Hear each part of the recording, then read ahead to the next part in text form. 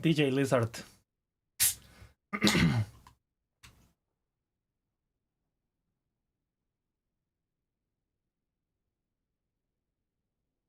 Hopefully, I don't forget everything today.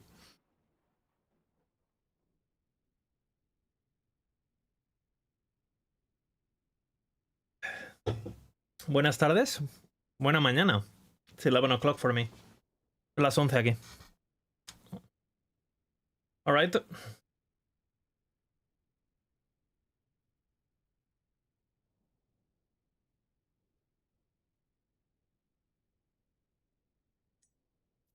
It begins. The Falconer. In the beginning. In the beginning. There was darkness.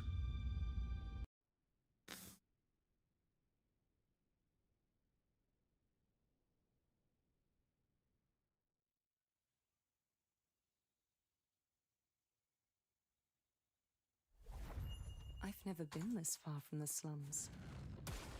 No looking back now. Time to leave Majelka behind me.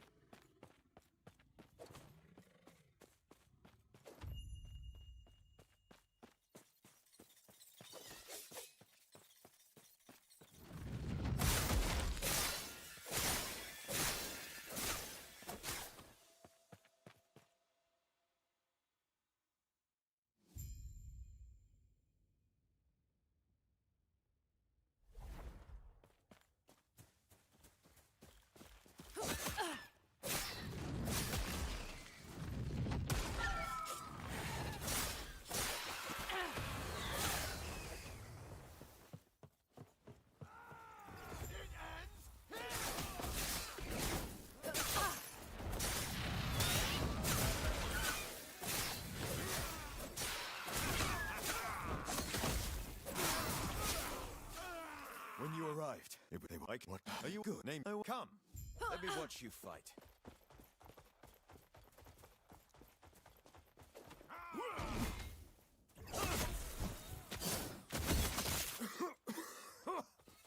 Smoke.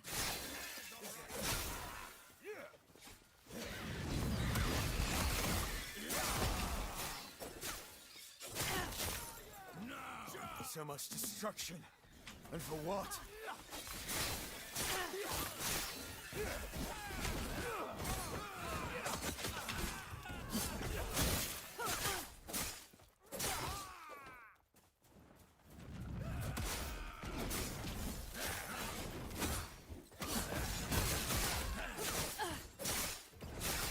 Where'd you learn to fight?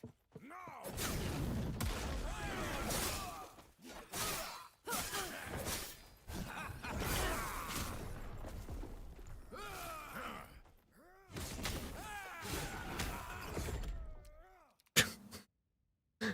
Crit into double hit. Can you believe that?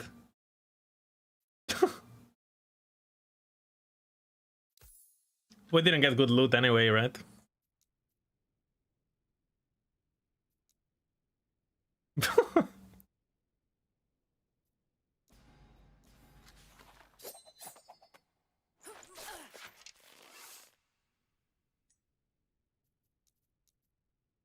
Falconer time. Yeah, I think so. Potato. Because it allows you to double hit Acid Flask, and otherwise it's very hard to get 5 on the next zone. You're gonna have to overfarm the other zone. I need to, you unlock things in the shop at level 4. Ah, shit, well. I've never been this far from the slums. No looking back now. Time to leave Majelka behind me.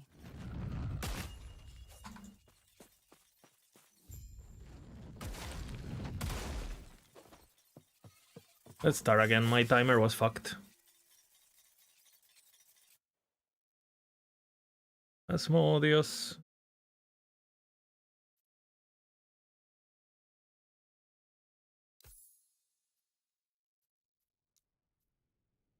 And I didn't say at the beginning, you know, so.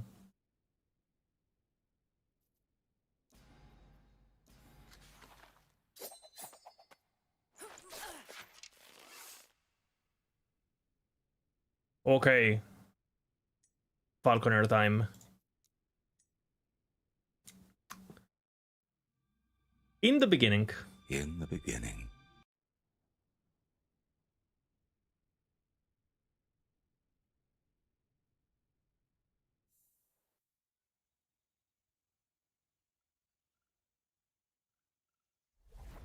I've never been this far from the slums.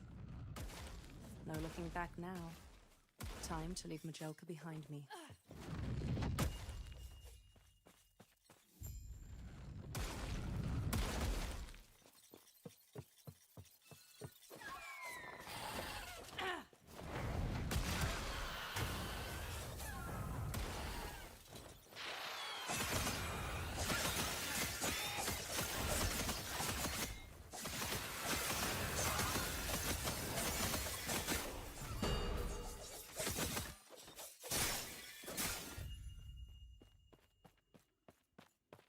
Doo-doo-doo.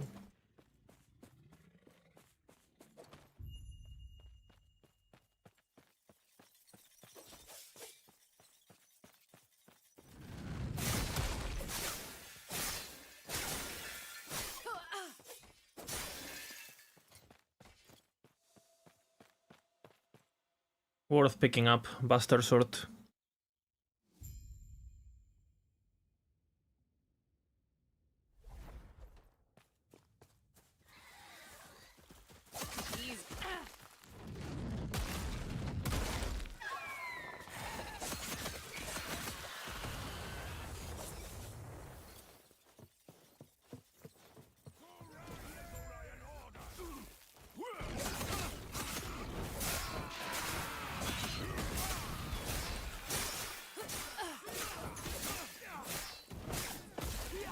Easy.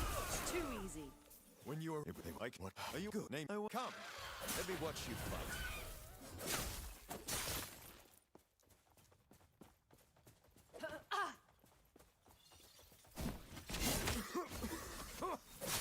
Smoke.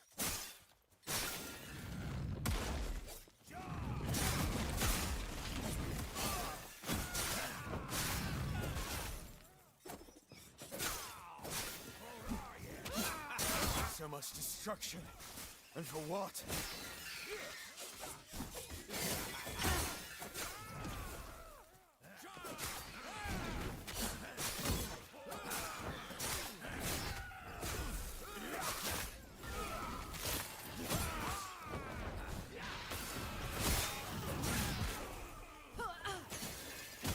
Where'd you learn to fight?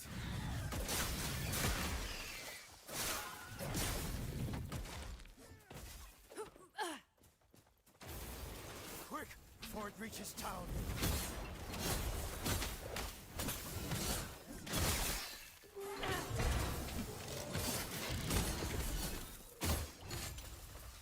Well done.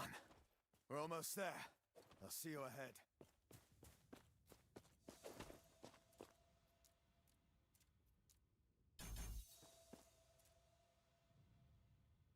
That's good.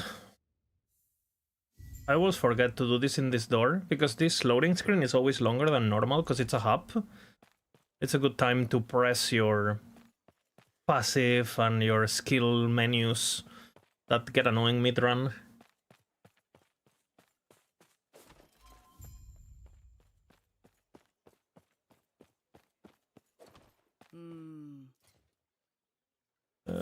No silver.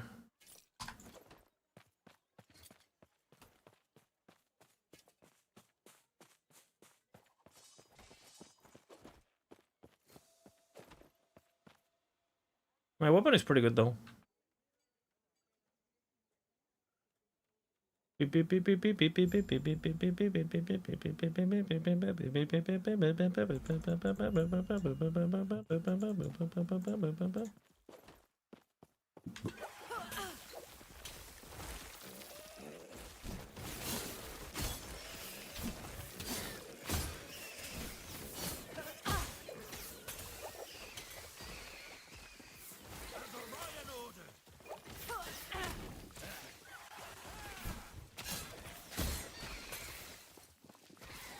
Damage, so my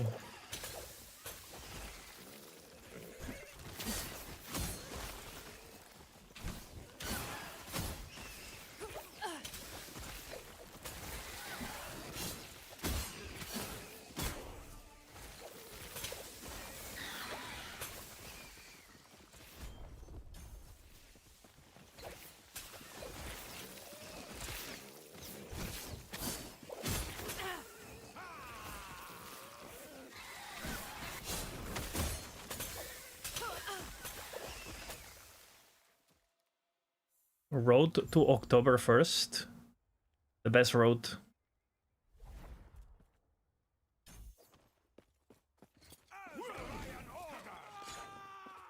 Double shrine.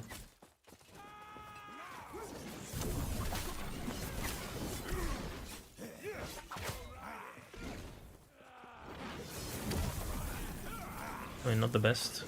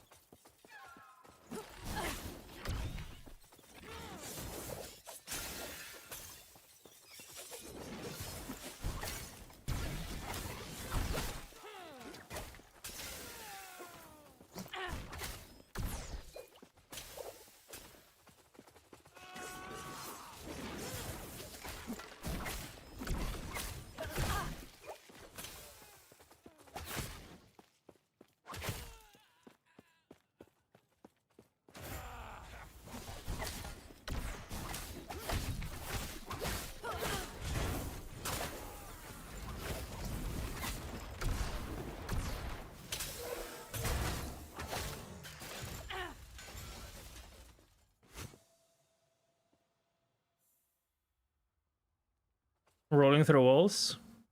Gotta learn to watch walls. Gotta see something even better.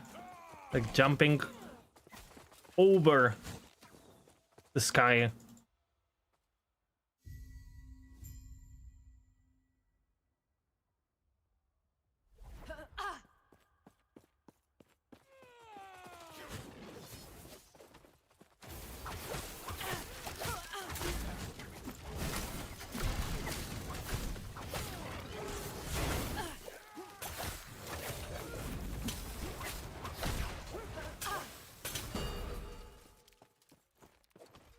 This way! You're here to help protect the drink! Tread carefully.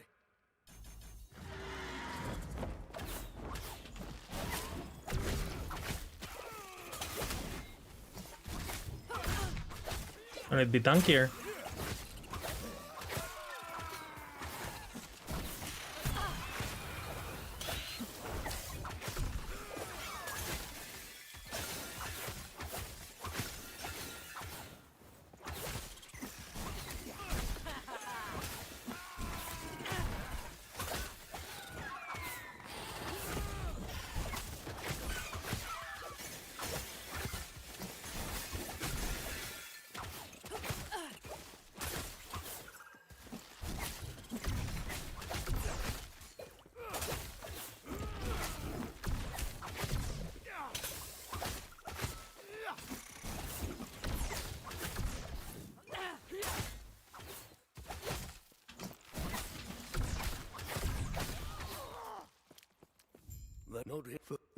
Would you hear more? Well, tell you what. Let's get out of here first, and then I'll explain more. These peace talks are hardly worth it if you don't know why Orion is after us.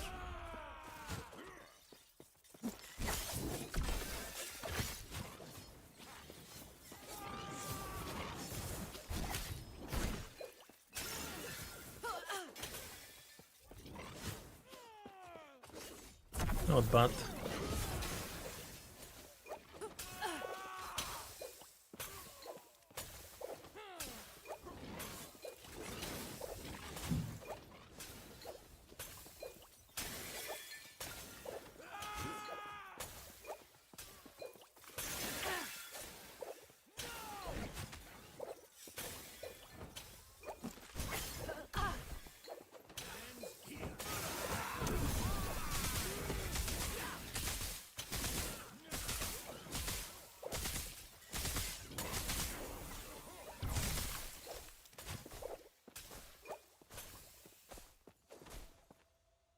We level up to 7, unfortunately, but...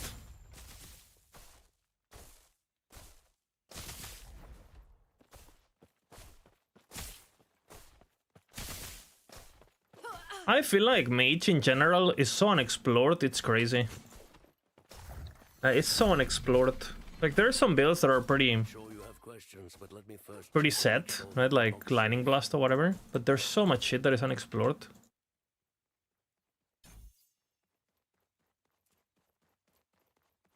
Good. No.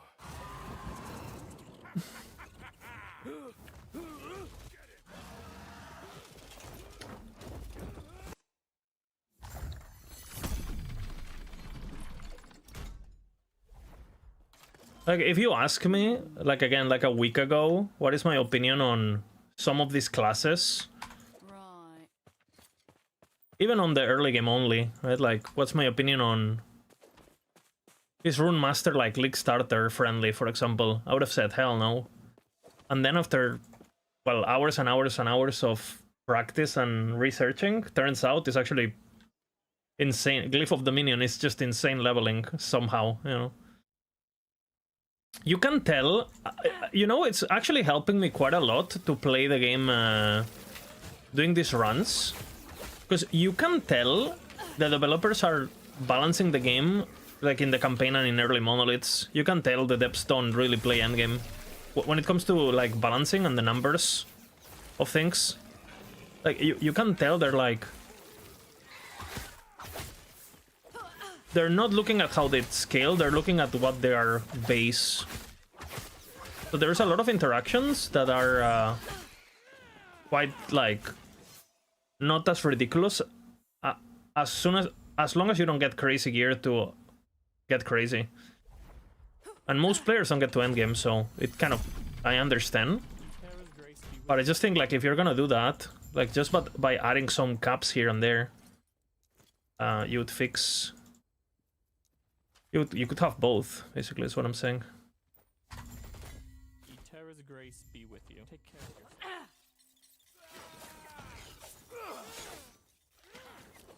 Because I don't know how well Glyph of Dominion scales. My assumption is that it's... Well, it's just... It can't really keep up with some of the other stuff there is in that has better scalers. But I can tell you it's one of the best leveling build abilities.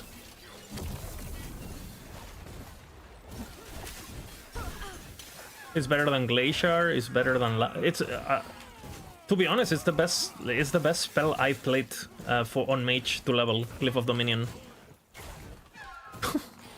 Which again, if you tell me that, like, if I heard someone saying that like a week ago, I would have thought they're like found the Holy Grail and I didn't know about, or that they're completely cooked.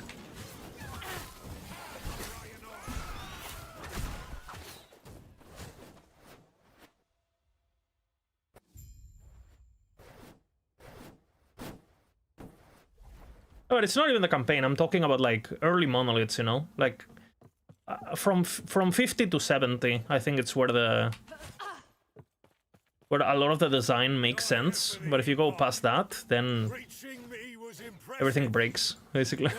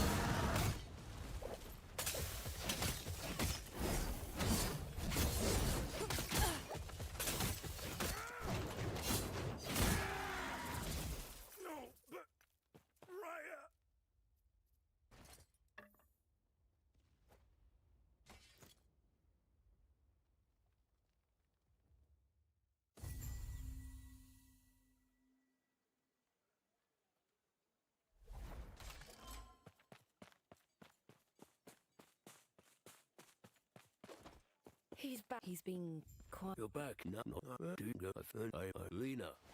I'm so sorry to you too. This is what's best for us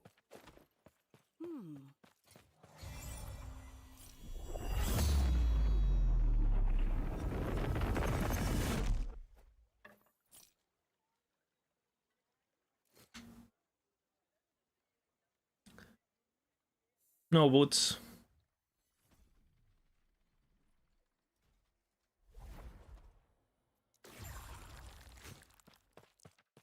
What is this place? I don't seem to have gone far, but everything looks so different. Is there anyone here?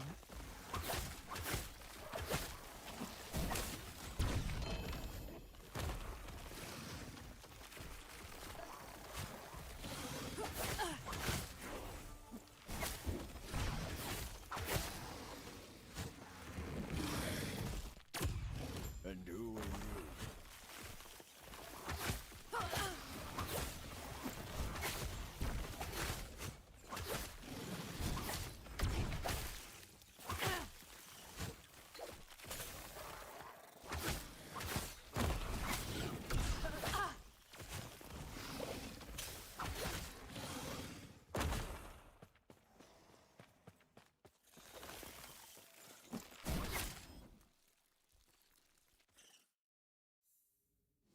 Is there a roulette when we can double list coins? Sometimes I do predictions and stuff. They're just kind of hard. They're annoying to manage mid run and stuff.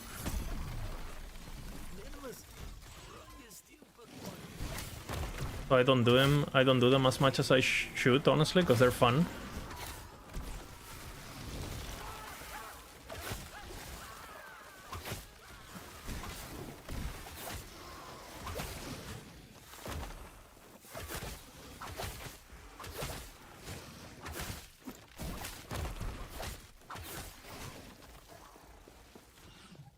Gods be with you.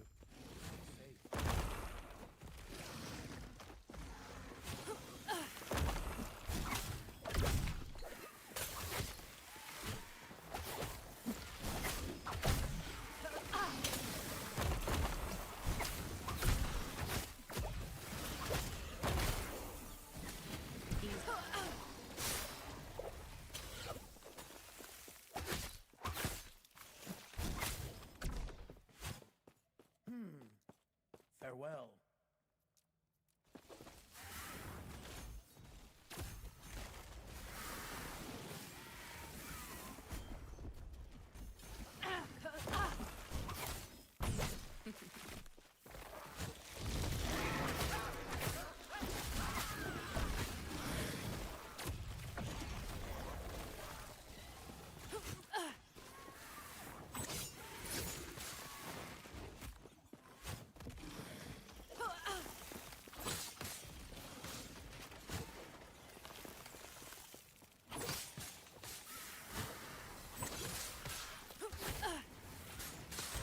What brings you here? Terra's grace.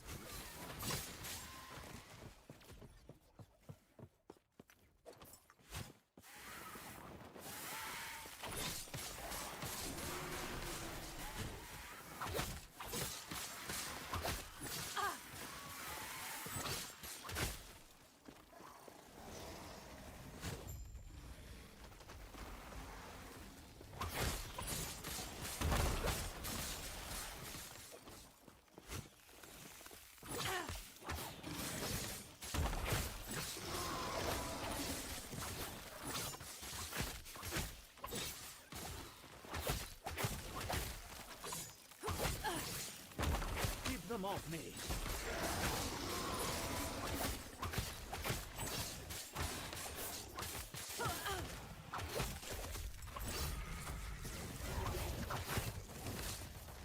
Am I clicking? Fucking hell.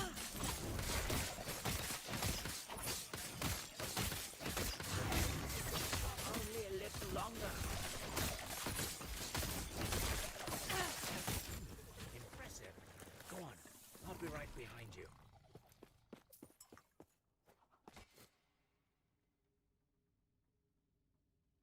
The Lizard community is great in general. True and real. True and real.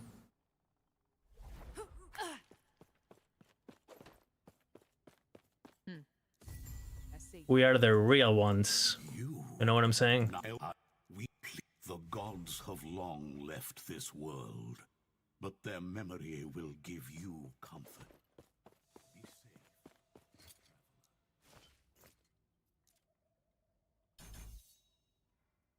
safe. Dude, I really wish they give me back my panels.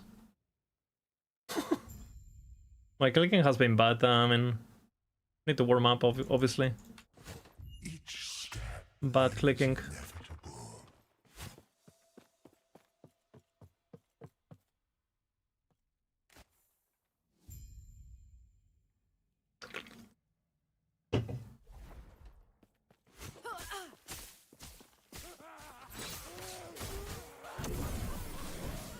The Rune Master run is on YouTube, by the way, now.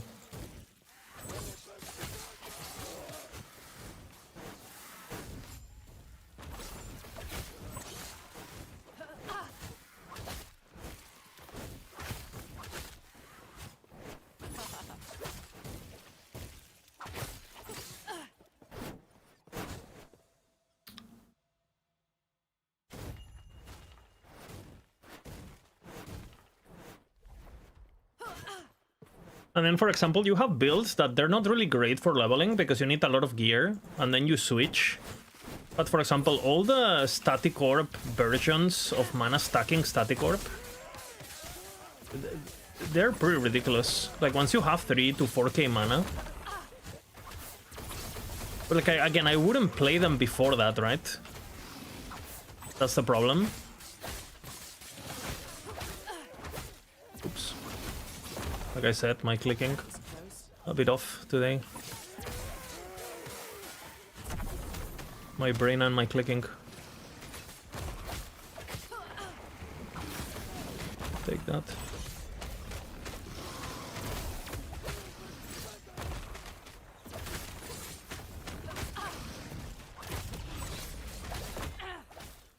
Alright, sure. I'm playing pretty bad, but fuck it.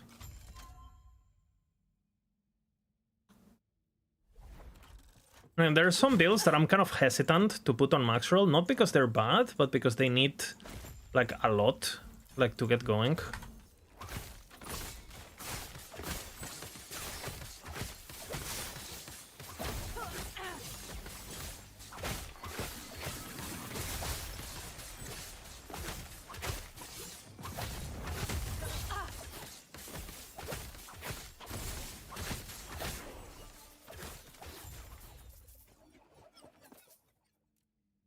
But we might start having builds where you just have the endgame planner. We might start doing that in the future. So some builds, like, we're just like, but don't even bother with leveling, just endgame planner straight up, no starting planner, just endgame planner straight up. And just have like a... I guess we need to talk about this now. Because we have to well, prepare for 1 point whatever the fuck. It's kind of hard without patch notes. And this does seem like something we would... It would be like a bigger change for like... you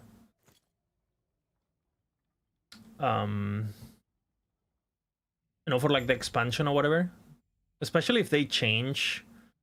I'm kind of scared of doing like a big restructure of how we do things before a big restructure of the game. But I guess that's like 1 year ago minimum, right? Like the expansion, so... 1 year away, I mean. I guess we could do it. At least have attack. We're gonna have to need fucking controller-friendly attack, you know, for the expansion. Because most people will play this game on a controller. Somehow. The controller-friendly build.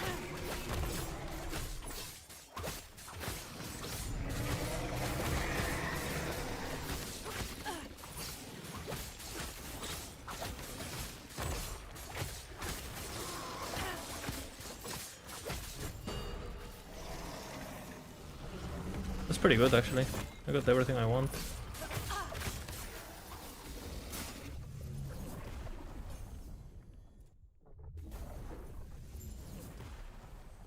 You will need to make those because most of them are minions. Oh shit.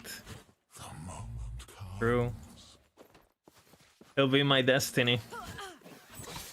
Oh, it's something like Warpath, right? It's very console friendly, right? Something like I would say the build I'm gonna play today, I would say it's pretty controller friendly, considering you can literally play it with autocast. Have you considered campaign leveling pre-70 sections? Maybe just general notes on tips where people don't want to leveling build first. I feel like if a build is good at leveling, we might include that in the future. Because my guess is that as the game progresses, like builds themselves, I think they're gonna get stale eventually, right? Like the problem we have right now is like we have to put so much time into the new stuff, right? Like every patch you get like a new class or a new skill or a new whatever the fuck. Or I think in the future, obviously Orovis is gonna be big because we'll get a full-on new class. But eventually every class will be finished, right? And there might be nerfs and balances here and there, but I don't think we're gonna have a situation where fucking Shaman gets completely redone every 6 months, you know? Because it's dog shit. I hope, at least, right? So if that happens, then I would assume we will be able to spend more time on long-term guides that no matter the patch, you can rely on, oh, this is gonna be good, you know? Like, for example, if you think about the Path of Exile, for example, or games like that, that have been live for a long time, like, a lot of the leveling builds have been, like, there might be something slightly better, or they might be... But, for example, for how many years people leveled with, like... what was it called? The spinning thing? The vortex thing? It's like... What was it called? Spectral something? You guys know what I mean? You throw your weapon and it's like hammer throw. It goes in a circle. You guys know what I mean. Spectral helix, yeah. Like, how long was that a thing? Because I feel like people would level with that for like years, right? Same now with the iron, splitting iron or whatever it's called. And then you have contagion leveling, and there's always been like the staple. And you know, how many times those have changed? Not that often, right? Rolling magma, like...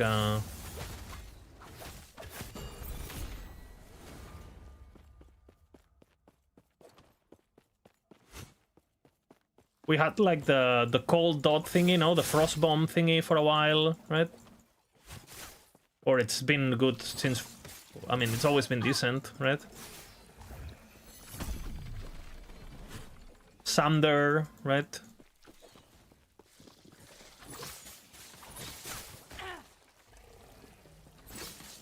So my assumption is that eventually there's gonna be, as the changes are less and less aggressive and less like crazy permanent mechanics get introduced, because you're gonna have league mechanics, but eventually the league mechanics they introduce are just gonna be league mechanics that go away, right? Like in PoE, or that they're not as core to the game.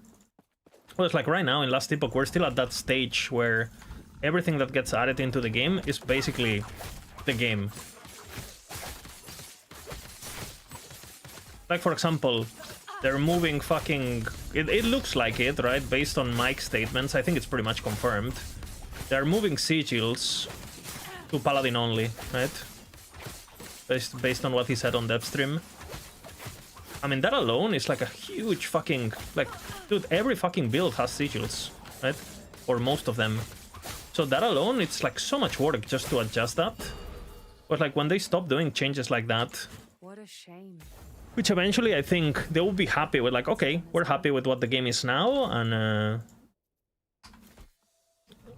we're gonna stop doing these crazy changes that, like, right? They might add a new skill here and there, a new mastery, whatever, you just focus on that, but it wouldn't... Like, basically we want to get to a point where, like, something new for the game will not destroy everything you did previously, right? move. Then close your eyes. We will meet again.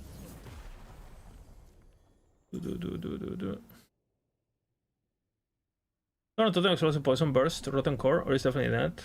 I think, I mean, we still use it for leveling, no? Explosive totem. I think it's still possible, yeah. Totem pop. Why? Thank you. There is an old passage to the service.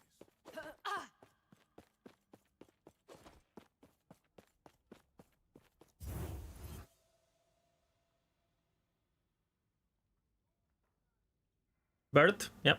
Thank you.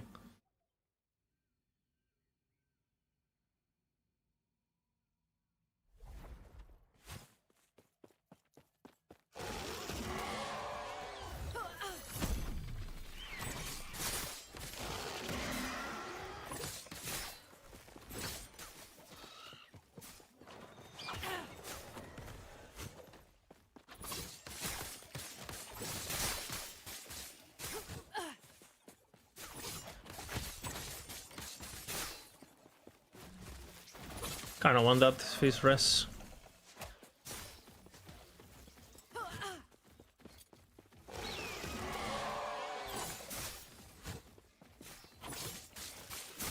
I have 2 good shattering runes.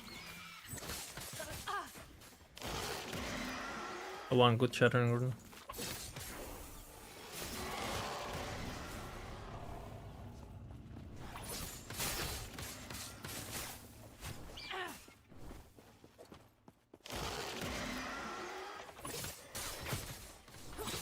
That was close.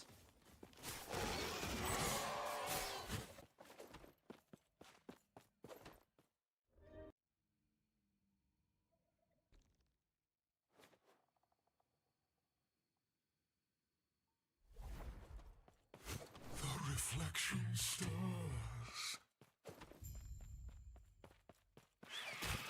It's like you hear so many things. Like I feel like every time I hear like statements that I've heard people say, like when I go and look at it, a lot of the times they're only either partially true or they're just complete false, right? For example, you would hear a lot of people saying like Cinder Strike is bad, right? Well, Cinder Strike is bad for what? Like, because I think as a main damage, it's not really meant to be main damage. Even if it has damage on its tree, it's meant to be more supportive damage and not main damage, and it's very clear, right? But if you actually look at the ability itself and what it does, it's actually a broken ability. Like when you look at it, like if you compare it to something like Sigils, right? What gives more, Sigils or Cinder Strike? And statistically, Cinder Strike gives more, right?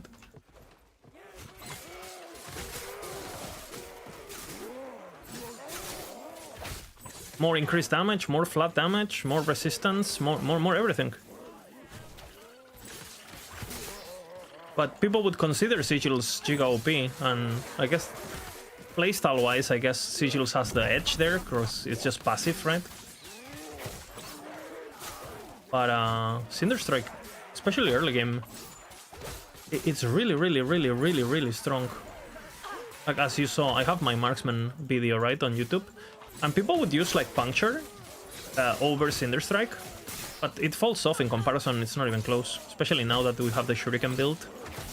Like Blitz are a really good early game, but it kind of falls off, which is fine.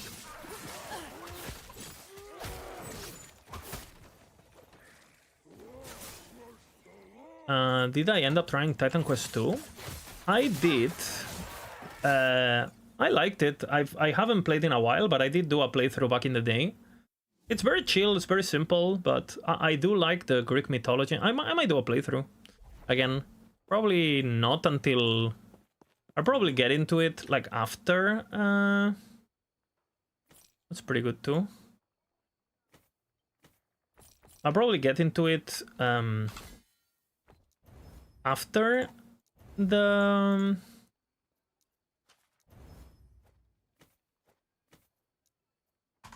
We have another one. I'll probably get to it after Season 5, since I assume we're gonna have a big downtime of no Last Epoch, basically. And I actually been approached to take a look at Titan Quest by, well, because it might be a possibility that that game will eventually be on max roll. So, who knows?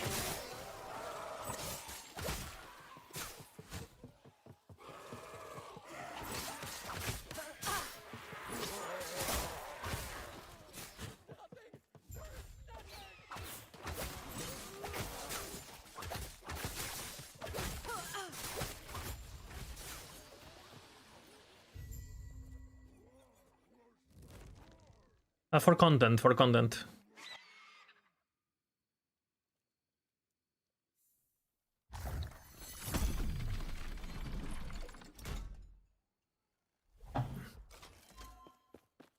We'll see though.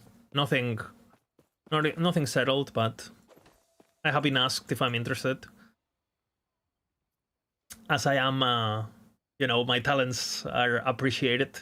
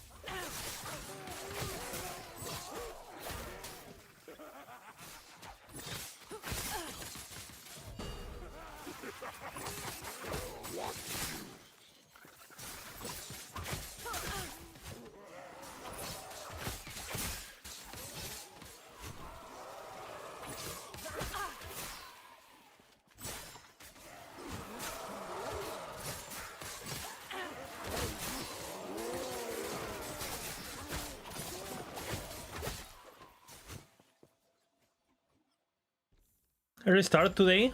Yeah, it's morning for me. I need to leave at like 6 o'clock. In theory, I have a meeting, but the person is not replying to me, and it has already cancelled me on the day 2 times. This would be the 3rd time he cancels on me. It's like a potential customer, and it's... Well, unfortunately, I have more to lose. Well, I mean, I want the customer. So even though he's being very annoying, I still want him to sign up his fucking son to my school. So have to deal with the parents, you know, sometimes.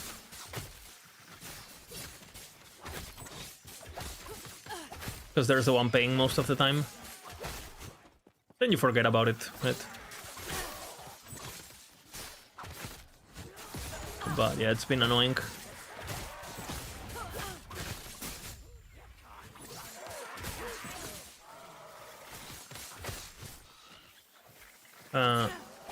What work you're in? I basically started a film school like a couple years ago. Like, this is gonna be our 4th year.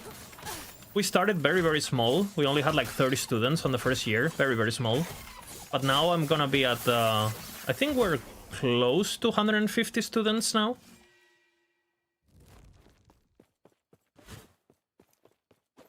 So I am a teacher, basically. Money is flowing, and not really. Not really.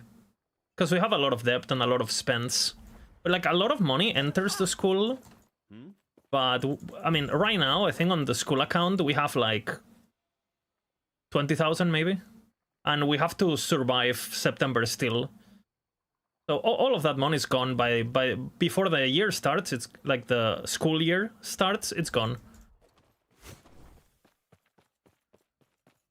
We are growing, but for example, we had to get a new building to expand because we didn't have enough meters. And obviously that's, well, I mean, let's just say you make, I don't know, 50k in profit. Well, that's gone.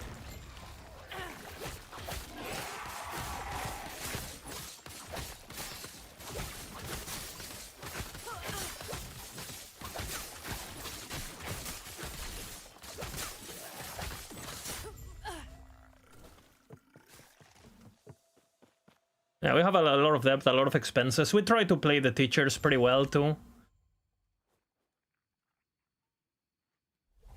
The minimum we're paying right now, our teachers, is like 30 euros an hour minimum. Depending on their proficiency, we pay more. Which 30 euros an hour in Spain, it's pretty good. I would say, especially for someone who's like most likely unemployed and just in the film industry. State sponsor, zero. Zero. We have got zero money. If anything, I've given the state money. It's so fucking crazy. We're super fucked because basically the financial year ends on December, right? And on December, like, keep in mind, all the students pay in October. So, you know, when we finish the cycle, it looks like we're balling, right? Because, you know, the account is full of money, we haven't got much expenses yet. So, you know, the state looks at it and they go, holy fuck, these guys are balling. Let's get taxes from these people. And then you get your taxes sent to you to be paid now, like in July or June. But then by June, because it's summer, we don't have any money left. So it's like, for example, we got like I think we have to pay like 15,000 euros on taxes. We pay a lot of taxes, like, you know, but just like a tax from just like being a business without counting the VAT and all that, just like an extra tax. Impuesto de Sociedades is called in Spain. And then it's like, I have to pay 15k, I have 20k in my bank account, and on that month alone, I have like 10k in expenses just on rent, you know? It's like, well, so, you know, I'm gonna have the money to pay the taxes, I just don't have it now. So it's very annoying. Because, like, basically, I have to postpone, we have to postpone our taxes till October, so they charge us a bit extra, they penalize us. It's completely legal to do, it's fine, but it's like, bro, like, how is the system not taking account into that? Well, because they don't give a fuck, they just want to milk you, that's why. That sucks, you know.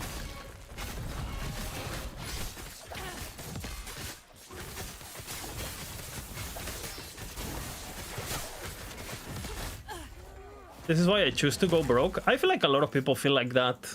Like why put like let's just say, like, if not putting a lot of effort into things gets you like, I don't know, 20k a year, or you could do triple the effort, get 40k, but then lose half.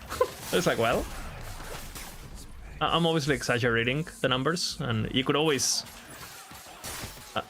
I mean, obviously, eventually it's worth it because making money is good and you can live better. But yeah, when the taxes are very aggressive, especially the early years, I don't know, it's a bit crazy.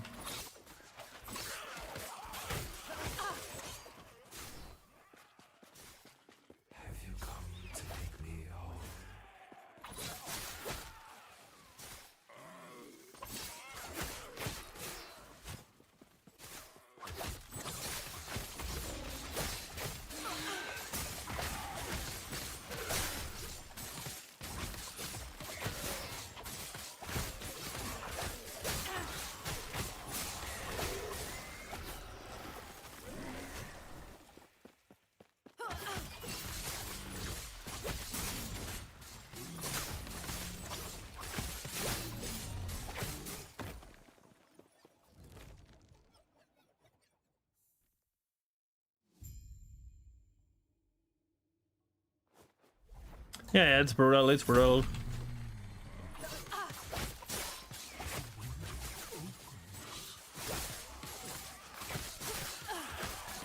You know, I'm fine. And to be honest, I don't mind paying taxes. I think they're necessary to get systems going, and I get it, you know. But yeah.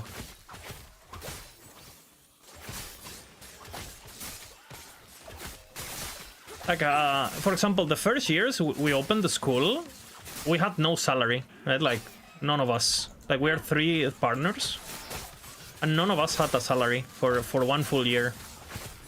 But I was paying taxes. And it's like, bro. You know, it's like I'm completely okay with paying taxes, but bro, I don't even have a salary, so this thing can go, you know? Because basically, if we give ourselves salaries, we couldn't pay teachers. So it was like, oh, we're just gonna work for free for a year, right? 3 people. And you know, I had savings and I had the stream going, and it was you know. But it's like, I don't know. I felt like I shouldn't have paid taxes in that situation, for example, or at least not as aggressive. Like at the moment there's benefits, like sure, you know, tax me, but I don't know.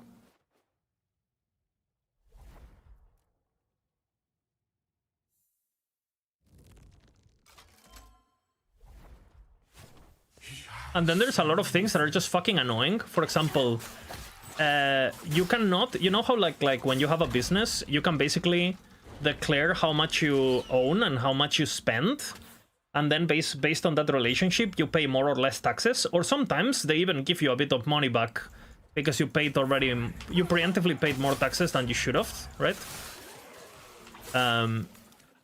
So for example, a lot of our expenses are obviously teachers, right? Because we have like, I don't know, 50 people over the year that come. They don't all come at the same time, but let's just say we have like, over the course of 1 school year, we have like over 50 people that come in and go, right? And I don't know how, I mean, I'm not gonna say exactly how much we spend on teachers, but I think it's very close to 6 figures on teachers. And those don't count as expenses. Because they're technically workers, and workers don't count as expenses. Like, brother, I'm a school. What other fucking expense I have? You know? So basically we have no, like, according to the government, we don't have any, our business has 0 cost. You know? It's like, well, that doesn't make a lot of sense to me.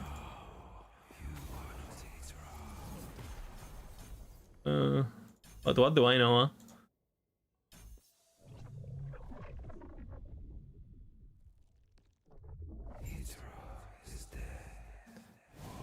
People want to set me up.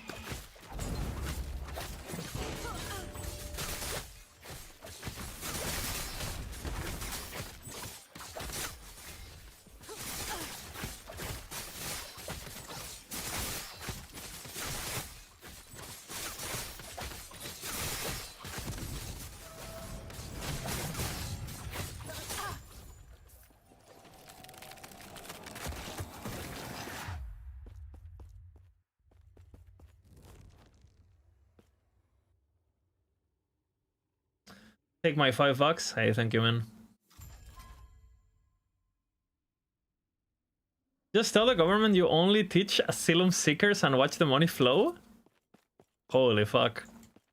Is that some secret hack that I wait a minute, huh? Funny enough, we actually have a lot of foreigners. They're not, you know, they're all coming here legally, I think. Will be up to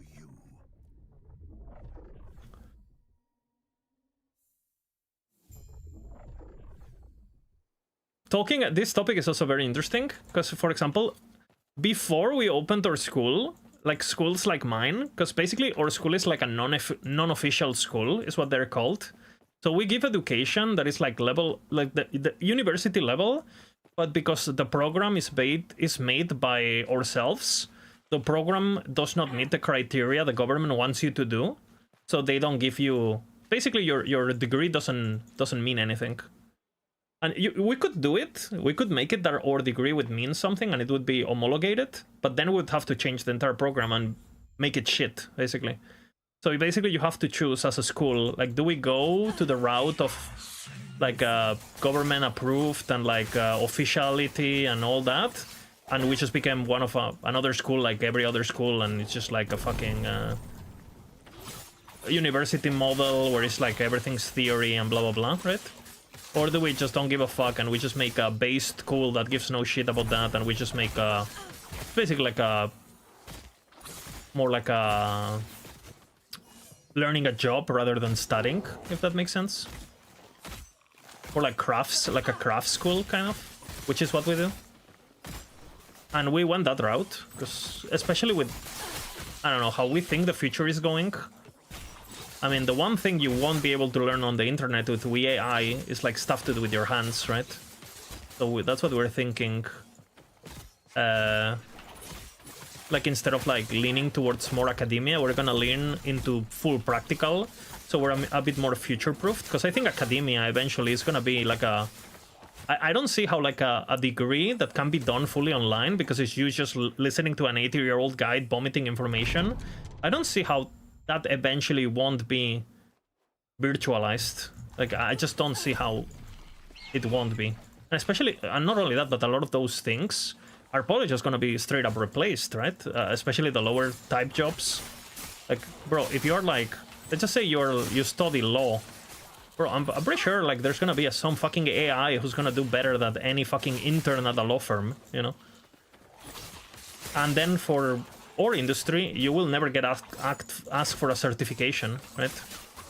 Because I mean, it's not like, you know, you like it's fucking film, bro. Like nobody's gonna ask you, hey, are you a film director? Show me your certificate. They're gonna tell you, okay, show me your films. Like, what have you done? Are you good at what you do or not? Like the arts are super ethereal when it comes to that, and super. I mean, I think there are some degrees that have value, right?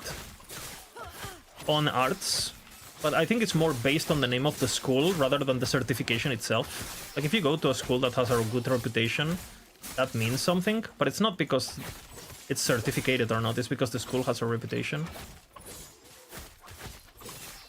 And I'm saying this as someone who has like a fucking... Basically, I have a Master Royal College of Arts, which basically I got it on the UK. And that is basically the only thing that is more certificate than that is a PhD. So I'm like basically under PhD when it comes to my certifications. I have never once been asked that. Now, it was from a very, very prestigious school. But I've never really been asked that. Never really has opened me any doors or anything. Being at the school has, but not having the certificate.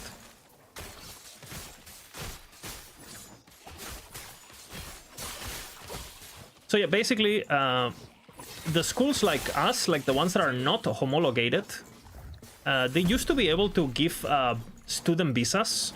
So, you know, if you were like someone from the, I don't know, Mexico or whatever, and you wanted to spend a year in Spain learning English, learning fucking photography, you could just do that, and the government would just give you a visa. And then what a lot of people did is like people would sign up to some fucking random ass course, like 2-hour a week photography course or whatever the fuck. They would get a visa, they would not go to a single class, and they would just like try to stabilize their situation by, I don't know, there's different ways to get your papers, right?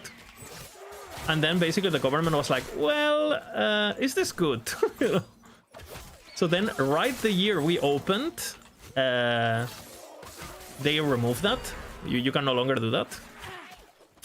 And for us, it was pretty brutal, because actually art schools before that change used to have more than 40 to 60%, depends on the school, of their customers were visa people.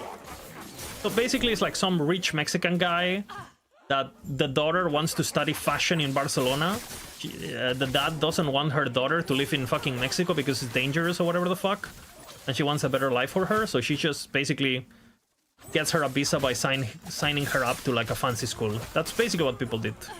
And then also, like, some people that maybe didn't have as many resources, they would use this as a way to escape. Like, you know, they would save up money for like a photography course or whatever, and then they would just go to Spain, get a job in whatever the fuck it means, and eventually get their papers solved. But that can no longer be done. Except there is a way to still do it, which is if you come to study official languages. And in Barcelona, we don't only speak Spanish, we also speak Catalan, right? So for whatever fucking reason, if you come to, if you're a Spanish-speaking person and you say to the government, you're coming to Barcelona to learn Catalan, which, by the way, Catalan is a language that speak like 6 million people, you know? It's like very, very local. You know, I love Catalan, but let's just say that its importance, it's not massively, you know, worldwide relevant. Let's just say that, right? Even though it's my language, it's my mother tongue, actually. And I love it, and I want it to continue, and... But, you know, for the terms of getting visas about it, it's definitely being exploited. But it's completely legal, you know? So basically what you can do is, like, let's just say you're from Mexico, and you say, okay, so I'm gonna go to Barcelona to learn Catalan, you know? Then you get a visa. So basically we have some students, not many, I would say like in total of the 150 students, maybe we have like 5. And basically what we have to offer, and we have to be very transparent with this, otherwise it's illegal. But we basically say, okay, if you want to study with us and you don't have a student visa, you have to go get the Catalan course for 2,000 euros or whatever, and then you have to pay us separately. We don't do the visa, the Catalan school does the visa. So basically we sell them like these packages where like we don't handle the visa, but they have to go to this Catalan course. And yeah. It's like complete... So again, basically what I'm trying to say is like schools like mine still are able to get visas, but they just have to do this workaround where you have to involve a language school to sell you like a package. Which obviously makes it a bit more restrictive because, well, there's more to pay. And the fucking languages schools are like making bank of that. Because what they do, these schools, it's fucking crazy. I had meetings with some of them. We end up going with one that seemed pretty legit to us. But there was ones that were really shady, right? And basically what they offer is like, they offer like, let's just say their 30-hour-a-week course, which is what you need to get a visa, which is basically a full-time Catalan thing. What they would offer you like, okay, so instead of doing 30 hours a week, you're gonna pay for 30 hours a week, but you're only gonna do 3. and then people basically, yeah, it's... Basically, they sell these courses knowing the student won't attend, and they know that they're only buying the course for the visa, which I found... I mean, if that is not an exploit, I don't know how it's not patched yet, honestly. I mean, it's good for me, because I mean, I can get students into my school from all over the world thanks to this. But I wish... I mean, wouldn't it be better if you just... It was like a case-on-case thing, where... If someone actually wants to study and it proves that it has the means to maintain themselves and stuff, could they just come to the thing, get a 1-year visa, make it so it's basically not possible to turn that into a resident visa and just like guarantee it's just for studies? Like, come on, bro. Like, it's like they're trying to put rules, but the rules they're making are so stupid that people just end up doing retarded shit around it. So they still get the visa, and people just get to scam, you know? And it's like, what a failure my government is. Holy shit.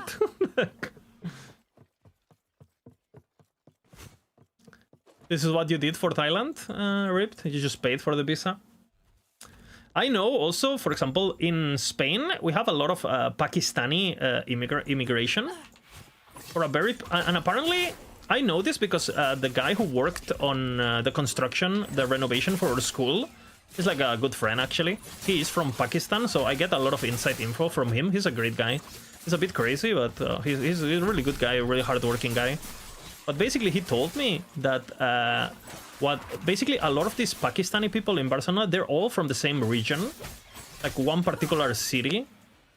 They speak Punjabi. It's like a specific region of Pakistan. And basically they all know each other, they're all related, they all like a friend of a friend, like all of that, right? And basically there is this one Pakistani dude in Barcelona, one, who basically is like a super crazy fucking businessman craziness. It's the kind of guy he came to Spain with very little money, and he worked all the way up. And he basically buys convenience stores. There's a convenience store in Spain called Condis. And Condis is basically like a small supermarket. It would be close to, similar to like a M&S in the UK or something. It's like a small convenience store, like a corner convenience store, but it's branded like a supermarket, but it's not huge, right? And basically what they do, and this guy I think owns like 60 of this in Barcelona, 60 convenience stores of this. And basically what he does is like, because if you make a full job contract to someone, they can just get a work visa and they can just be a resident. But it has to be like a proper job offering, right? So basically what this guy does, that's what I've heard from my Pakistani friend. I don't know how much, allegedly, okay? Like Mr. Pakistani guy, Mr. Pakistani Elon Musk, if you're listening to this is just allegedly, okay? Don't sue me.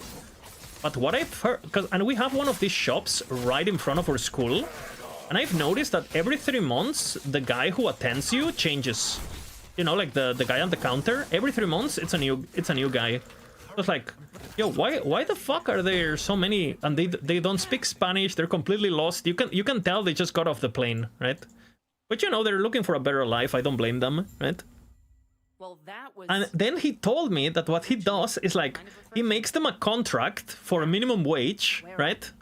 And let's just say the contract, right, is like, the minimum you have to do, let's just say it's, in order to get like approved, let's just say you have to pay 1,500 euros a month. And if that is a contract, that is considered a good contract, and then the person can get their work visa. Okay, so basically what he does is like he makes them a contract for 1,500 euros a month, right? But then on Pakistan, he charges them $3,000 a month. So basically, he sells them the work contract for more than what he's paying, so he makes bank that he has on gold or something in Pakistan, you know? Or I mean, he buys the gold in Pakistan, but then I think he has it on some bank somewhere in Europe, safe, right? So basically, you know, these fucking guys and girls from Pakistan, they're basically saving money in Pakistan, like doing who knows what, right? Saving like, and again, they normally work for 3 months because that's what enough to get their situation kind of solved. So basically, you know, they make fucking. The guy gives them a visa, and he has them working on their shops, and they pay for it. You know, fucking G, man. Like, what the fuck? Obviously, completely unethical, but you know. You know, he has the guys working. They work on his shops that he makes profit of, and then he has them paying to be there. You know. You know. That was close. But they get the visa, which is the only thing they are after, right? Because they don't want to live in. They want to get a better life, like I said, right?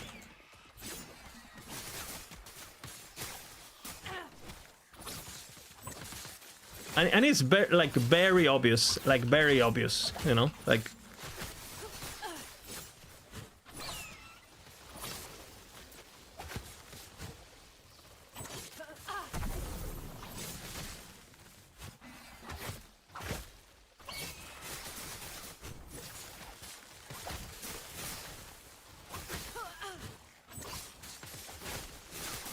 Dude. Are you kidding me again? I'm so bad. I have a problem in this zone with this. I need to... What do I do? I have an idea, which is like to change... I mean, I misplayed regardless, but... I think I have to change how I do my puncture. It's a zone, yeah, I know, but normally, basically, in this zone, what you do is you make your build, so it's not has a problem on this zone. What did I die to? Just I got overwhelmed. This just got overwhelmed. Or just go slow. Yeah, but it's not like if you just make the build good, it's not a problem. So I think what I have to do is I have to put points here. Because that would give me Giga healing. So instead of going for this, I go for this. I go 4 points into this. And now I would have 3 points, right? So 1, 2, 3. I will have 3 points here. And I lose a bit of damage, but not really, because the Frenzy gives me attack speed, which is more stacks. So I'm thinking, if I go here, in theory, I live. Because this gives a lot of sustain. It's 5 health per stack of bleed consumed. And you apply so many bleeds, right?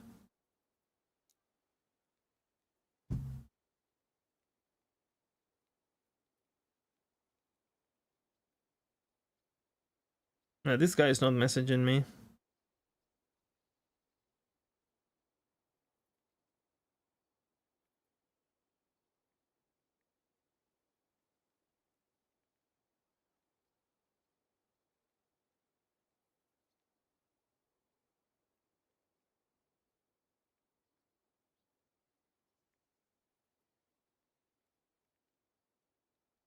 I'll try it, I guess. I thought about this already today, but I got cocky. Obviously, getting a Bleeding Heart would help. On Marksman is not a problem, because on Marksman you have the healing from using a bow, and on Blade Dancer is also not a problem because you can just like get melee lifesteal and just go Shadow Daggers.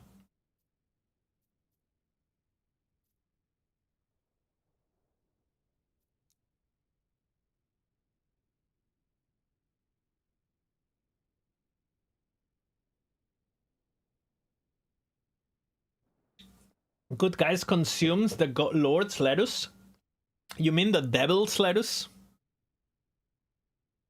You think Sork is gonna be good next season? I think it's gonna be the same as it is now. Completely shit early game. And then once you get like items, it's gonna be one of the best classes, most likely.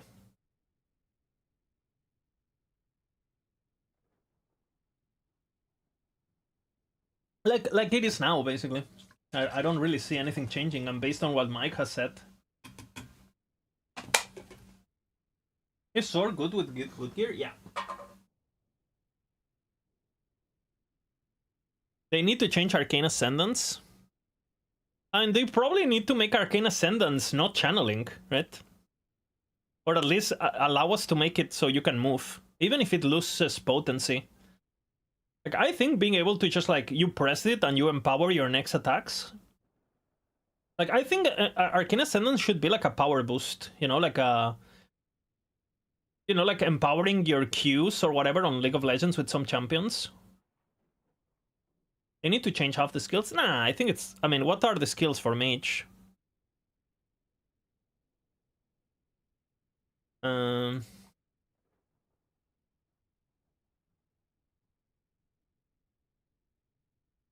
Enchant Weapon is OP. Yeah, like Enchant Weapon. But Enchant Weapon is more like a passive. You kind of like have full uptime. Like, I think it would have to be like... And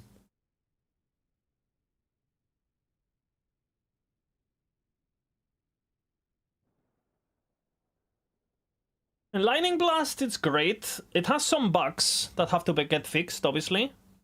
Like, this thing applies to dots. That has to get fixed. But I think Lightning Blast as a whole is just... I mean, everything here is a bit useless, but it's fine. There has to be something use. Like, if there's no stuff that is bad, there can't be good. You can't have good without bad, right? And then... Obviously, Spark Charge good, Channeling good, Heat good, Nova's good. Even Frostbite is good, everything's good, right? If this was, instead of Freeze Multi, this was Frostbite, this would be very good. I think this Freeze Multiplier bullshit has to go. Just make it Frostbite chance. But it's good overall. What else? Fireball, I mean, good early game. Kind of like all the channeling stuff is kind of meh. It's good. It's like an early game skill, and you get it the first skill, so it kind of makes sense, right? I definitely think they could buff some of these damage multipliers. Like this fucking 3% more damage. I mean...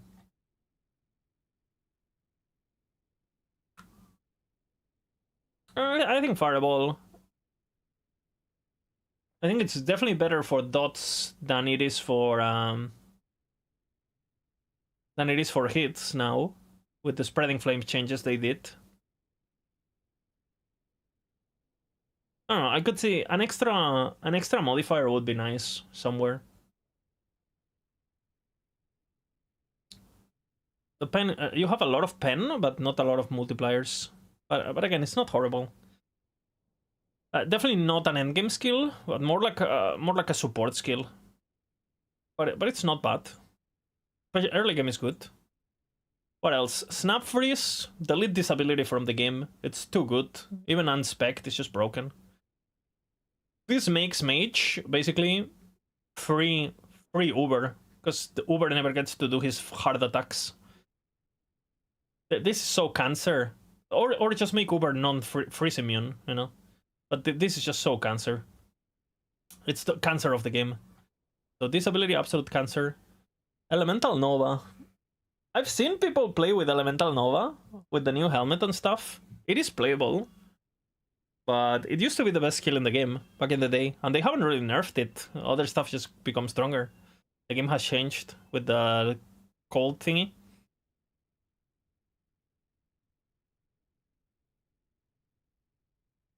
It's doubled if directly cast. I mean, the damage multipliers are not horrible. You have some damage multiplier here too. You can definitely make it this do damage, for sure. It's just the playstyle is, well, annoying. But I'm sure there is something good with this. Because I've seen a bunch of, there's a bunch of ways to proc Elemental Novas that I have not really seen people use. Elemental Nova is definitely playable. And I've seen people do endgame with Elemental Nova already. It's just like, if you play channeling, which is how most people play it, well, it's just channeling, you know, unlucky. But you know, I would not level with it, that's for sure. Because again, you need, again, look at this. It's 30%, 30%, 30%, 30%, and you can have all of it. It's actually, this multiplier is not a joke.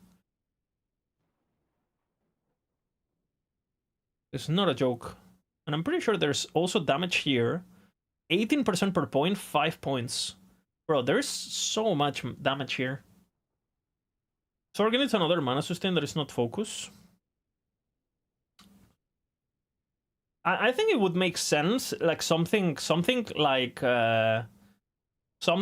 Voidwell for Sorks would make sense to me. You know? Like some like arcane boost of whatever the fuck.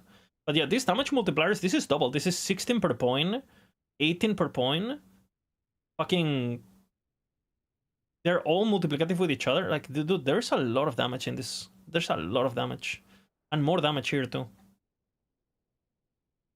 And more damage. And more damage. And I'm pretty sure the fire one has a shit ton of damage, but it's only... You have Elemental Pen. You used to be able to abuse that. This is hit damage. Armor shot and crit. I wonder if there's like a good dot build here. I've never seen anyone do dot Elemental Nova, but this sounds... I don't see how this doesn't do damage, honestly.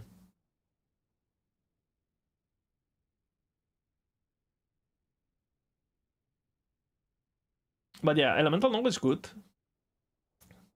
It can be good. Mana Strike, obviously good. It's a generator more than anything, but it's good, right? Flame Ward, I mean, what can I say about Flame Ward? Super OP. Teleport, also super OP. Good options. Frostclaw has seen better days, but... has seen better days, but... It is playable. I hate it early game. It just needs a lot to get going. There's a lot of mage abilities that are like that, where like it just needs a lot to get going. Elemental Nova needs a lot to get going. Frostclaw needs a lot to get going. Lightning Blast needs a lot to get going. Fireball needs nothing, but then it has nothing. Like you get this, and then it's kind of like meh. But it's okay. Static. To me, this ability doesn't exist. No, EQ is good for sure. EQ is good. Glacier good. Disintegrate. I mean, it's not a bad skill. It's like numerically, it's good. The problem is just like, well, you know, channeling. I'm unlucky channeling. We had a Disintegrate build on Maxroll eventually, and we only took it away because the playstyle, but it was good. It did damage. Volcanic Orb, really good. Focus, I mean, people hate it, but it's obviously OP. Static Orb, again, this ability is very bad until you can scale this node, which was nerfed, by the way. But it's a nerf and a buff, because this makes it so it doesn't get out of control. Before you could just one-shot with this. Now you can just spam it with this. Yeah, if you move, channeling is OP. If you don't move, channeling is dog shit. Because channeling is actually makes you stun immune, you know, like, etc, etc. But Static Orb, really, really OP once you get... Like, again, once you have 2k, 3k, even 4k mana, like, with this node, it gets broken. This node and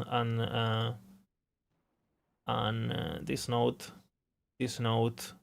Orb hit damage per 1 mana cost, right? You make it 100 mana cost.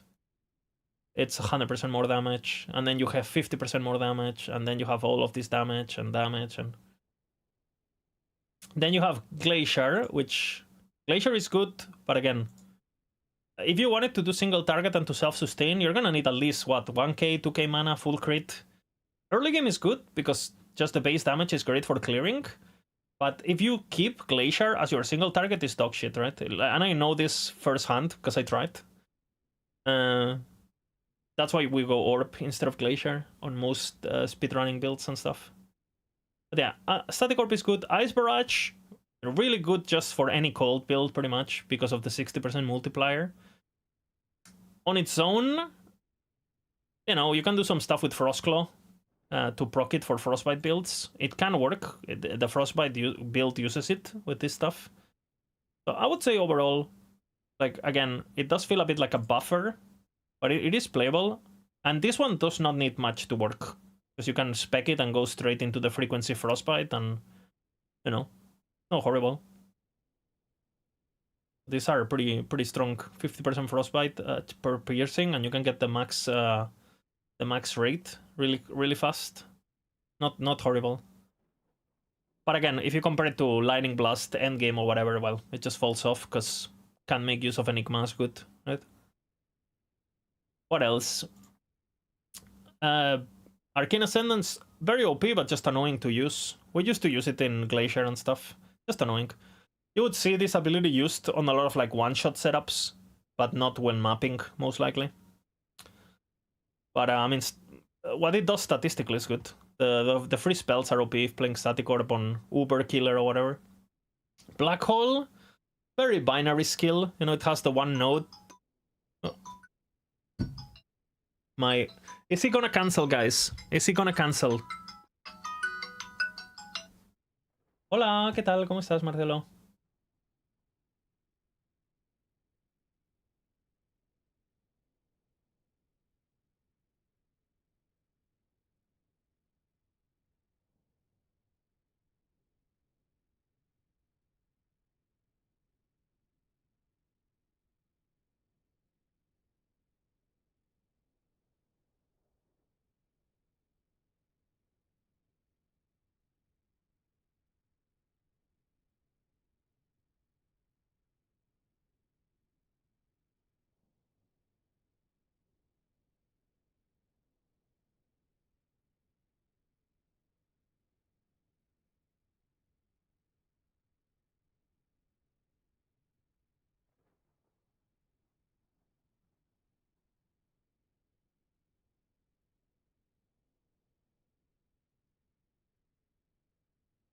Okay, instead of postponing it, he wants to have it 1 hour earlier. So now he wants to do it at 5 o'clock instead of 6 o'clock, which means I don't have time to do a run. Motherfucker. I had enough time to... I wonder what I do. I mean, I guess I can start, right? I can do the campaign and... Yeah, I can start. I like recording them in one sitting, but whatever.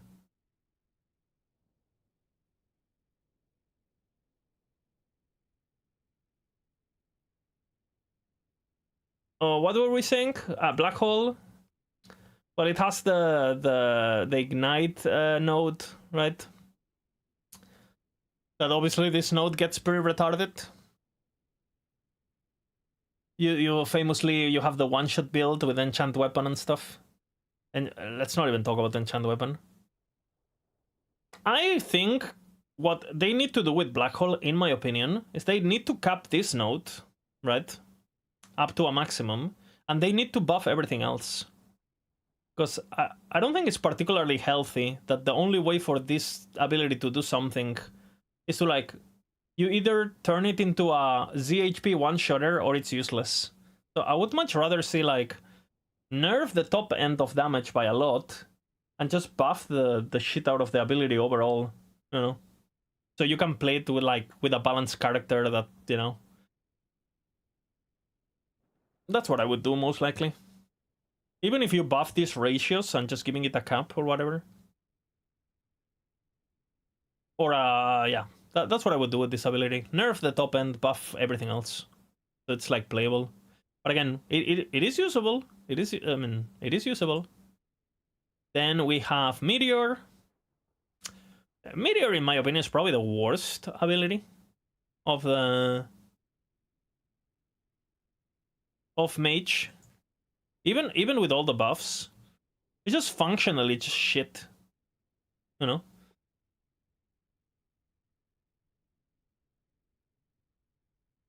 Have I seen the Void Meteor? Maybe I've seen some versions. You scale the non-fire damage and stuff, and again you can do damage with it and stuff, but it's just like if you had the same amount of investment on Static Orb, everything is better.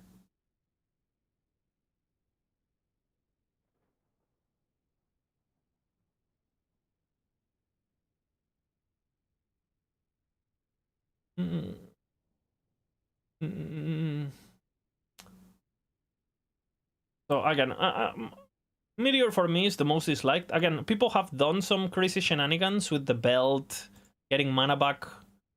Like a Frozen Sentinel has also made a Meteor Looper build thingy. I think it's the same. For me, it's in the same scenario as Black Hole. It's like once you get it to like that ridiculous level where it just like clicks and it melts your PC or whatever. But at that point, I mean, you could just play Lightning Blaster. It's just better, and your PC doesn't explode. And so again, another they're probably also gonna make it so you cannot auto proc from its own crits and all that shit. It's probably the only way to make this okay is with the belt, honestly, in my opinion.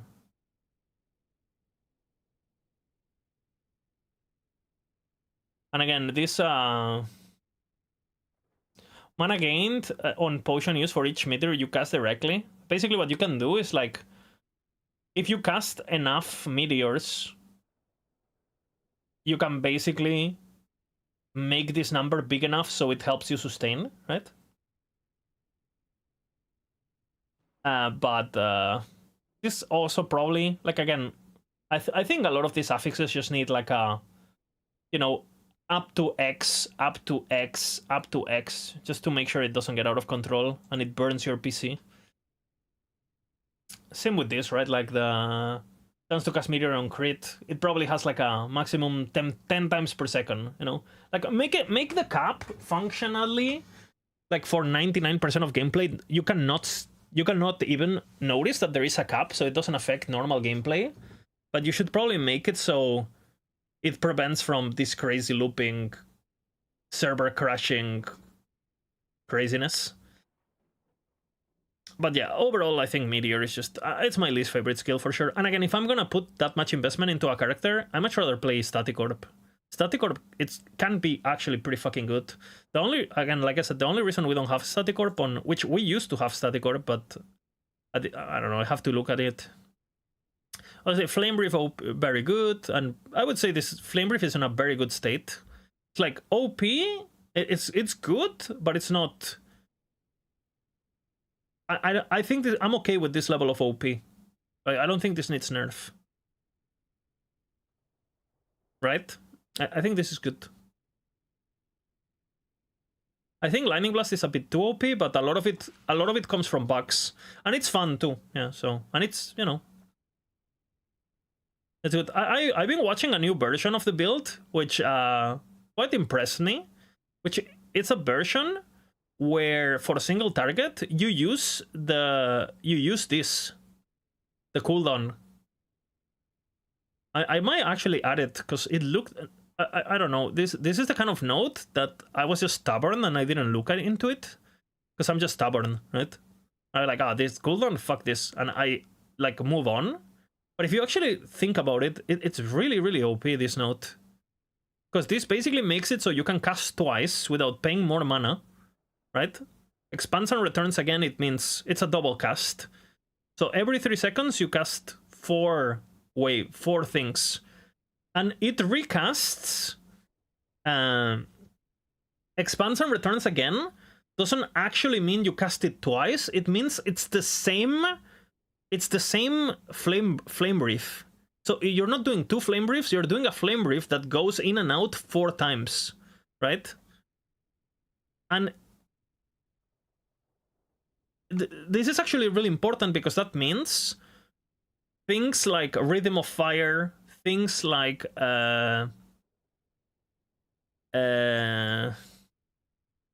Blade Weaver, things like obviously the Firebrand buffs, all of these apply for the 4 waves.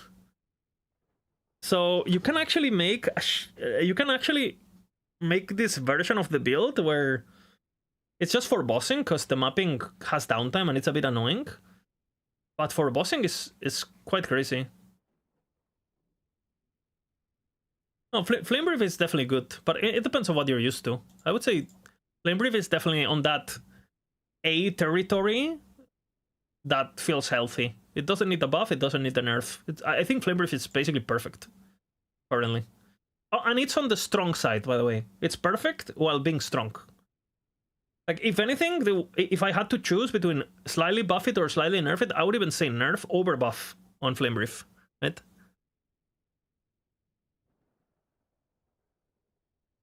They should have 90% yet, but they still die instantly against Super. I mean, hard to believe. I mean, are they bleaching? Just make them bleach. And don't get hit by the big slam. But they should not die. I mean, we have a Crow build and they don't die in Uber. They kill Uber. Enchant Weapon, I like Enchant Weapon as a whole, but I think some of the... I think this note is a problem. This note is a big problem.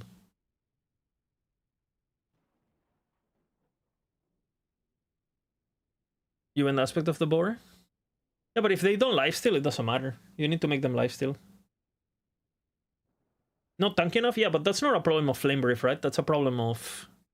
well... that's a problem of just, like, Bellblade. Which I would agree with that. Bellblade would probably get some help on some things. Not too much, but... probably a bit more HP in general.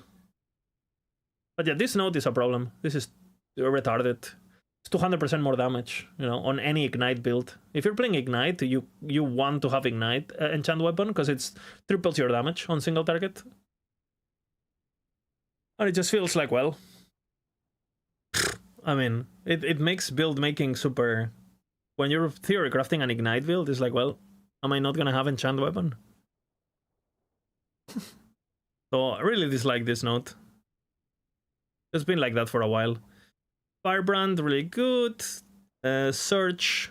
I'm not a big fan of Search, but it's definitely playable. It can do Uber, you complete spells, you complete melee. I'm not a fan of the gameplay, of the, you know, generator, spender, big bonk, lacks AoE, mapping, me. But it's fun to use kind of with the Flame Brief node, and it's an alternative to movement, it's whatever. Shatter Strike, obviously really good. Flame Brush, really good. Frostwall, really good utility, and it can do damage also. I've been using it to damage on leveling. I don't think it scales as well, but it's good. Rune Bolt, it's just to generate, probably the best generator in the entire tree. It's only Rune Master, but it's really good ability, obviously. Glyph of Dominion, very unexplored. Like, again, I think it's the best for leveling of all of this, based on my experience. And I wouldn't have said that like a week ago, so... But this really impressed me. It probably falls off though. Because a lot of the things that make it OP are very hard to scale, but... And then Runic Invocation... In my opinion, Runic Invocation is just like... It's one of another ability that... I wouldn't play this until I'm level 100, basically. Like, every Runic Invocation mana cost is 56, 58, 46. It's so expensive. Have to manage the runes, it's just annoying. Hydra and stuff is like a pretty good build, but I wouldn't level with it. And until you have like the fucking channeling node, like a mana guide and all that, like...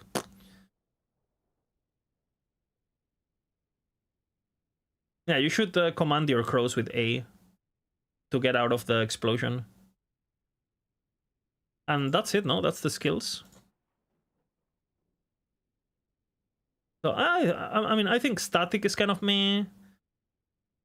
Some of these abilities are meh. But it is A? Yeah, it's A. Yeah.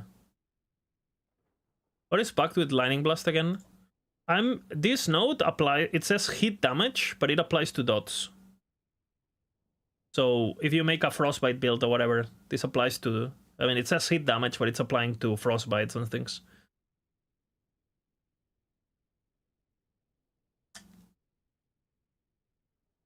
I wish Rune Master had more incentive to play Dotas.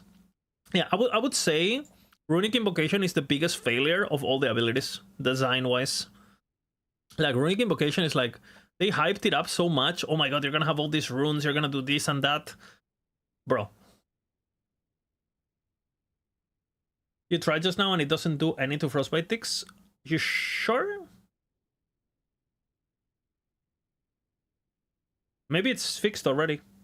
Are you testing in live or in city? Are you testing online or offline? Because those are also different.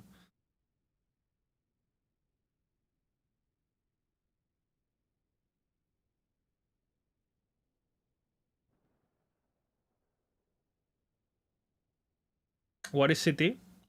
You're live on Legacy.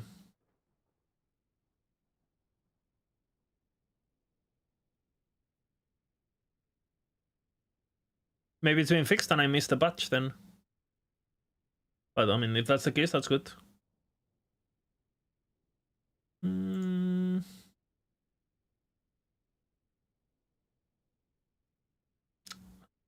Are you shocking and chilling the enemies?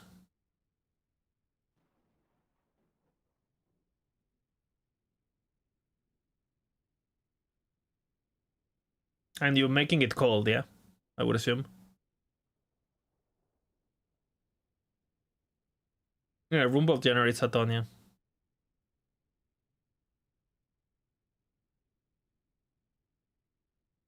I know this is bugged because I saw last patch there was a guy playing this on the ladder with a Frostbite, and he was doing damage with this with Frostbites because it was bugged. So again, maybe it got fixed and I didn't read the bug fixing. No, Cheese is testing it now and he's saying that it looks fixed now. So if that's the case, good. And my bad. But it was for sure bugged, like the like last season, and I didn't read the bug fixes.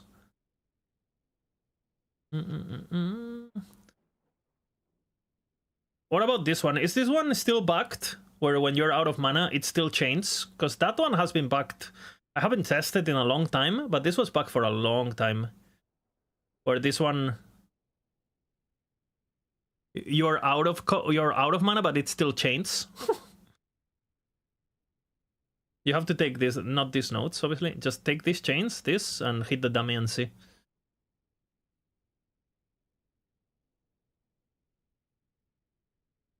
Because this one was bugged, but this is a long time ago. I haven't tested in a while.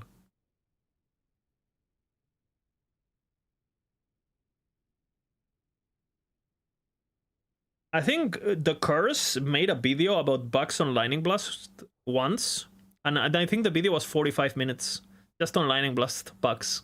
But this was like 2 years ago, so I'm sure a lot of them have been fixed. Let's see if I find it actually. Lightning Blast.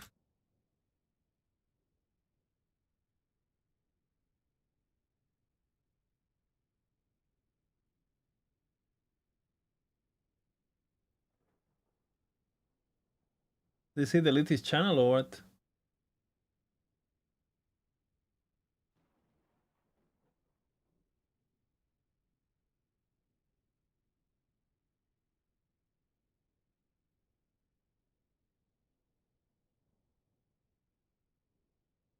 I don't think this guy plays Ali no more, right?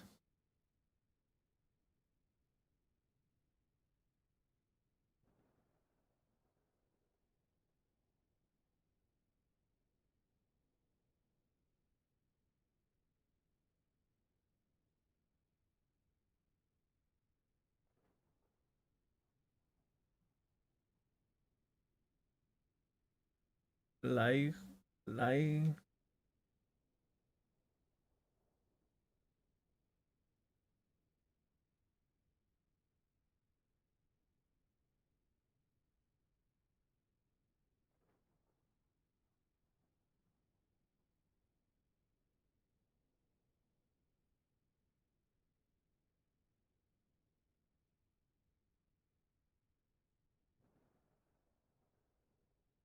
Funny enough, look at what I just found. Ignite Glyph of Dominion. He knew, man. He knew. I don't know why Frostclaw, but...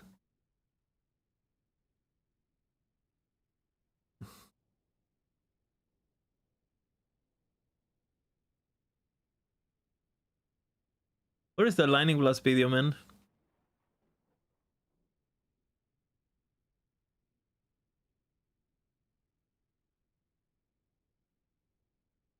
Well, I don't know where it is. Feels bad. That was a top tier video.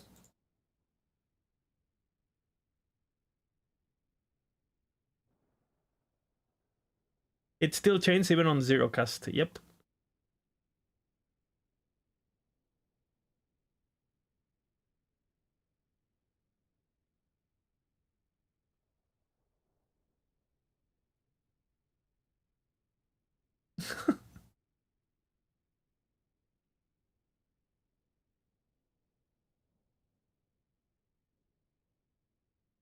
Well, time to run, I guess. We'll run the campaign.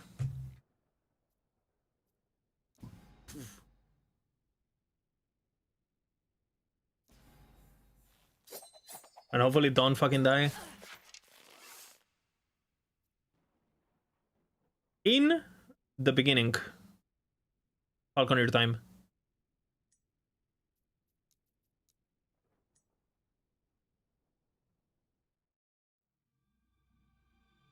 In the beginning. In the beginning. Darkness. Only terror. Myself.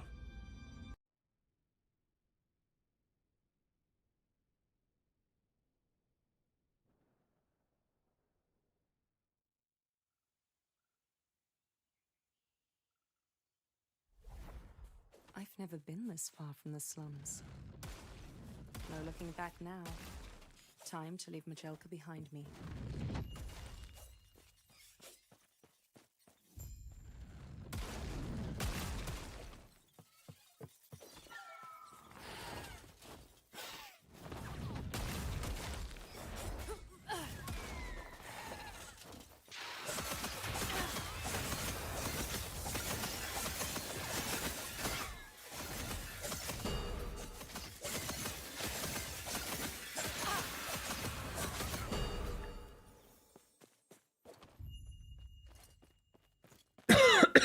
Oops, sorry. How many Binas on average do I say per stream? Bina.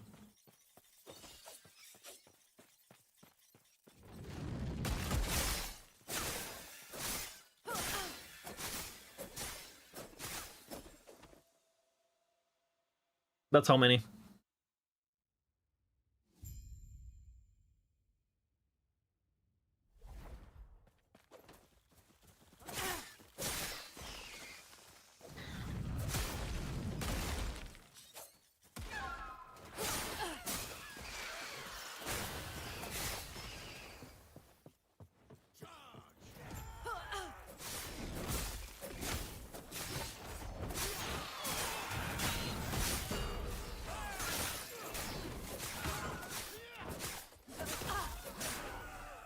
When you arrive, they were like, what? Are you good? Name, come. Let me watch you fight.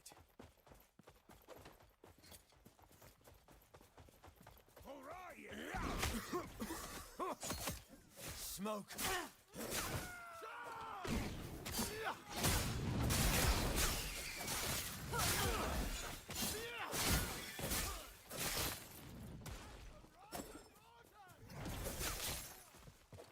Bina, Bina, Bina. And for what? Bina, Bina, Bina.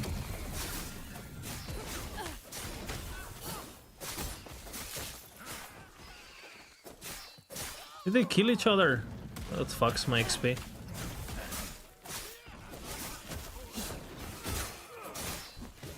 Where'd you learn to fight?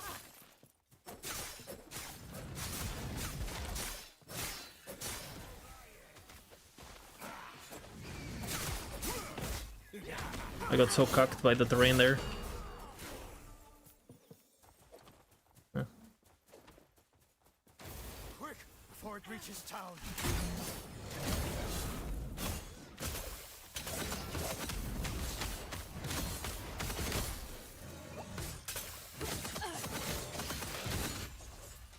Well done. We're almost there. I'll see you ahead.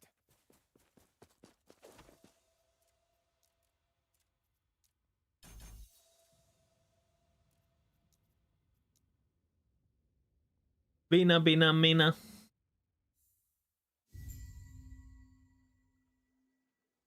Dude, my girlfriend's gonna start asking, who's this Bina?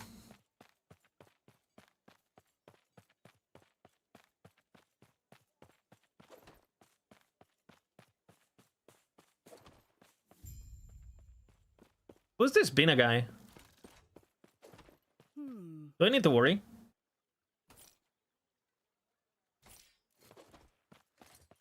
Doo-doo-doo-dum.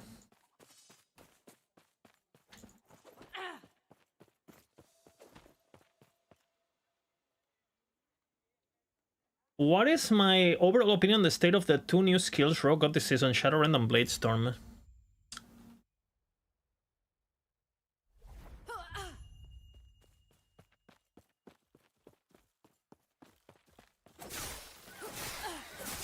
Huh.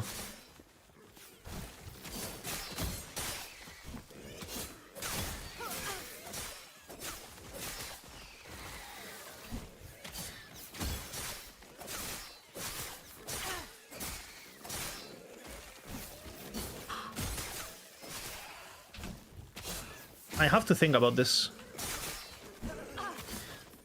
Because I don't want to say something that I regret. I think Bladestorm on its own, it's good. I think the main issue that I have with Bladestorm is that a lot of the things that make it OP or good,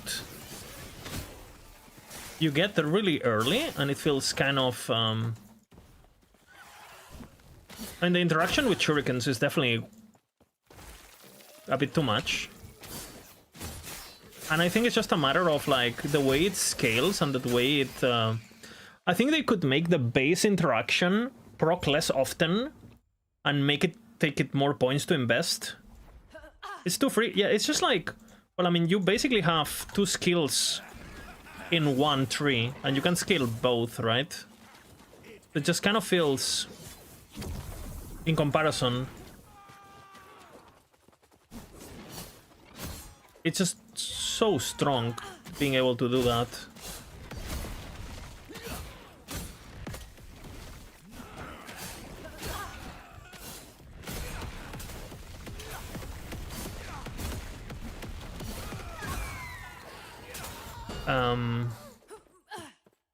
Like the first 3 points are just crazy, you know?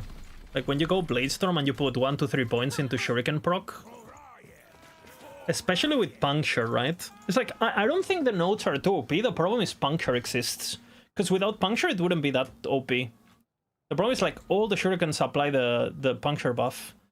So I don't know, I think it's a bit too strong early, that interaction, but I think overall the ability is fine. Honestly.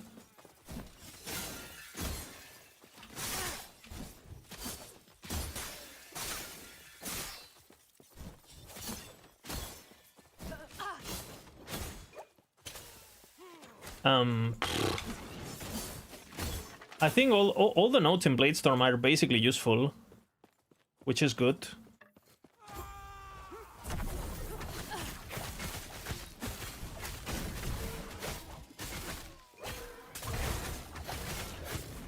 So Bladestorm, I would say, I'm a fan of, I guess.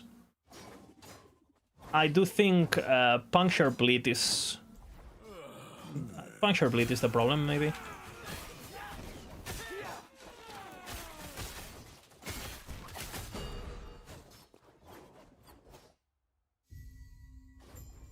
I have to think about this, but I think everything else is good. Like the Shadow Dragon node is strong. I like the interaction with Smoke Bomb.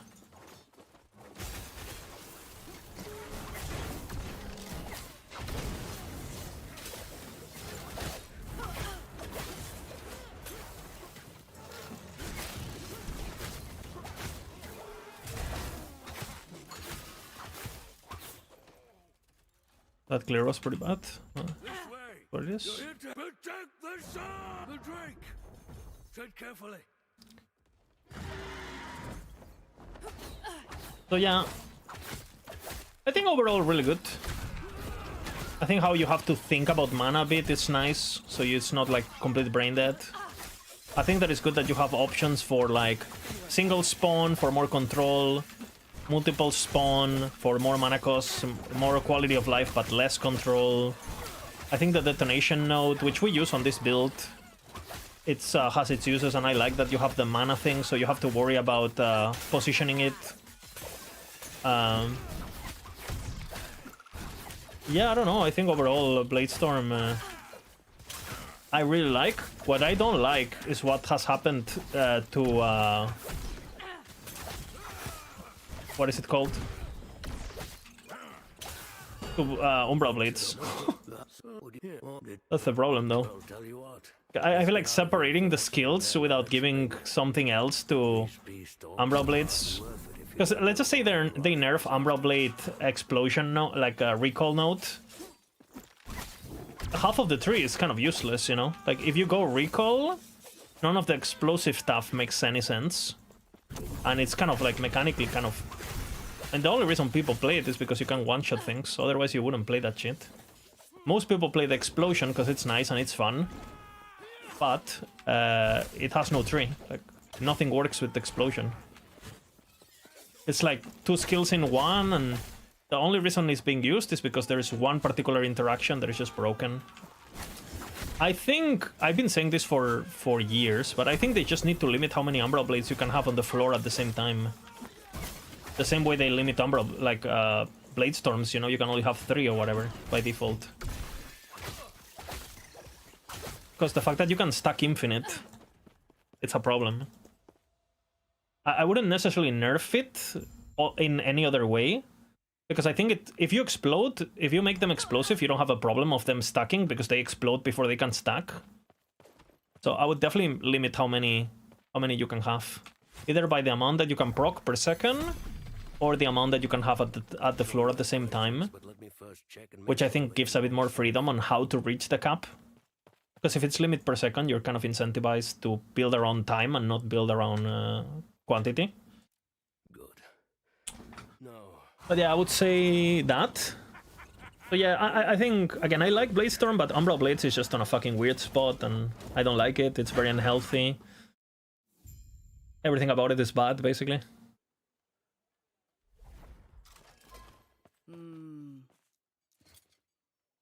Right.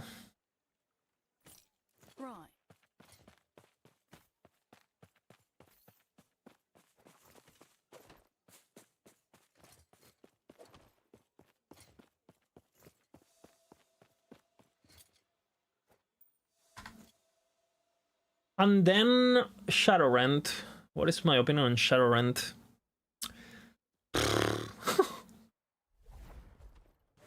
That is a can of worms.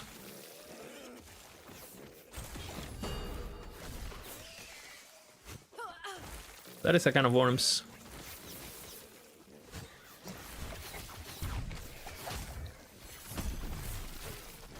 Well, I think the fact that Shadowrend is mainly being used as a proc of other skills, it's already like not... I don't like that. The same way I didn't like... Why is it better to use back in the day, right? Why was it better to use Acid Flask through Explosive Trap than Acid Flask itself? So I think that is a big problem. They have to take a look.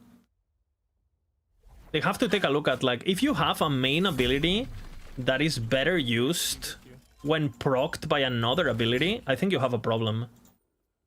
Right? That's my opinion.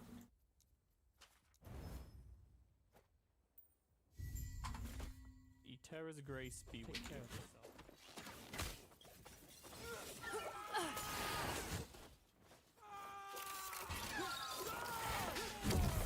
And then, because Shadow Cascade is so overpowered, Shadowrend feels overpowered because of that, because it's like Shadow Cascade but on steroids, right?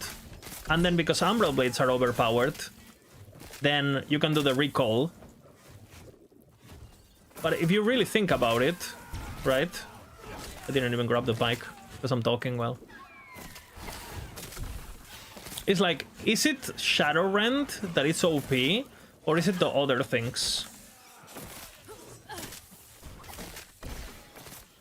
Because, like, if you nerf Shadow Cascade, which is overpowered, right? You have to nerf Shadow Cascade. Then, and you nerf Recall Umbral Blades, then how is Shadowrend, right? Because is it Shadowrend that is OP, or Shadowrend is just facilitating OP things to get crazier? And I think it's more the second. Because, for example, is Shadowrend OP or Shadow Ward on Shadow Creation OP? I think it's the affix, it's not Shadowrend itself, right?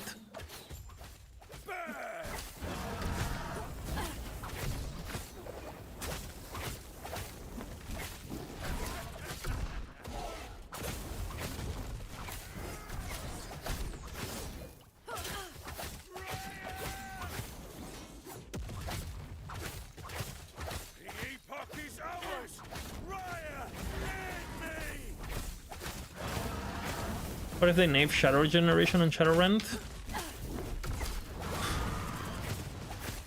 But how? Because if you don't generate a shadow, how does the ability work? Oh, I got stunned, man. Well, I'm talking too much. I got stunned, man. I'm definitely not paying attention.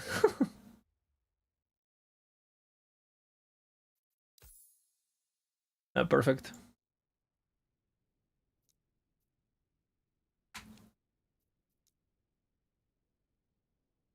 Plan worked. It's good.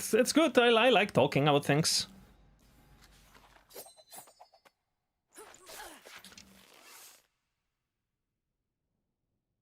Falconeer time once again.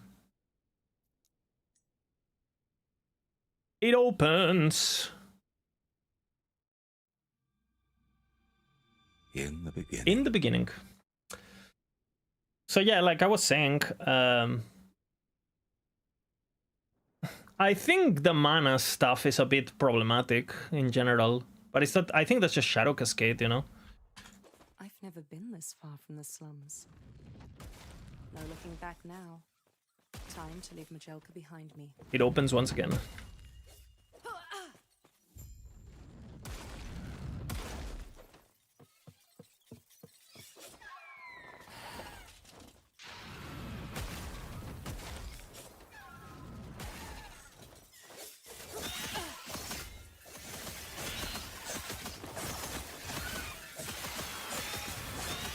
So again, it's not so much nerfing Shadowrend is needed, it's more Shadow Cascade nerf, Umbral Blade nerf, Shadow Onward Creation nerf. And then it's probably okay, honestly. Because if you take a look at it, the multi-shot version, don't get me wrong, it's pretty good, but it's nothing. It's fine, you know. And then you have the set is a problem, the boots are a problem. But I mean, let's just say they nerfed Ward and Shadow Creation. This can only happen once per second. Like the classic oh my god. The classic EAG I'm talking too much. The classic EAG nerf of like just suddenly, or like 3 times per second, whatever it is, which I think it will be a good number, right? Then what? And then suddenly, instead of having 10k ward, now you have 2k ward or 1k ward, which is, I think it's fine, you know, because it's taking you like a tier 7 affix on your chest. And if you actually take a look at the other classes, like if you wanted to get 1k ward from your chest affix, what other class can do that, you know? Like even ward per second on a mage is like what? Tier 7 is like 80 ward per second or something. 80 word per second, you know, compared to like Ward and Shadow Creation when you're making 20 shadows per second. It's just like ridiculous, you know. So again, I wonder. I mean, Shadowrend is definitely stupid, but I don't think I don't think the problem is in Shadowrend's tree. You know what I mean? I think it's most of the problems of Shadowrend are outside of the tree. Like, because for example, you can also, because you generate so many shadows, you also generate so many umbrals, and because you generate so many umbrals and you can have infinite umbrals on the floor, you can also sustain mana for free with recall umbrals. Like, if they limit how many umbrals you can have on the floor, mana regen from umbral shift will also get reduced, which I think is a big problem. That's a bigger problem, you know, than Shadowrend itself.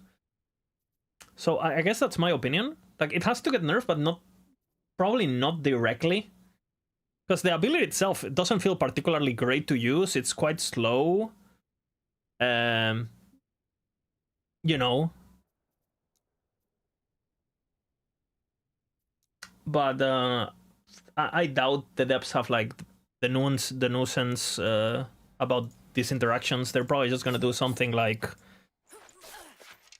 Shadowrend now cast. You have a 10% chance to cast Shadow Cascade on Shadowrend, you know, like they did with Acid Flask. All right, because ideally you want the build to be playable. You just want it to not be retarded, right?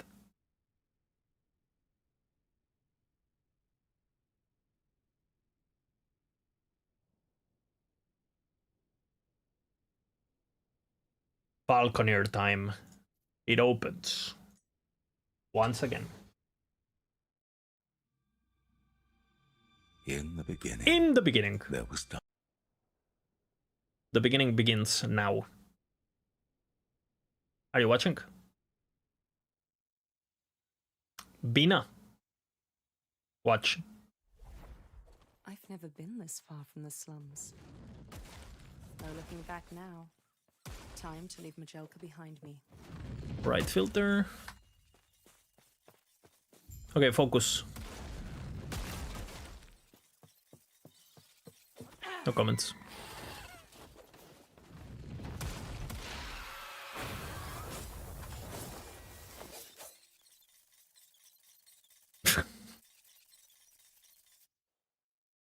Okay.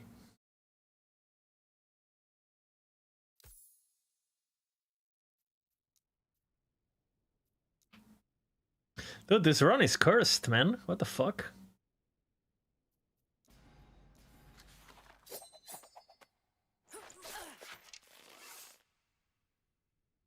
In the beginning, Falconeer time.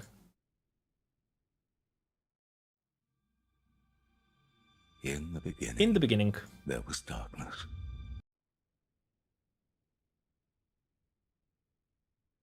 Are you watching? Watch.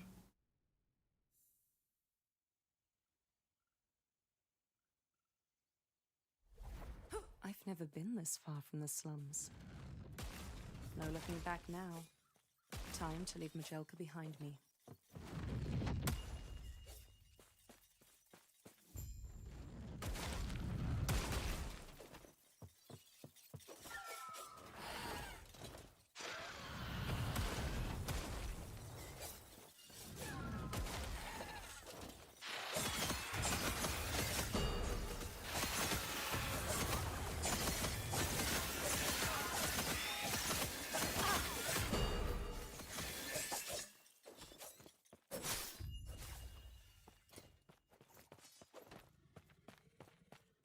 I am a monk now.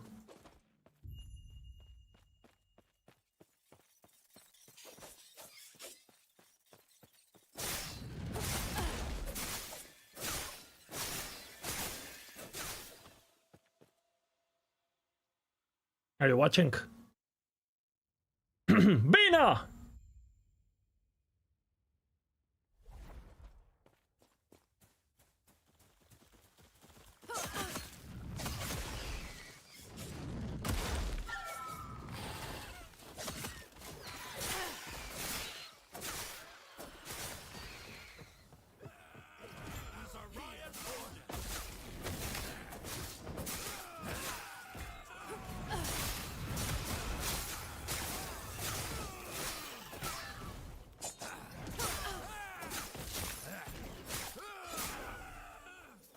When you're like, what are you good? Name, oh, come.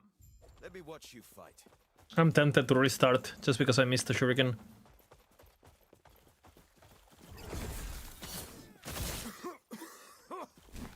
Smoke.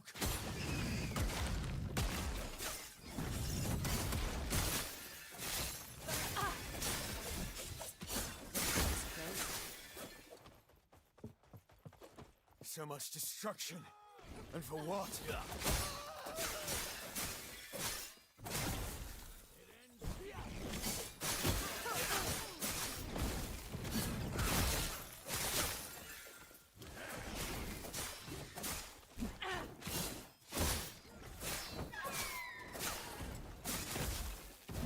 What are these mobs coming from?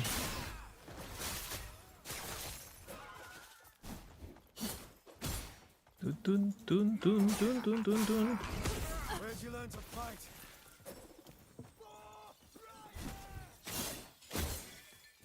Bum bum bum bum bum bum bum bum bum bum bum bum bum bum bum bum bum bum bum bum EHG.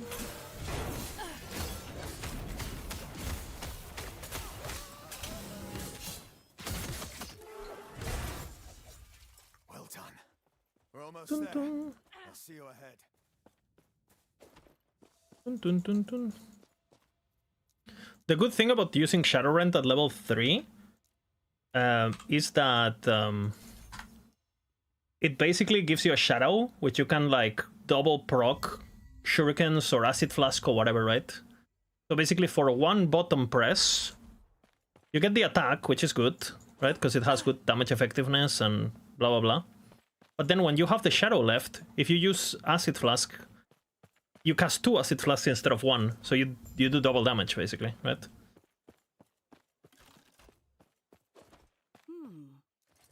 Look at that. This is the run.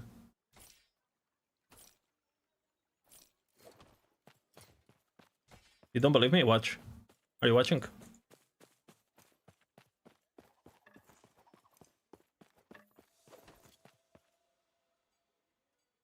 Settling for 1 LP slam, single tier 7. What the fuck? Imprint farming is dead. Bina, bina, bina.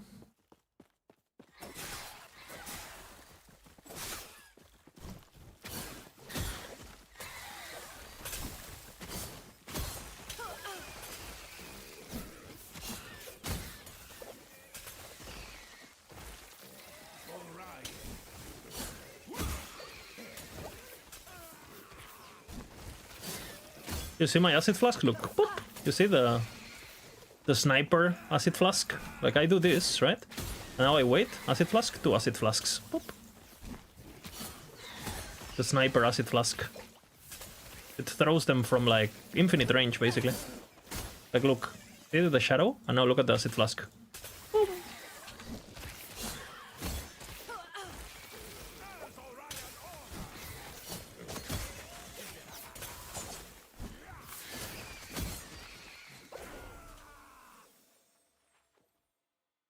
Beta!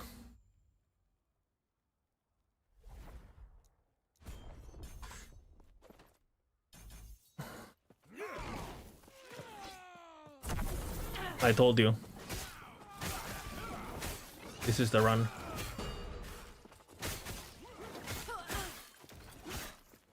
What the fuck? Imprint farming is dead. Beta, beta, beta.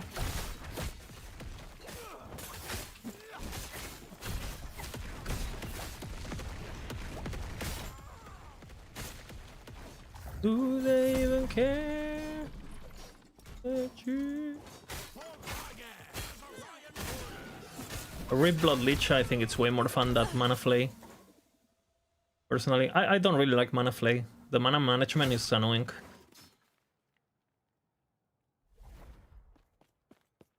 If I would recommend you something, I would do Harvest. Harvest with Rampancy, brother. That is the spot. Ooh.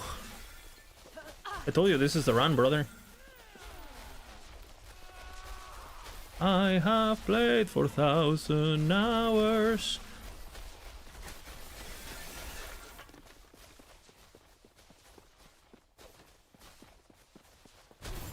Harvest, harvest, that's what you want.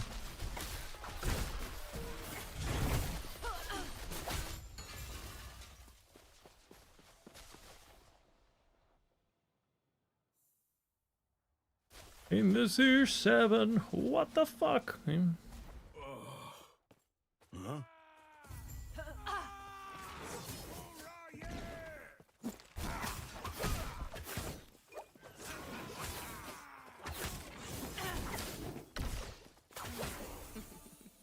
Please, CHE. Okay, so if you already played Rampancy Flay, then it's fine. Rampancy Flay, Rampancy Harvest are very similar. I prefer Harvest because I like the gameplay more, but...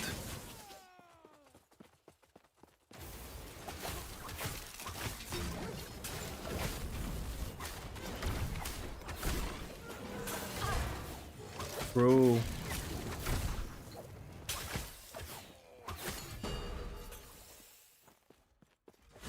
This way. You're here to help protect the It opens. Tread carefully.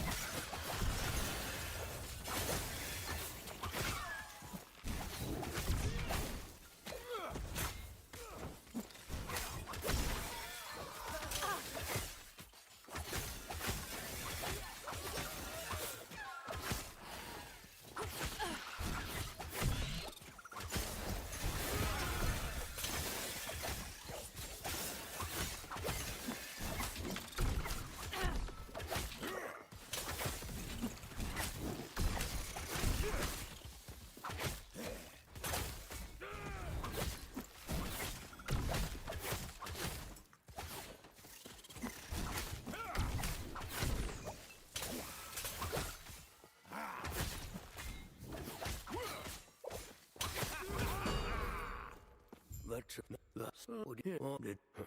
Well, tell you what. Let's get out of here first, and then I'll explain more. These beastalks are hardly worth it if you don't know why Orion is after us.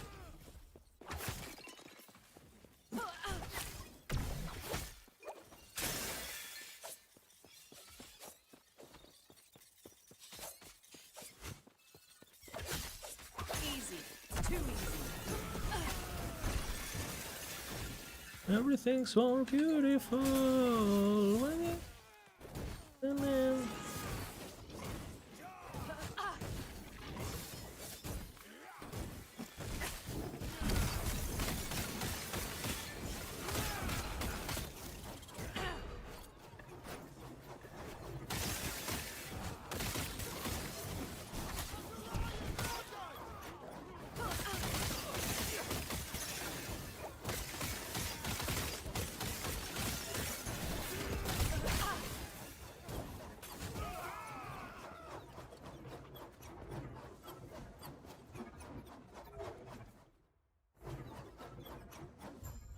Fireball Warpath, holy. I'm still slower than normally. I'm not playing great today. I don't know. 1st of October got me fucked up, man. Questions, but let me first check and make sure the epoch's safe. If you die, just go again. 1, 2, 3, now. No. Beep, beep, beep, beep, beep, beep, beep, beep, beep. What do I think about Electro, Fireball, and Meteor? Electro? It's okay, it's good. You can play with the Lirakas and...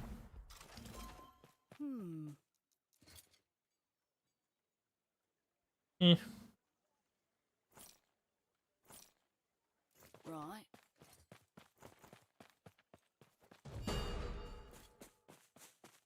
I mean, Lightning Meteor is for sure better than regular Meteor. Well, any non-fire Meteor is better than Meteor, which interesting design, I would say. The fact that the best way to play Meteor is to not play fire, by design, kind of interesting.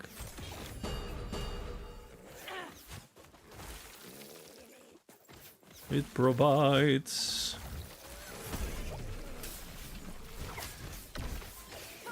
We did perfect here. You don't want to be level 7 before town, because that way you get 2 shops.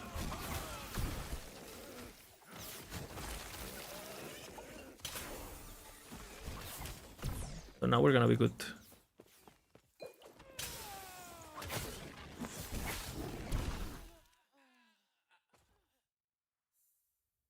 You have to go to the staff? You don't have to go to the staff because you have Legends Entwined. You have the set ring. I have the set, yeah. Terra's grace be with you. You never use the staff. Take care of yourself.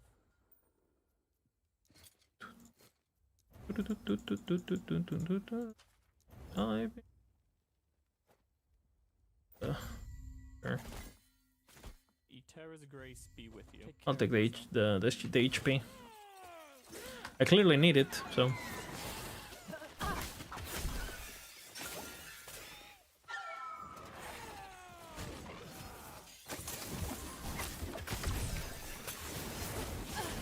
Come on, grab the fucking pike, bitch.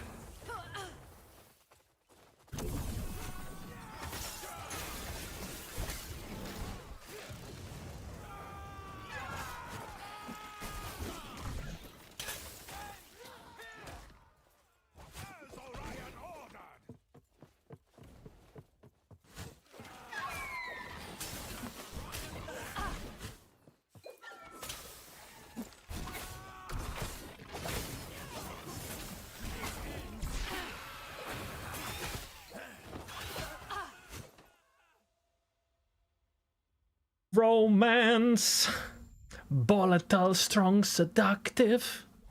Wouldn't you find someone like that? Pina, Pina, Pina. You're here for the epoch.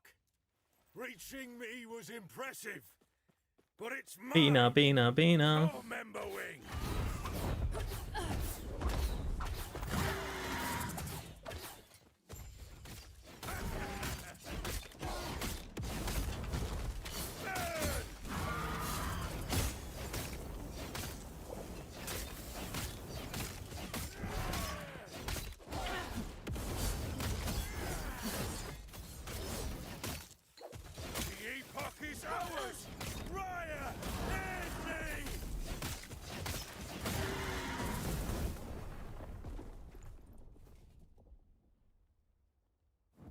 Really? Why did he dash that way? Dude, this run, I'm so good at it. Holy.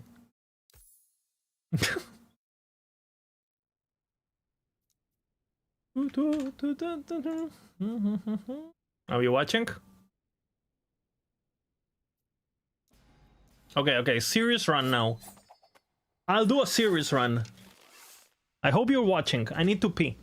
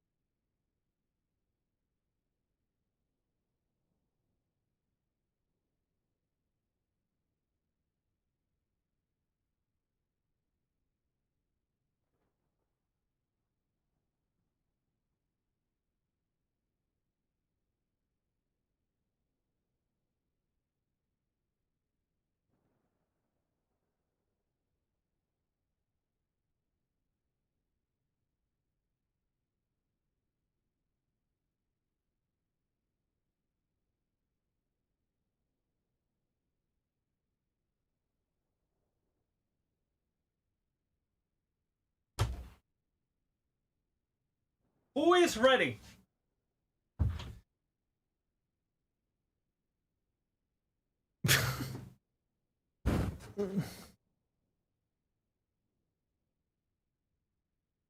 Yeah, the loading screens are crazy long, yeah, at the end of the season, because they cut on server costs and, well, Giga, you know. We will for sure succeed in this Falconer run. First try, by the way. In the beginning.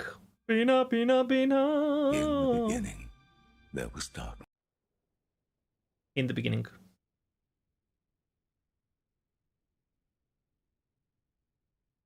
I hope you're watching.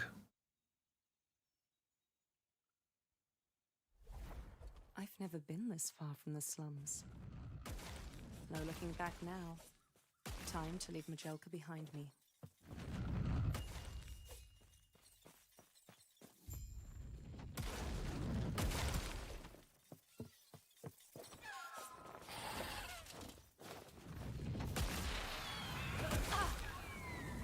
I did this perfect now. Look at this dash into me. Look at it. Boom. Are you watching this pulling technology? Easy. Too easy.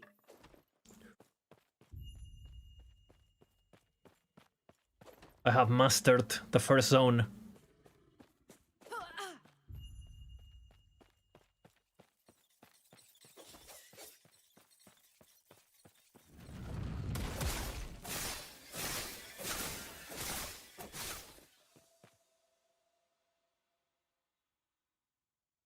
You make Reddit very sad. I hope you're watching. Watch.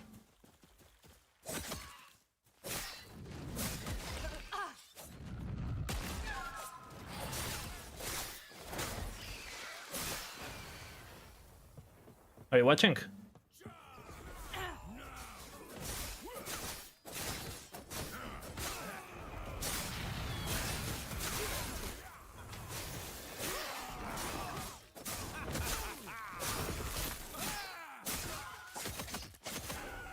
When you arrive, they were like, "What are you good? Name? Oh, come. Let me watch you fight."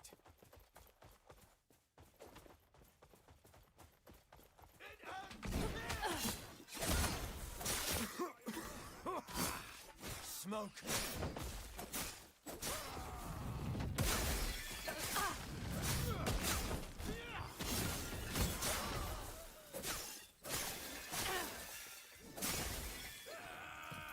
So much destruction. And for what?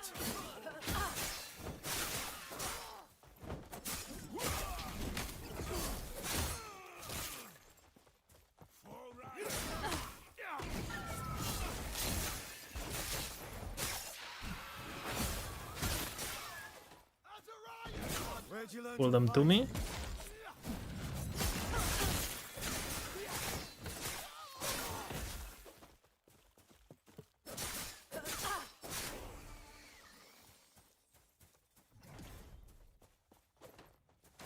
Quick, before it reaches town.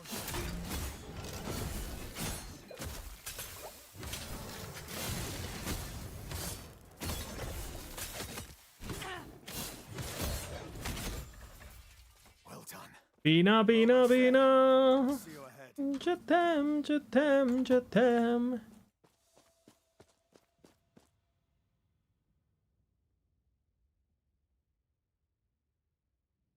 Do you expect any nerfs to Twisted? No.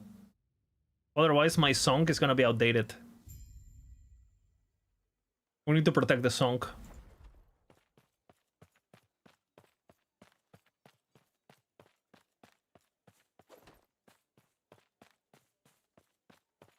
Protect the song.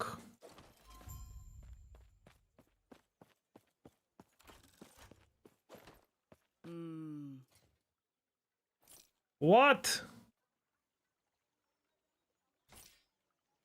Right. No silver. Fuck, man.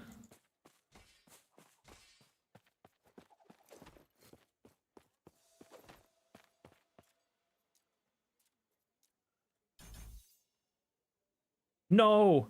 Imprint procs! Do they even exist?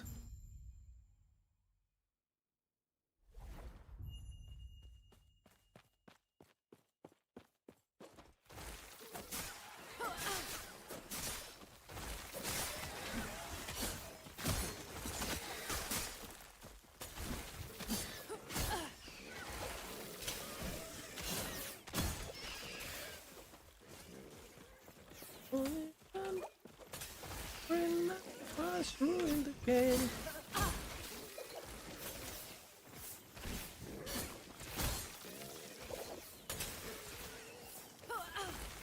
EHG.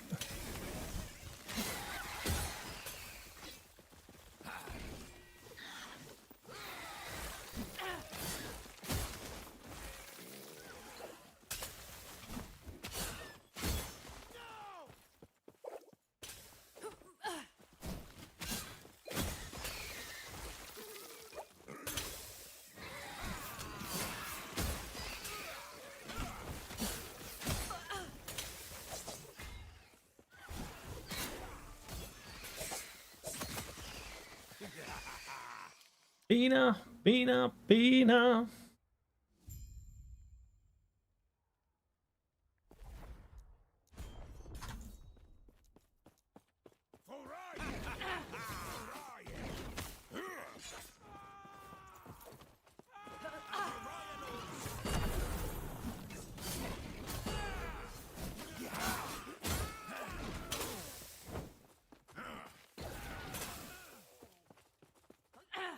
As Orion ordered.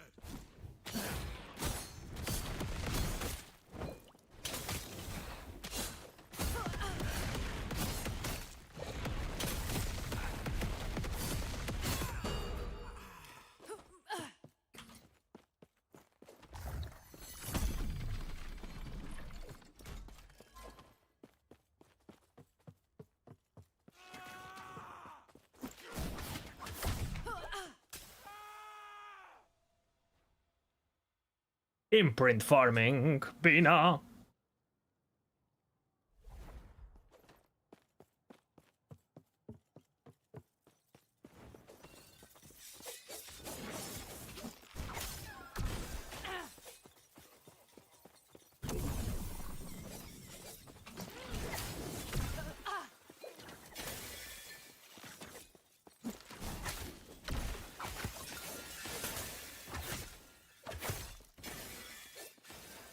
It consumes robot.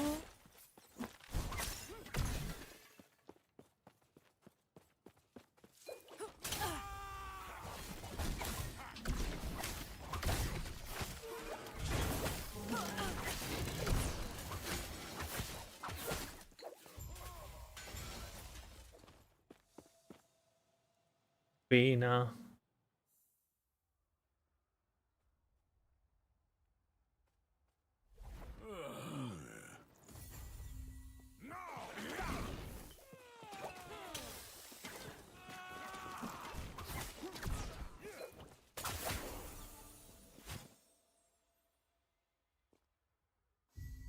Biddy bim.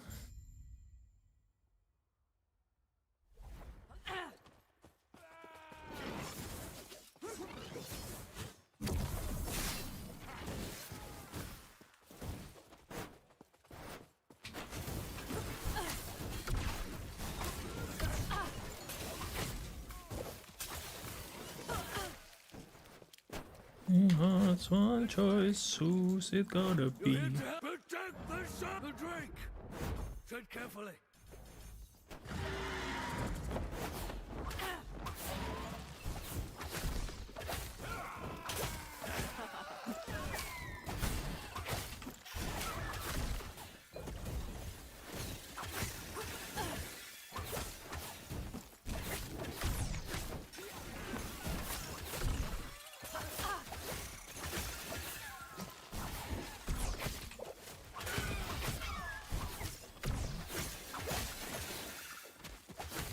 Note here, it isn't that should open. That's what you wanted.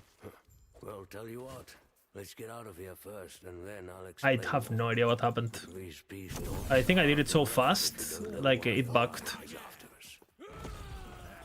If you kill them too fast. It happens also with the Titan, with the Magma guy. You can see it on my Acolyte runs, for example. That Spirit Plague kills them so fast that the game can't process like the order of the waves. Following me, funny.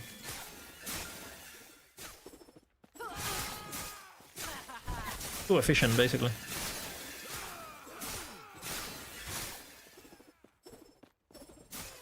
The HP.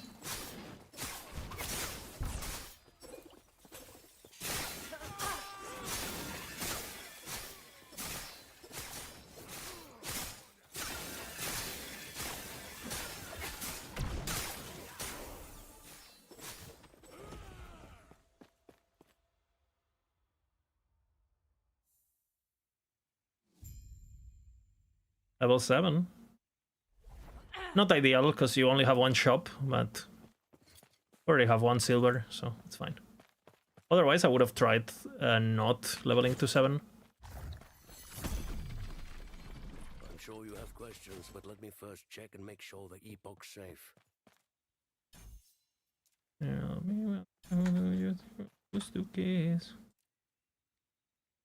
Good. No.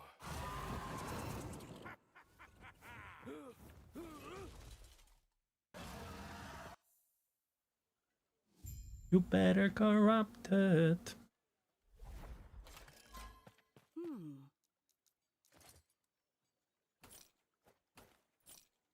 Do, do, do, do, do.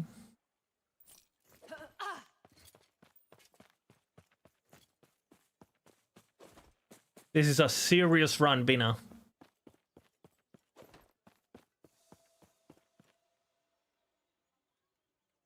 Are you watching?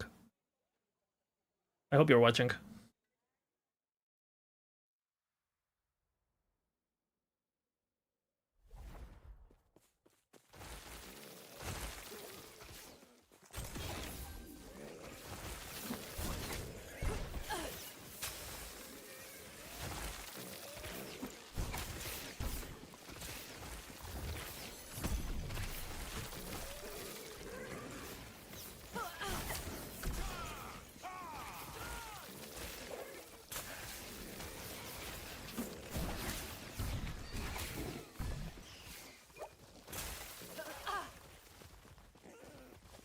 Bina. Oop.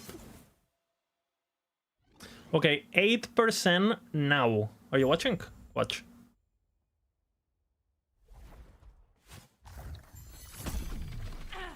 Terra's grace be with you. 5%? What?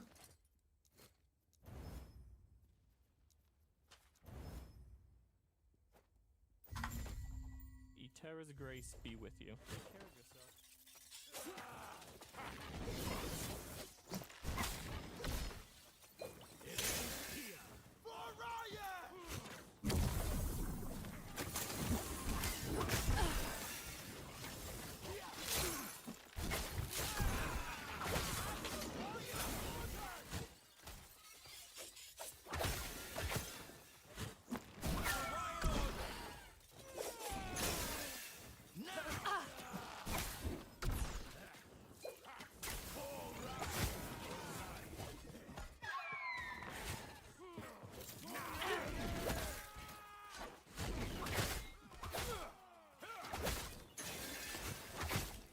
Easy. Too easy.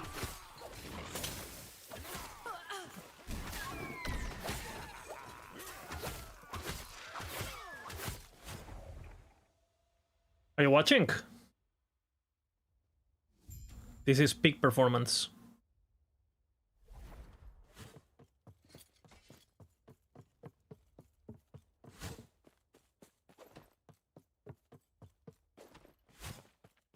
You're here for the Epoch. Reaching me was impressive, but it's mine. Your member wing.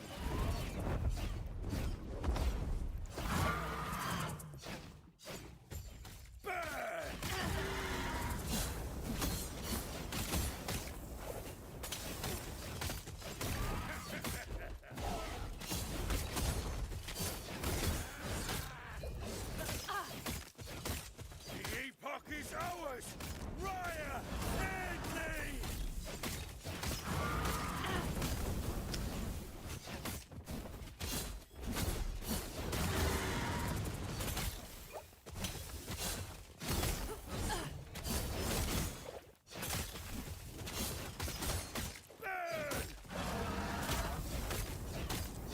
Untouchable.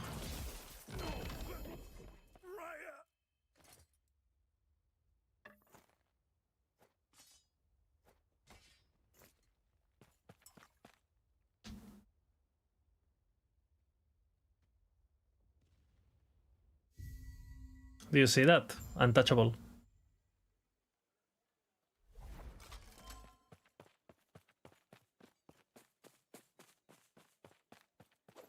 He's back. He's being. You're back. No, Lena, I'm so sorry to you too. Hmm.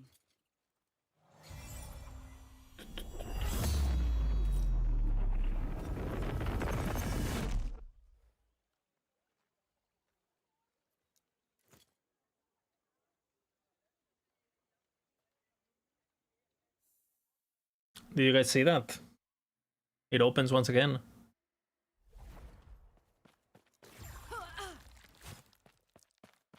What is this place? I don't seem to have gone far, but everything looks so different. Is there anyone here?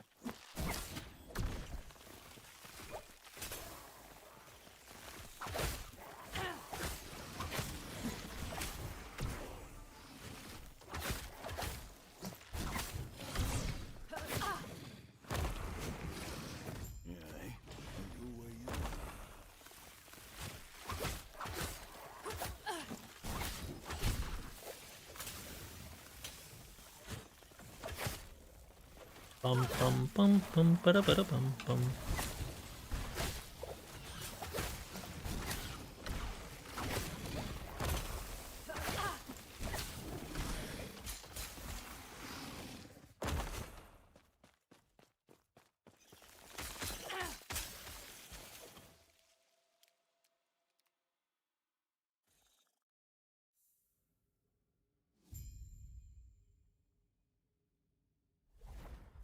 The gameplay has begun.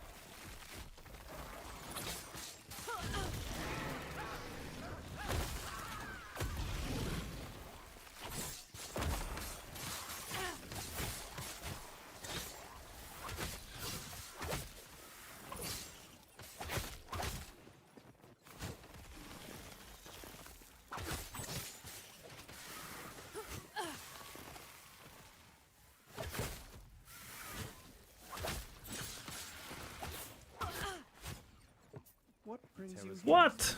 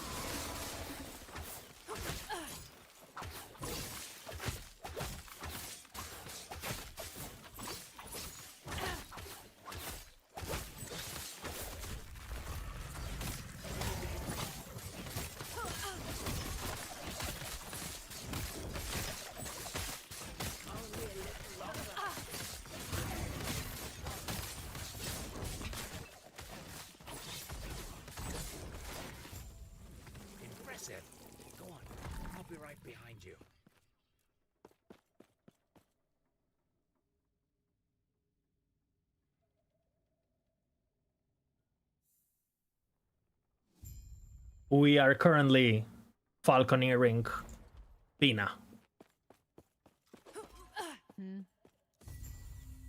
I see. You. Now, we plead. The gods have long left this world, but their memory will give you. It opens, it consumes, then it provides. It opens once again.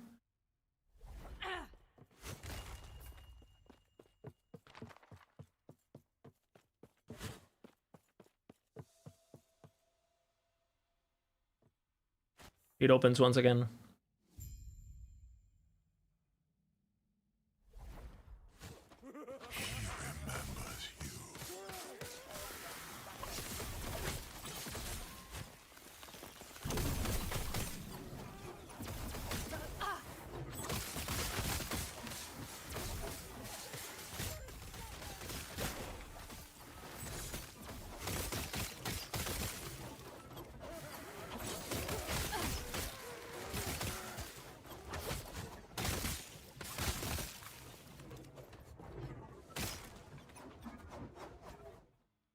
Bina, bina, bina.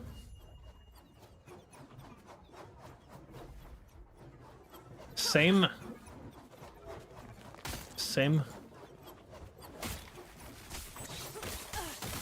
Kind of lean in the same boat.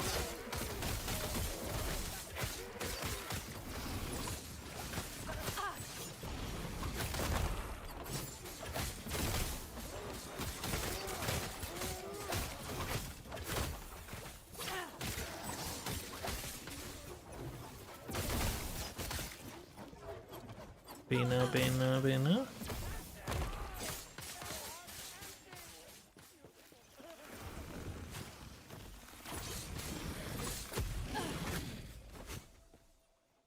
One. Yeah, I played Grim Dawn for like a month, yeah. I beat it. I'm a Green Dawn conqueror.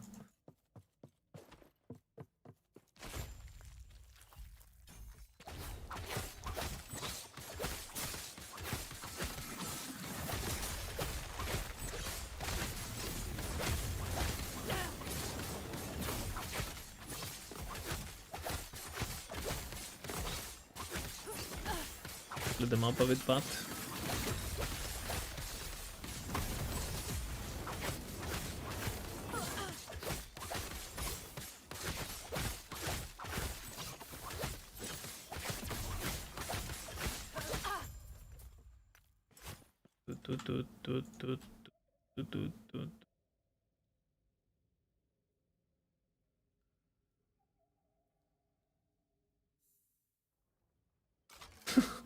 yeah, I mean, I agree. It looks good and it sounds amazing and the art is amazing, but then you have to play it.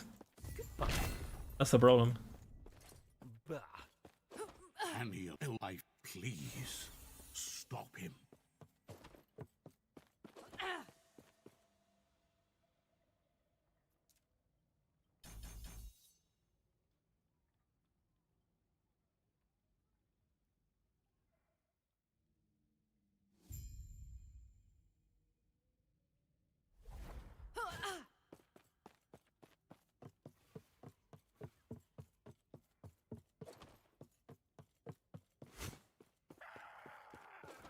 Yeah, the quality of life is bad. I agree.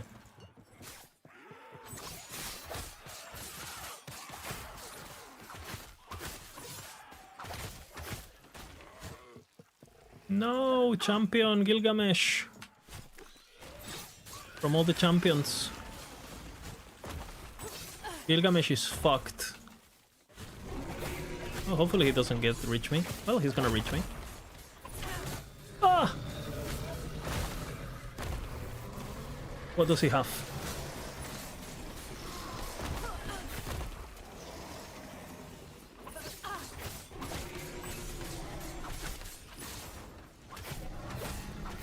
Turtle cooldowns fast.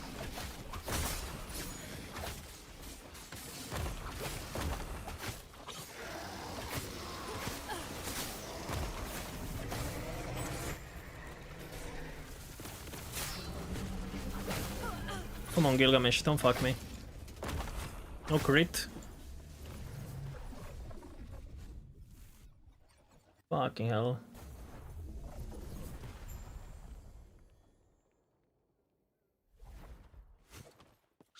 Gilgamesh is absolutely OP.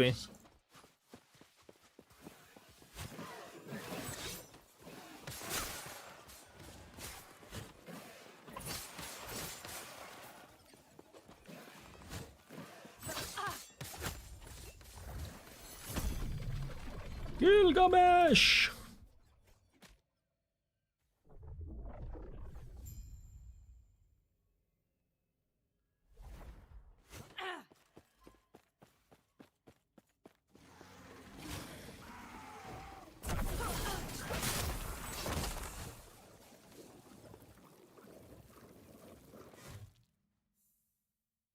Bim bim bim bim bim bim bim bim bim bim bim bim bim bim.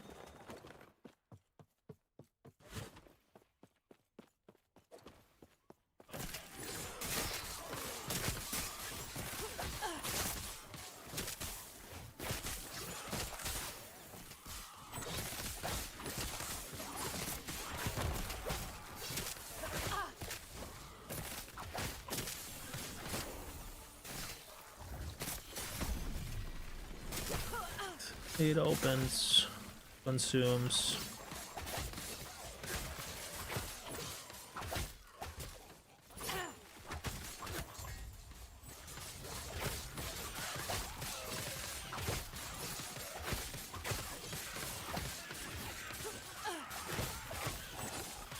So many rares on a Giga level here.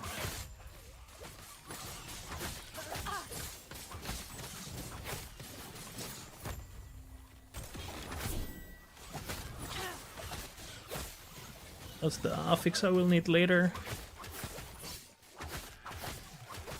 Throwing.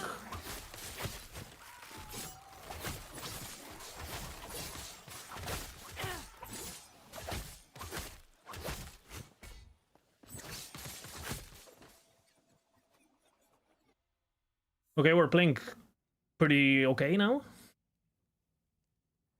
Misha, Misha, Misha.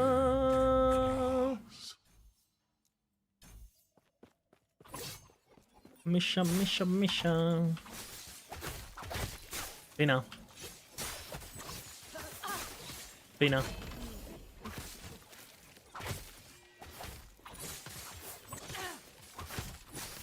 Not particularly good for this.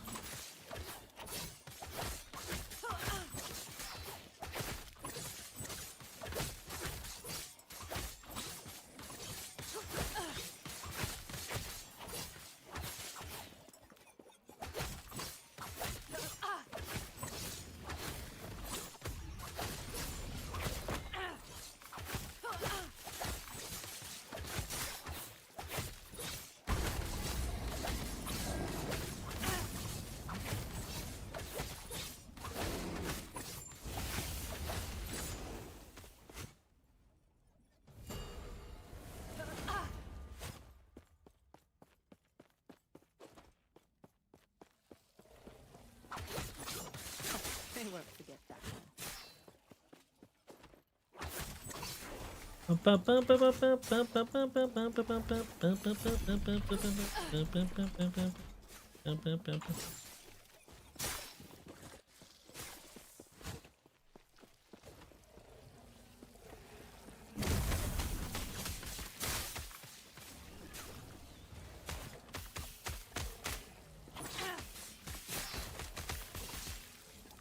The Clan Queen is the Clan Queen.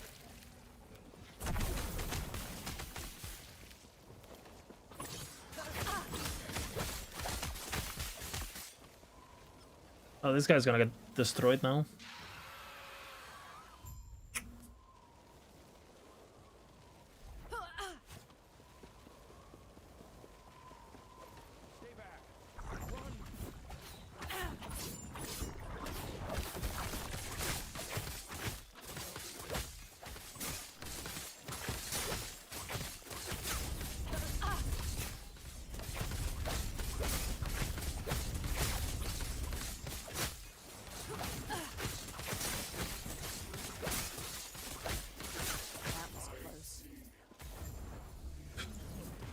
a shame, poor man. But what's done is done. EHG. Pina. To you, the travelers, travelers. Not what To I was you, the expecting. travelers, travelers.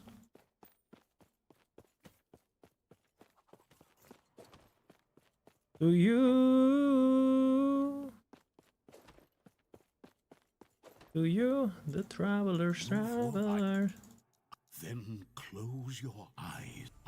We will meet again.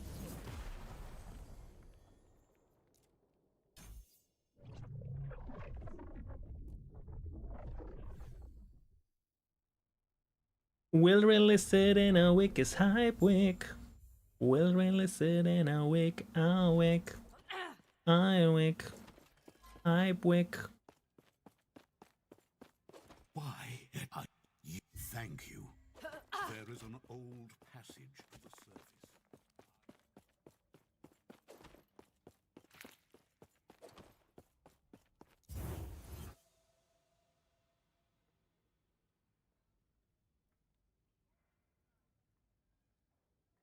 Only this week only. It's a very special week.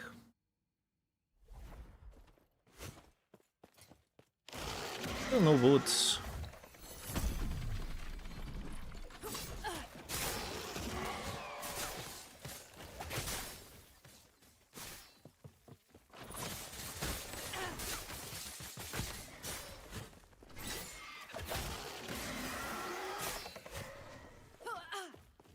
Movements with boots? Any?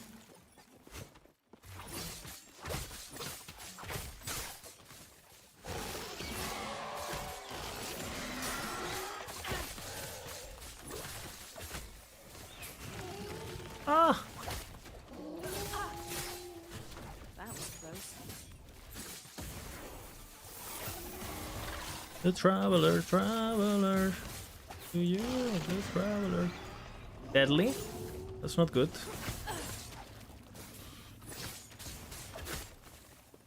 It will basically one-shot us if he hits us with the lightning.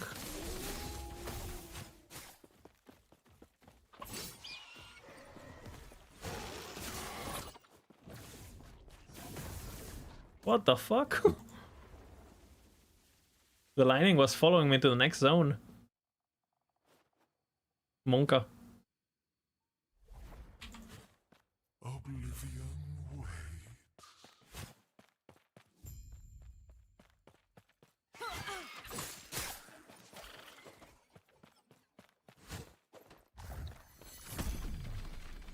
Dun dun dun dun dun. 8-0 and it opens once again. It opens, it consumes, and it provides. It opens once again.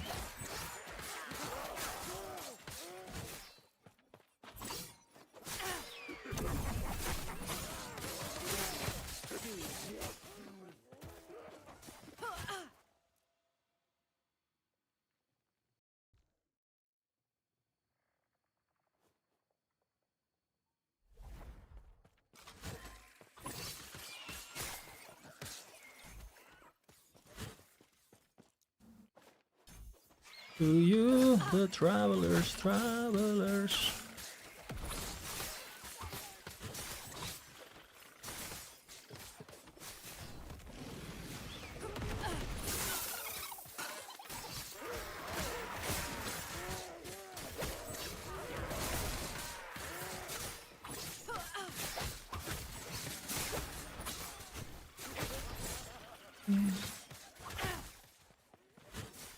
That guy's fast.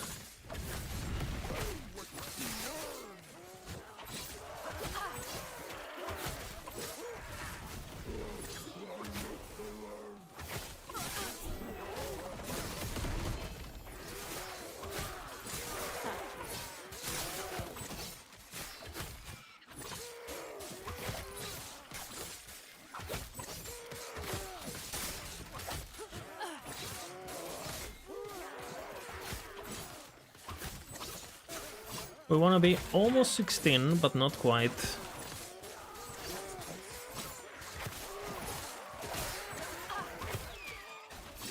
Perfect.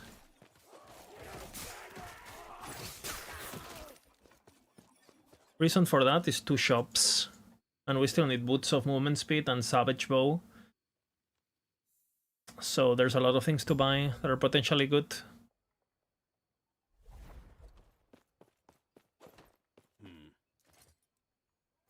There you go. Potentially good.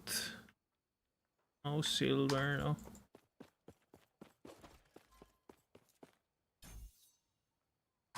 Wait, answer now.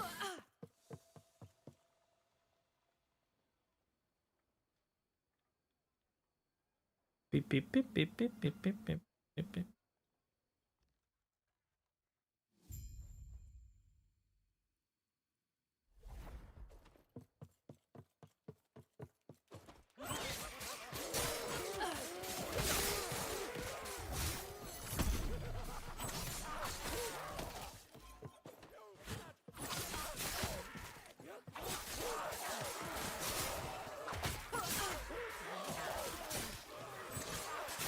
These guys can crit you pretty easily, so be careful.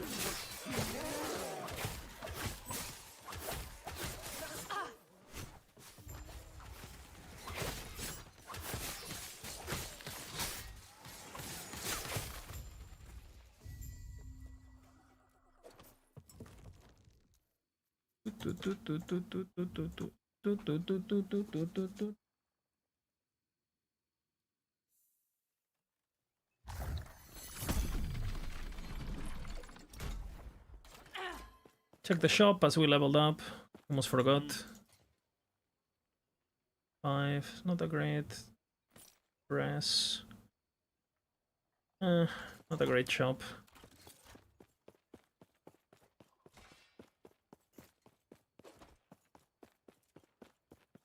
Then Fizz Dress.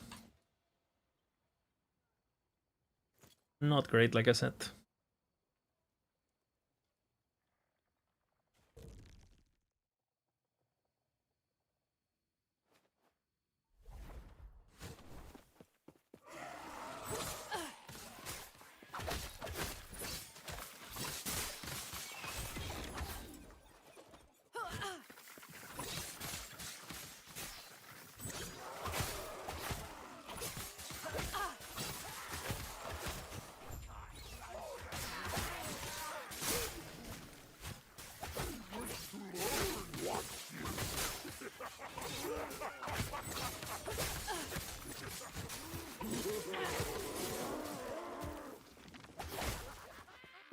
And I think I like individual Blade Storms better, because I can get more XP by placing them smartly.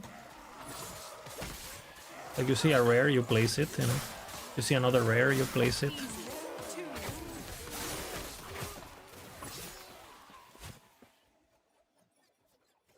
So I think I prefer the manual.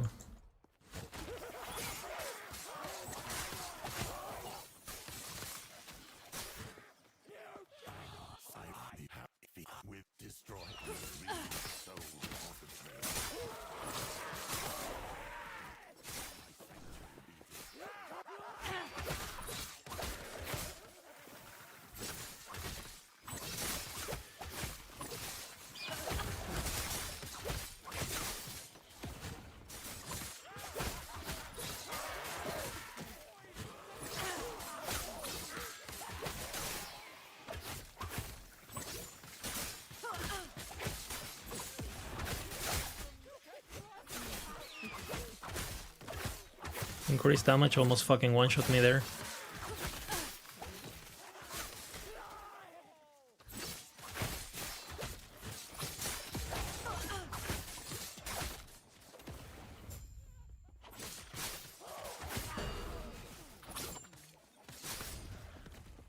Need the copper.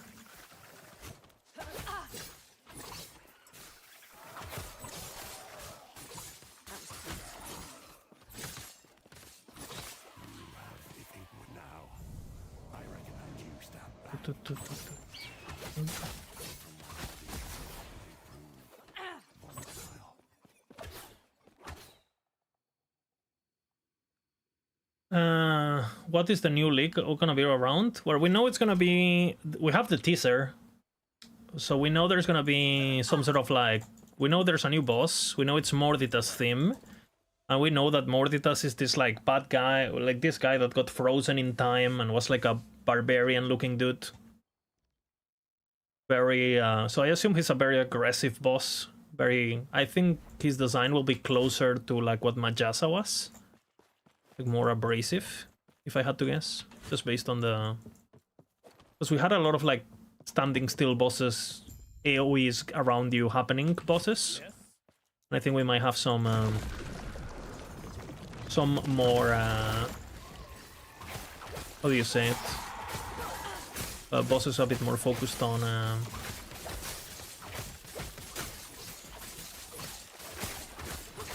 boss that is a bit more aggressive,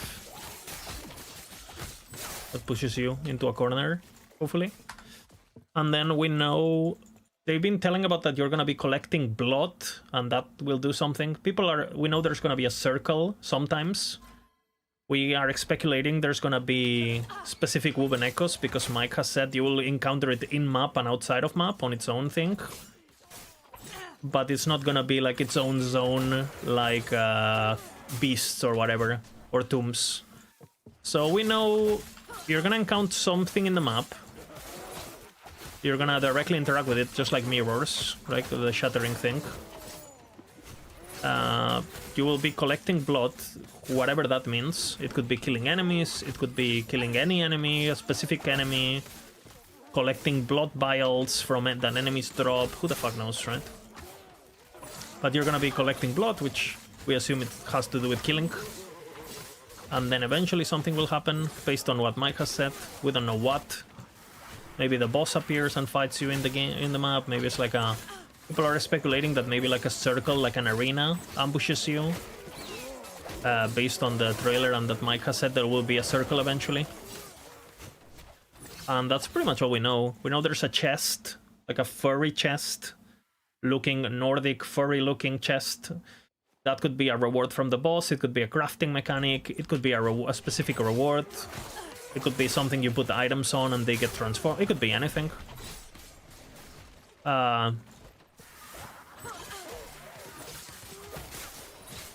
I think Mike has said that there's gonna be some uniques that work slightly different.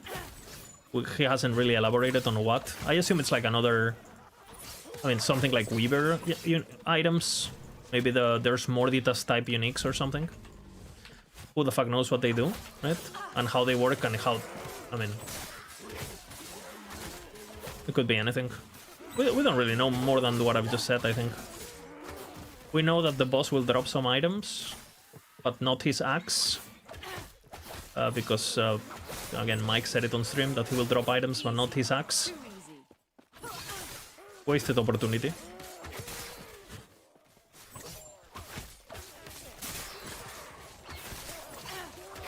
We know he has an axe.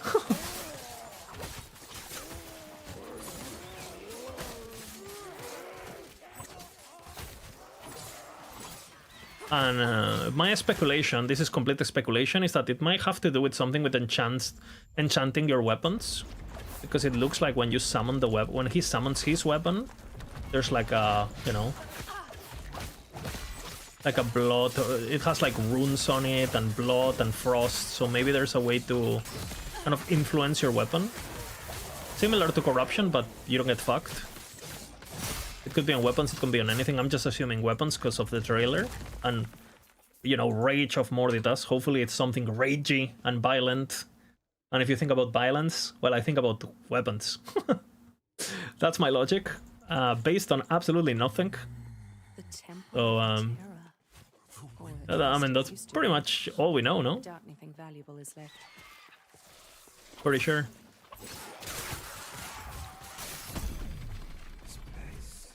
I don't know if I missed something from the leak of mechanics specifically that they've said. I think they've said that it's not gonna have a... Really?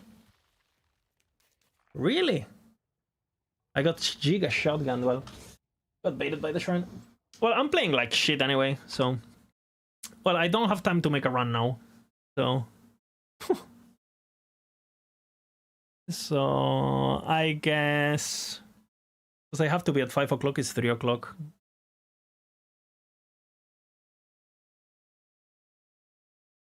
What do we know? Is there a compilation? I mean, I'll still stream. We can still talk about the game. I'm playing like shit. I don't know. I'm honestly not super motivated on this run. Because it's just like, yeah.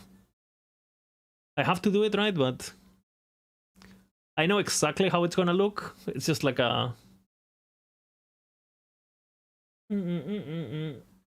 Bina, skipped an arena.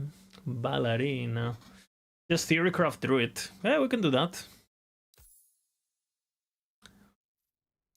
Do I even have a druid? Not in offline. Nope. Nope. I have my hardcore characters and that's it.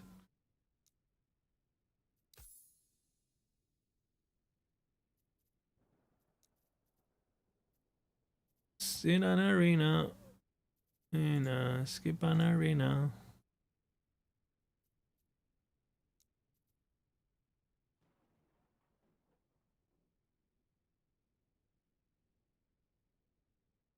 And I think the big shakeup will be on release. Skill tier, something that quite few people will be interested in trying. Yeah, for sure. And the rework of Endgame.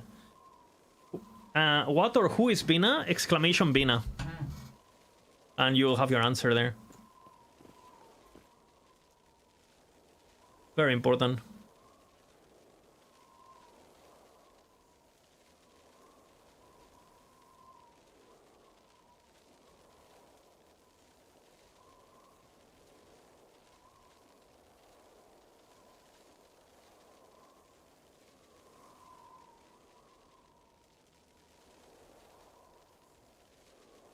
This is a Bina.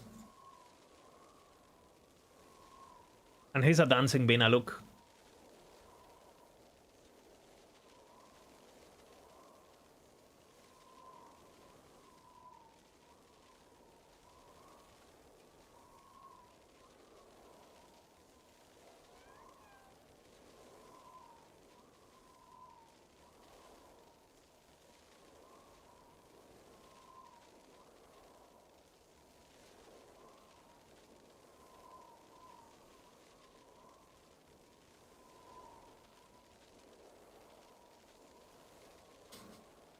Hey, no BM. Bina's a sexy man.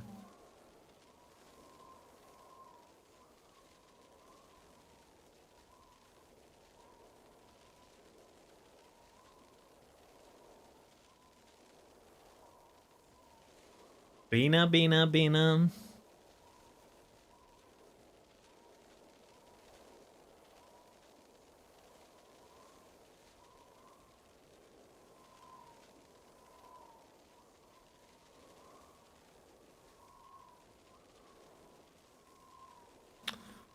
We for sure max this now. Open accidentally. Open settings.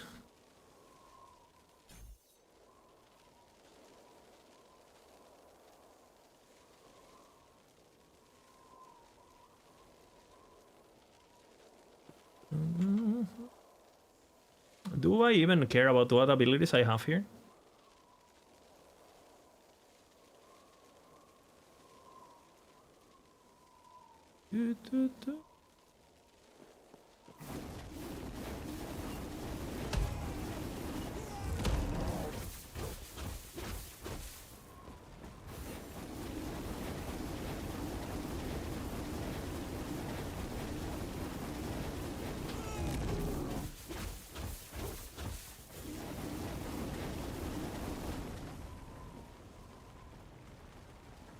Let's see.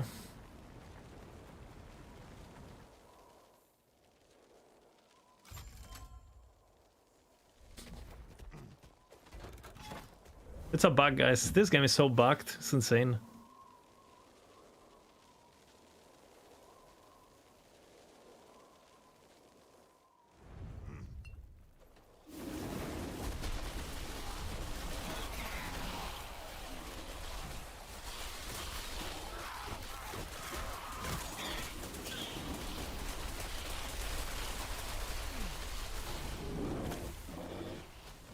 Opens.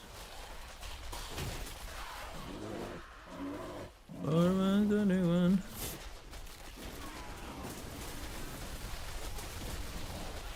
The mana region is really important now. Huh?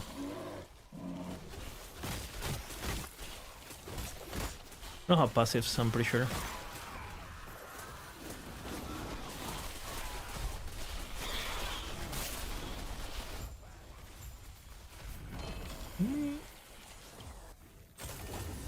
And well.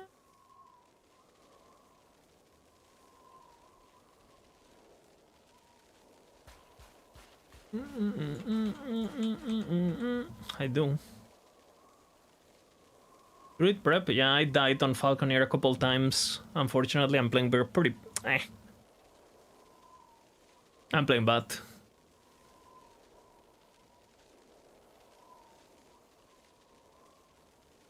Will I run Companion? I don't think so, right?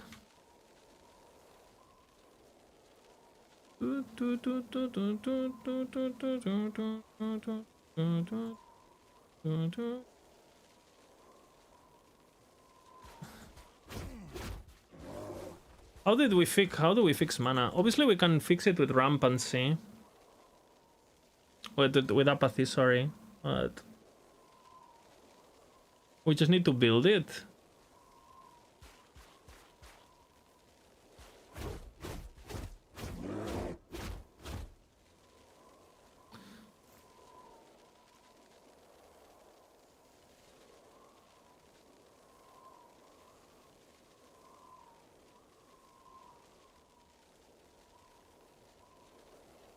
Rampancy could never sustain on a spell. It depends on how much you have. It doesn't matter. You can play Rampancy just fine.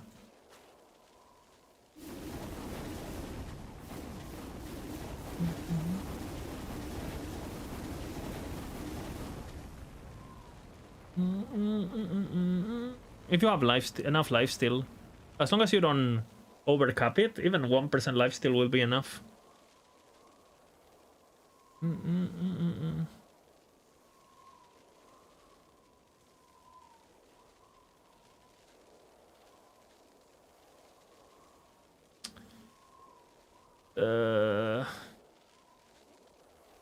I think early we don't go range, that's for sure, right?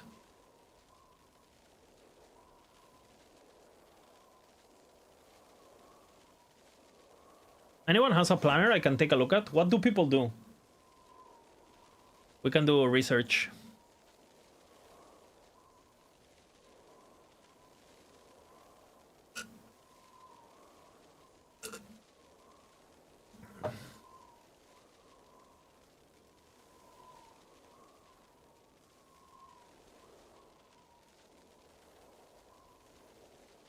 Anyone has a planner of druid leveling?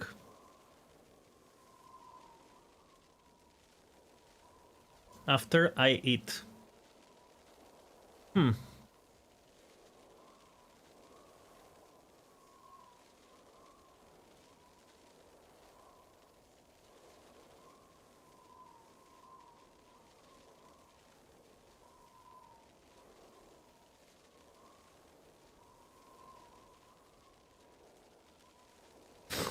What is this? Vina has one. This is for leveling, yeah? I don't want endgame, I want leveling. And endgame I have. The promise leveling.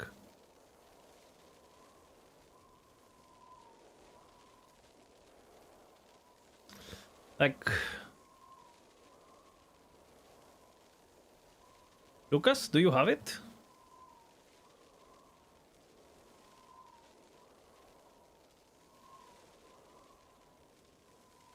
Do you have it? Was he not it? I have no idea.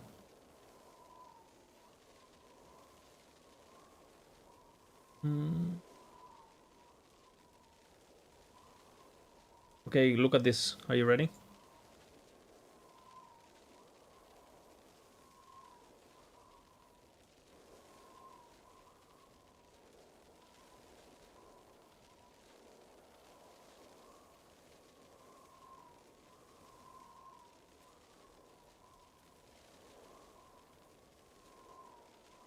New song? Yeah, but I don't like playing this one too much because it's a bit BM.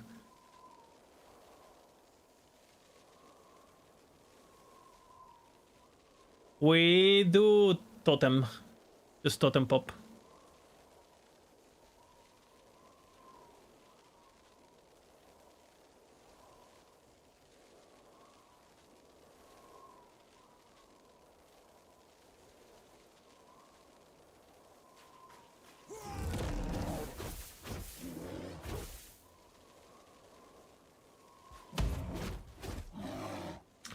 What's my crit? Hard to calculate.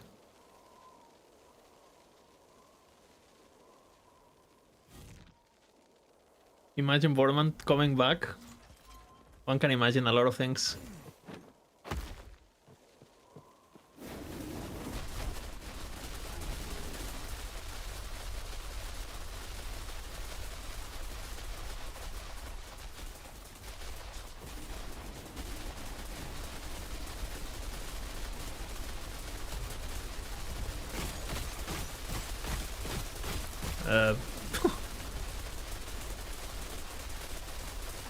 Interesting. Oh shit. Full on written stuff. Okay, this version does no damage. So, compared to dual wield. Are we building mana regen? We're going standard else. I'm not gonna do that on my run. Because I mean I'm not gonna have keys. So what about pretty this?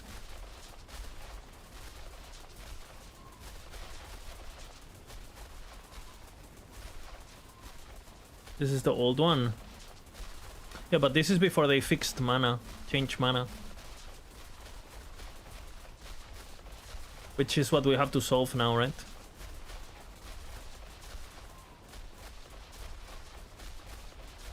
That's the problem. There's no leveling, no? Yeah, this is useless for me. Ursil on my level, on my 2-hour-old character. Every run. Towards bottom.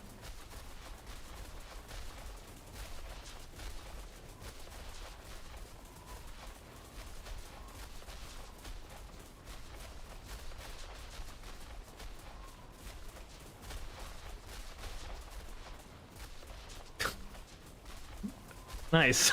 the part that I care about. Great.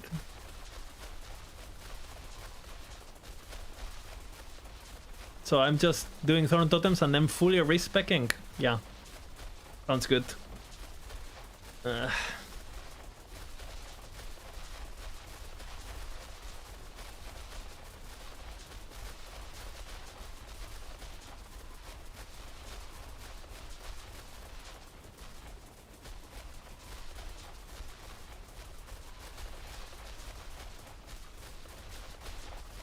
Do I go crit first? That sounds bad, no? How am I gonna sustain this?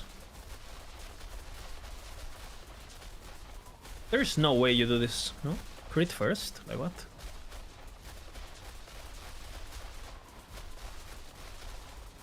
This is self-proccing. Welcome back to the Bahamas. There's no way I can sustain this, no? Because this costs mana, correct?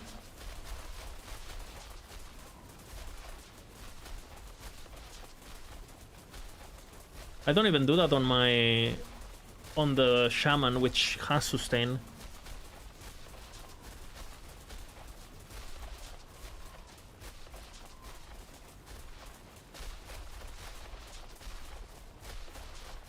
We for sure do this first. That's the most damage.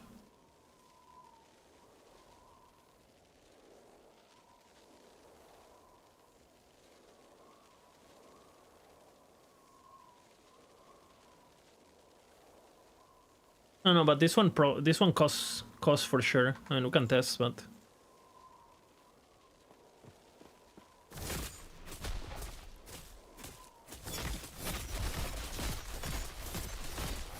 You see the mana? I mean, we have mana cost now on the Gathering Storm, so it doesn't help.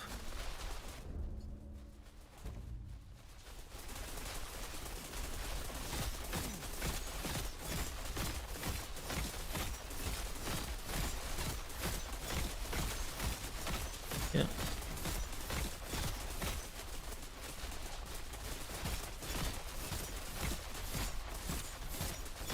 Yeah, it costs mana. The Maelstorms.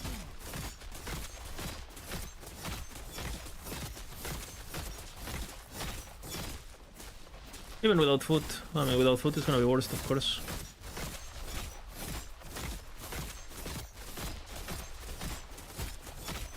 Let me spend mana first. Can't see. Because I have so much attunement now on my gear that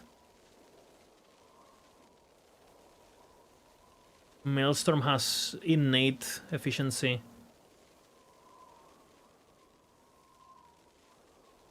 No, it doesn't actually.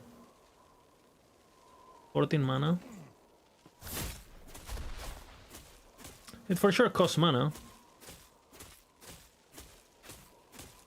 That's the mana per second, so let's take out this. I don't think I have more, right? Okay, that one doesn't cost, but this one does.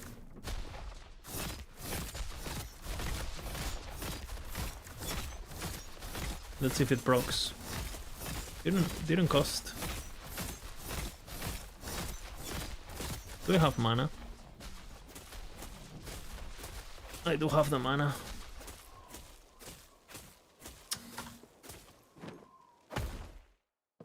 Hello, traveler.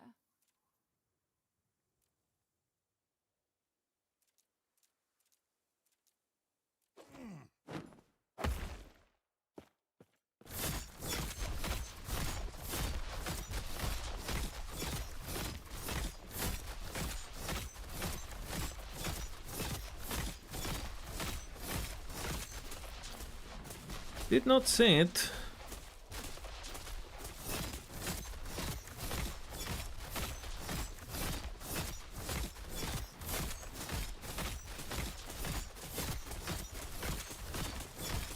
Oh, which one is costing mana? This one?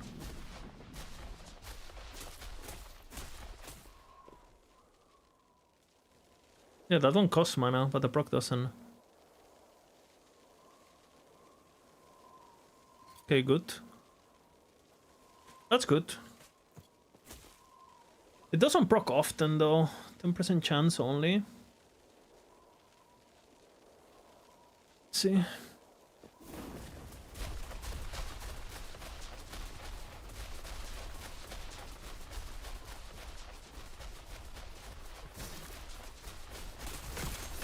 And we will basically never get storm stacks on our own, right? Because we're never manually casting this shit.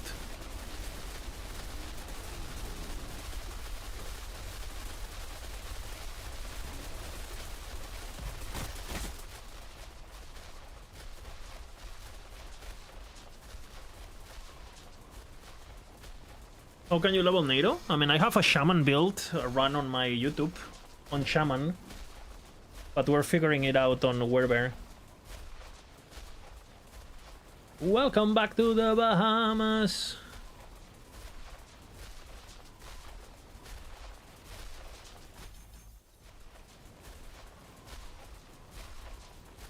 All right.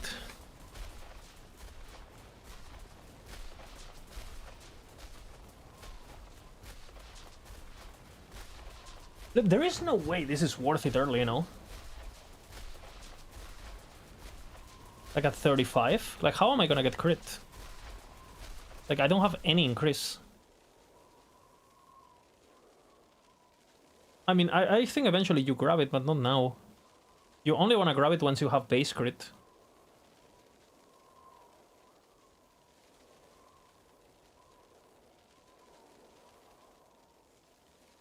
Level 20 he has.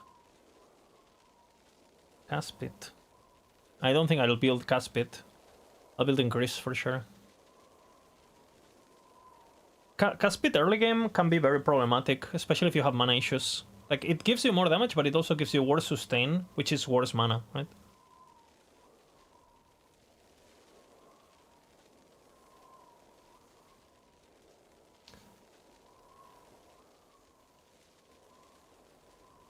I did respec level 20 myself with the shaman.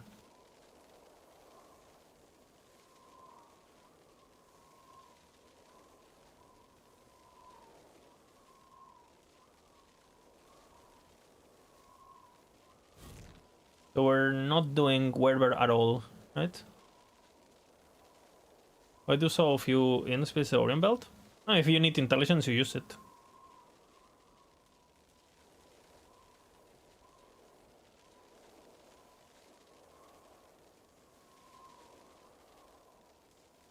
This plan. See what he specs.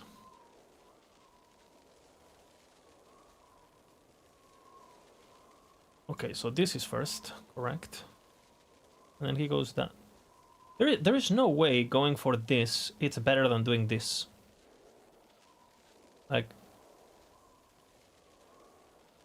what is this gonna give you? Like, you have 0 crit chance and 8 stacks of Maelstrom.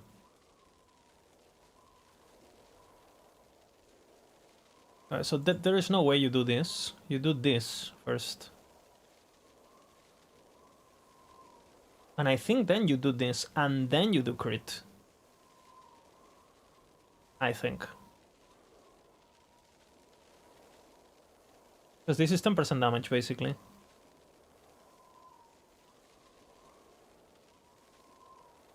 We don't make storm stacks.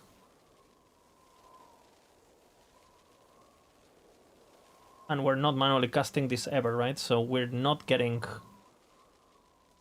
we're never generating storm stacks. So these are dead points. And this... So this is basically for 3 points, we get what? How many Maelstorms are we're gonna have?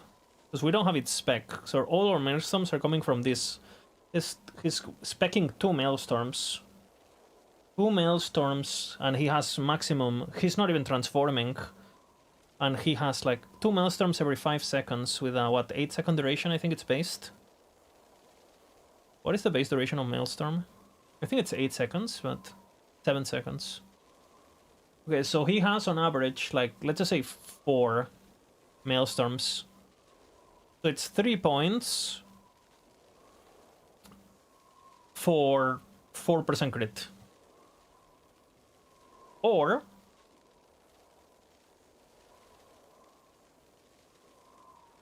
you know, we could do this instead. Or even this, because this would be even more damage. That's 10% damage per point. The good thing about this is like, if I spec this early, before Tornado, this is more value than this. Because I actually do. This affects the melee component too, right? I think I do this just because I'm meleeing at the beginning. And then I go this. And then I use this too myself.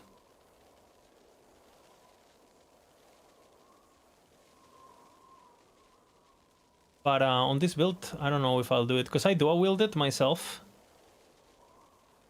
Because you do 2 Rust Cleavers for the bleed chance, and this gives you extra... This gives you extra damage.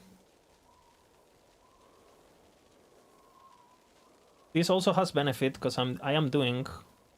The shock will basically give me damage, yeah? Shock is basically 50% more damage, right? On a build like this. And then I do this. And then I can do a wield, which gives me cast speed, so I don't have to spec on cast speed. How much damage do I get if I do this? At 20. Birch.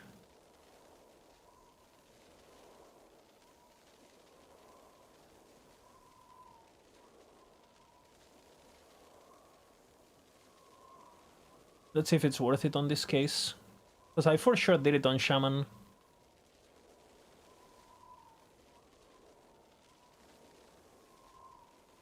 I did Rust it. And we have Battle Axe after. 28.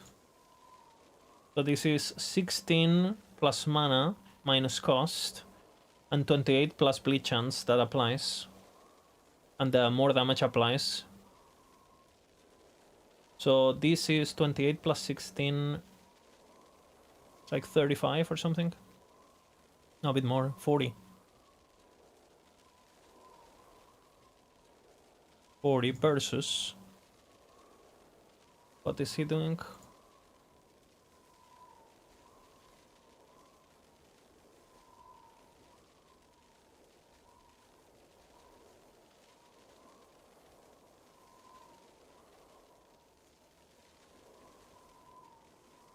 Where the fuck is this?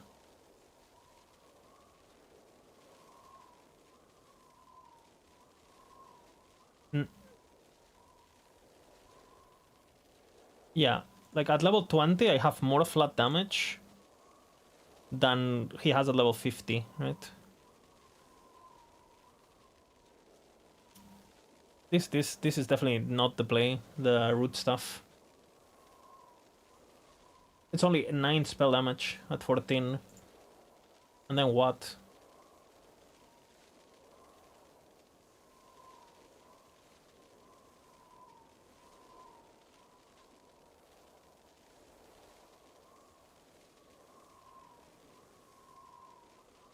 So that's bad.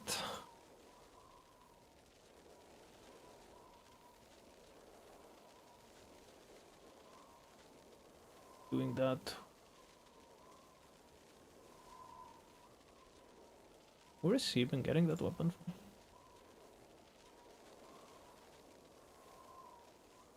There's no good base for stuff. Because this one doesn't do anything, it's only 24 spell damage. I have more spell damage on my fucking wand. This is dog shit because no mana cost, no mana cost. We're fucked, we can't use this. You cannot use stuff. You cannot use stuff. You need to use dual wielding. Because this is 35 spell damage maximum with a roll. Right? 23 to 35. This is 16. And then I get 2 out of 3 of this. So I get another 20. Right? A bit less, like 18. Because it's 2 to 3. So I think we for sure... And the bleed is a lot of damage. Early game.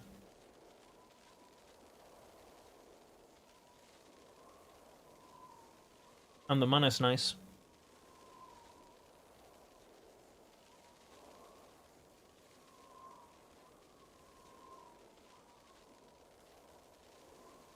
Alright, so...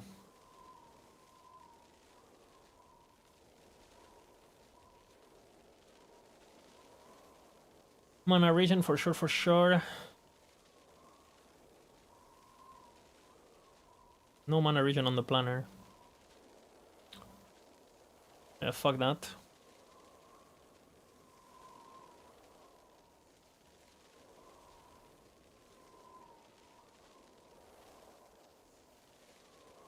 Okay, what else?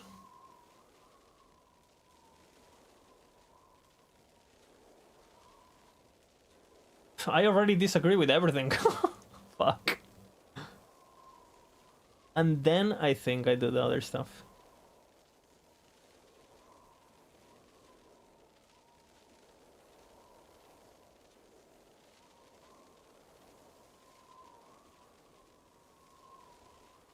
What do we spec on 50?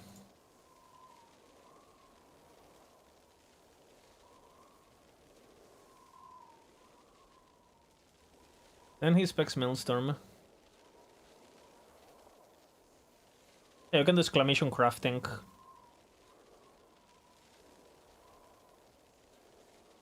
Yeah, sure.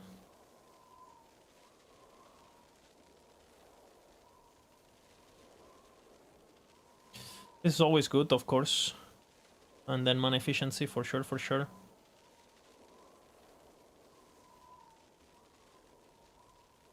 What the fuck do I have? Swipe for damage. Yeah, I don't do swipe leveling, that's for sure.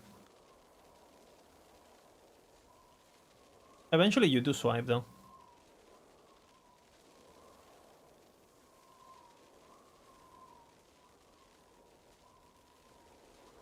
And then the guaranteed crit, yeah, sure. I wouldn't do this over this, I feel, first.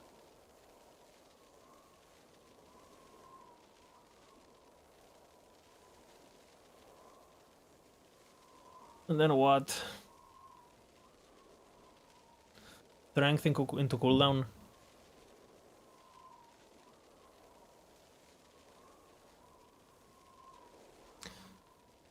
Why this? Just so you can map for longer, I guess? But wouldn't this make more sense if he's going into crit? Again, I don't know how the sustain feels, honestly. But that by then you have the passives, no? Of rage on crit.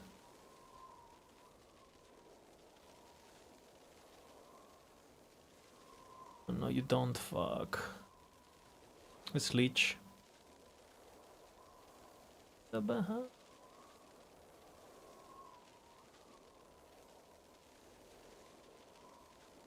Maybe it's necessary.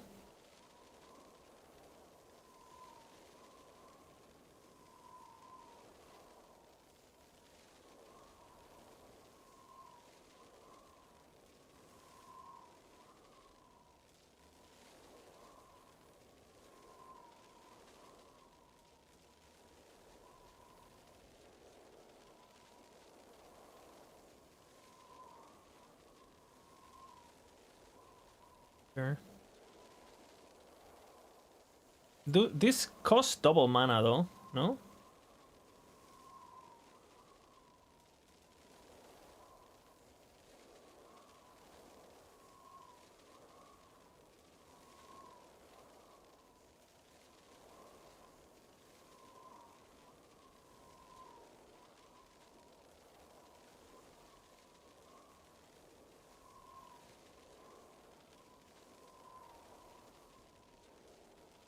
Welcome back to the Bahamas.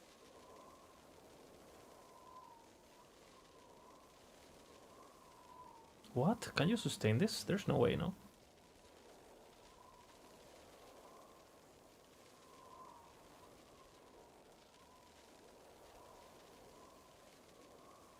How much mana does he have?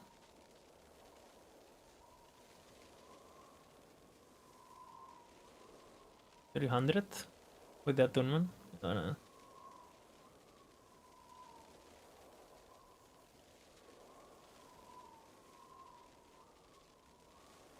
I'm not gonna have that much attunement though.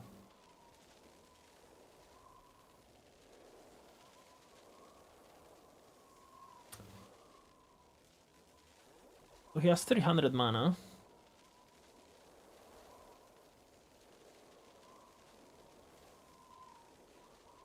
Thorn Totem proc.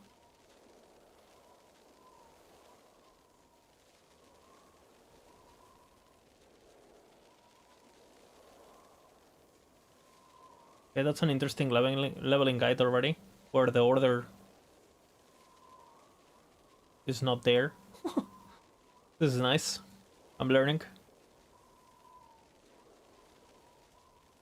I can't even follow it!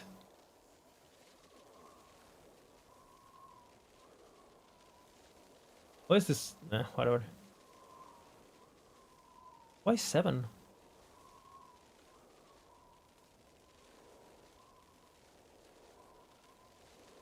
Wait, what? What is this? Like, what? Why is this not maxed already?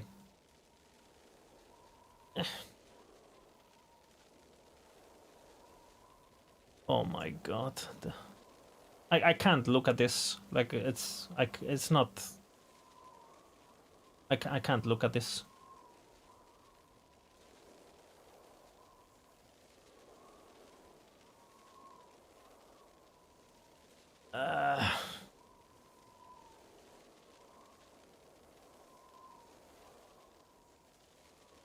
I can't look at... I can't... Whatever. If I speak, like... We for sure go attunement first, because it's flat damage. Does it scale with strength? I don't remember. It does. But it's only melee damage? What? It's only melee damage? Fuck me.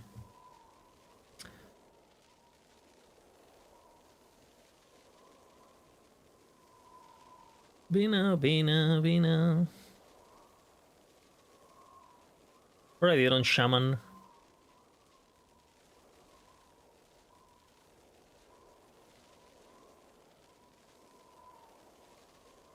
Let me open my Google Drive.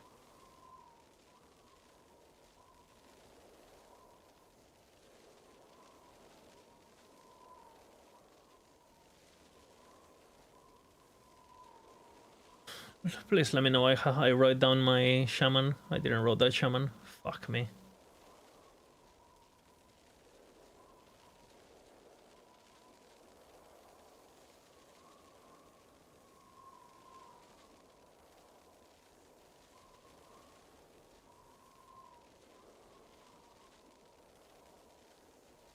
My own source of information? Myself.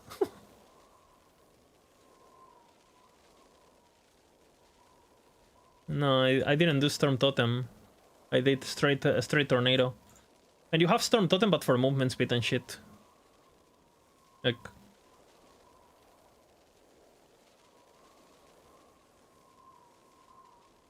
Need to check here.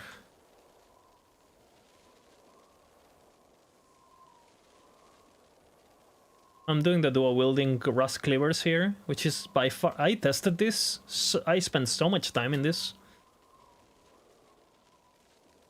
I wish I was in the Bahamas.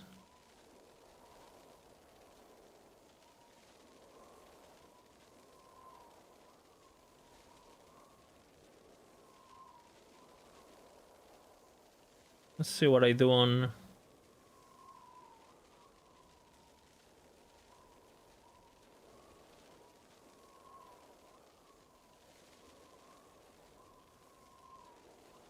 Was this the slowest one? My original Rune Master was slower than this. Not anymore. I think I can make this better now. I learned a lot. But this was slow, yeah. It was also one of the easiest ones, though.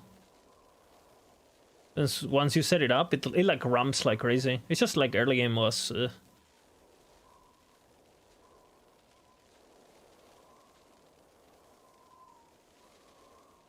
Let's see what I put.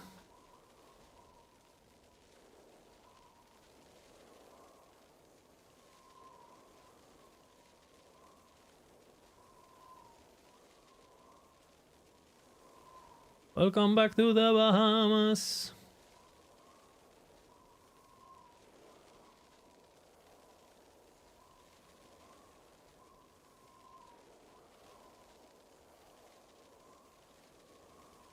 Pretty good.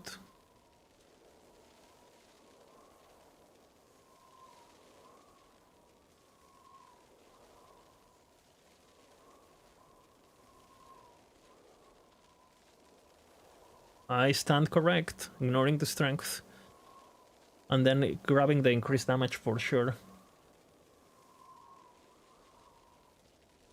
Arena resetting closer. I hope they destroy that. It's so easy, I think, no? Just make it so you don't have XP if you re-enter an Echo. I think that should be very easy.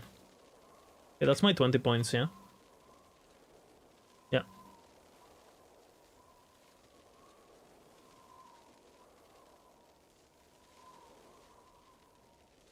Okay, so I stand correct. Like, knowing I grabbed this... We for sure do this into a level 12. I grab dual wielding, not before.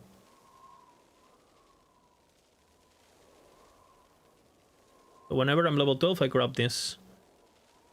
Which I think it's before that. 1 point here. Max this out. I know, max this. This is the correct order. There's no other order you do. But But eventually this could be better because this gives you flat damage while transformed. But I think I would grab this later. Like, I'd rather have the HP, the dual wielding. The attunement. Attunement is already flat damage, right? And resistances. And you need increases because you don't have any. Because you're stacking attunement, right? So I think this 42% increased damage has more value than 6 flat. Like, I'm like... and which is not even up all the time, because it's only when you're Werber. So this is a mistake. Later on, you change that, because you will have enough increase, and you change it up, but for leveling, you do not do that. Okay, then... we need Tornado. So I think Attunement is the play. But everything is good. Increased damage is good too. But this is also more damage, so we do that. And I think we stop.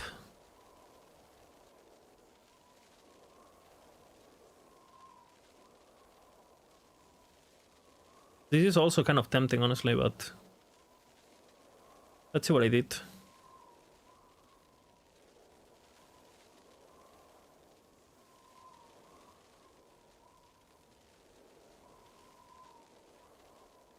Let's see what my genius brain did. Did I win Attunement? I won Mana Regen.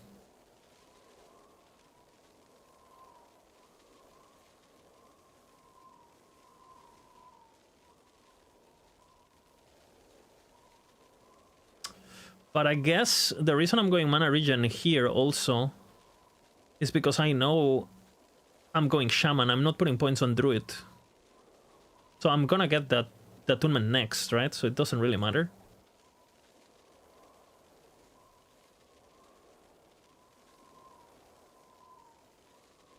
Just like cheating. Exactly. And we do have a Storm Totem no matter what in this build, right? So the Mana Regen is always up.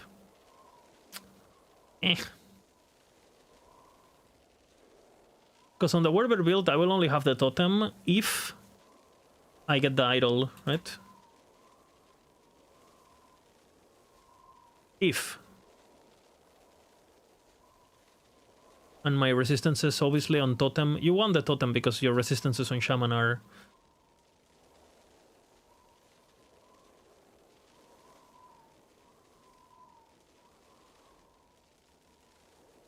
I go double pickaxe now. Pickaxe.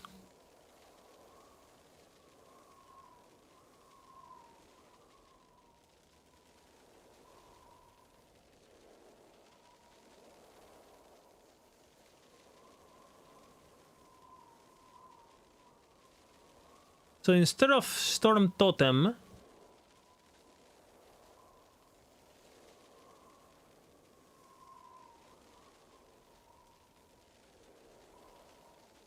let's see if I open up the panels.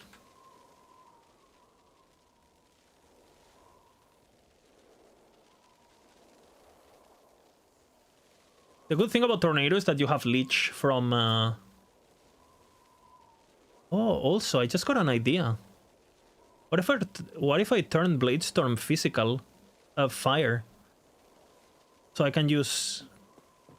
One second, I just like had a genius Falconer idea.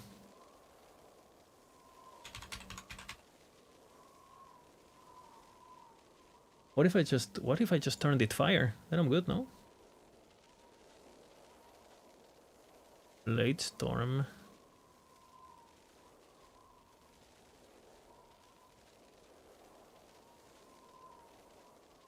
You can turn it fire, no? Or you don't? Or is it through a unique or something?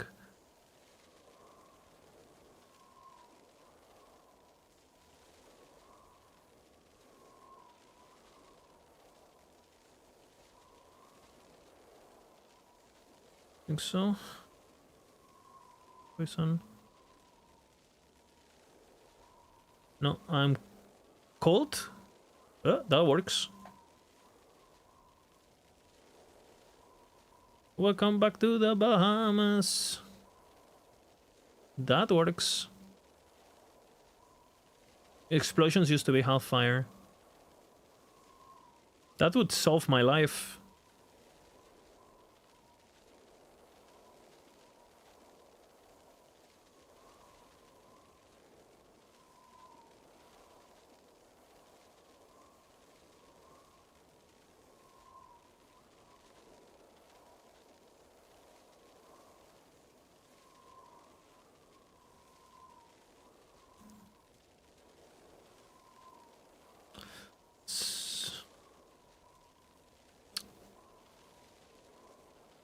Basically the same.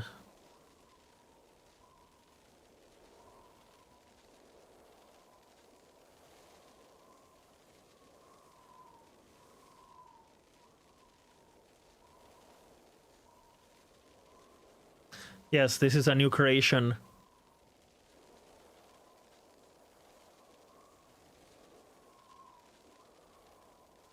And the bleach chance is not bad.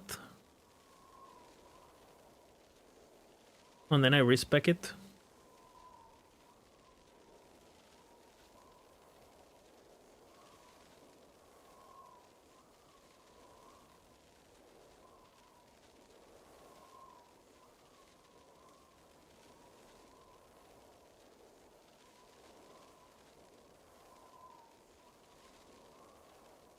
I think this is good.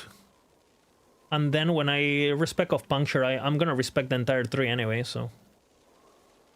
I'm respecing of this. I might as well respec of that too. Alright, I'll try it next run. After work. Remember guys, we're working in... I have to leave in like half an hour. Alright. Yeah, I don't go druid at all. And the mana is already fucking rough. Like, look at this. And I am filtering for mana regen everywhere. So I'm pretty sure this guide I was following, it's like unplayable, basically. So, straight up unplayable.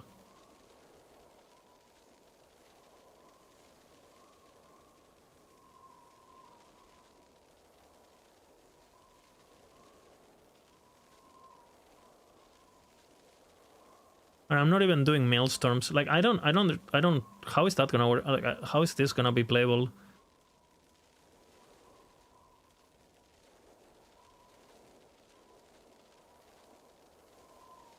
I'm wondering if I'm doing the double cast already or not.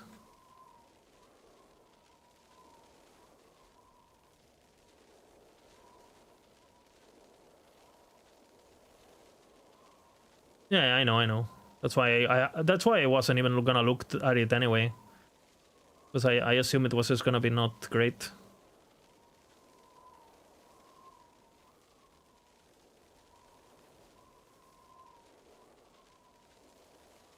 I mean, for my standards, you know, I'm sure it's fine if you're just chilling gameplay.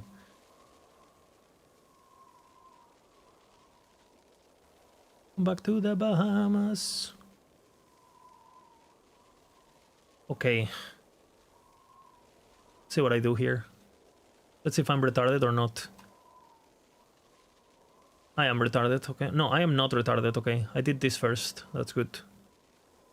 I thought I was retarded for a second. Okay, so Maelstrom will be 35 then? But what the fuck do I have here? Warcry? How do I sustain mana?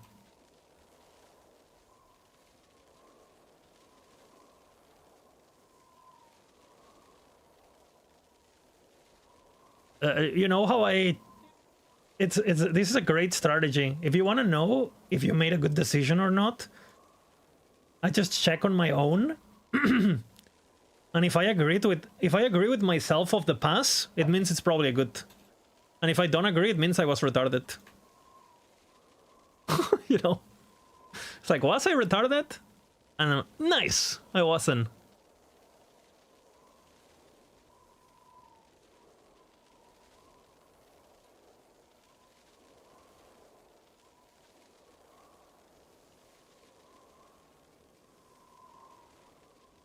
But what is Maelstrom? If I use Maelstrom right now, what is Maelstrom doing on this build? I don't think it does anything. I don't think it does anything. Like, let's just say, like this setup, right? Let's say I had Maelstrom.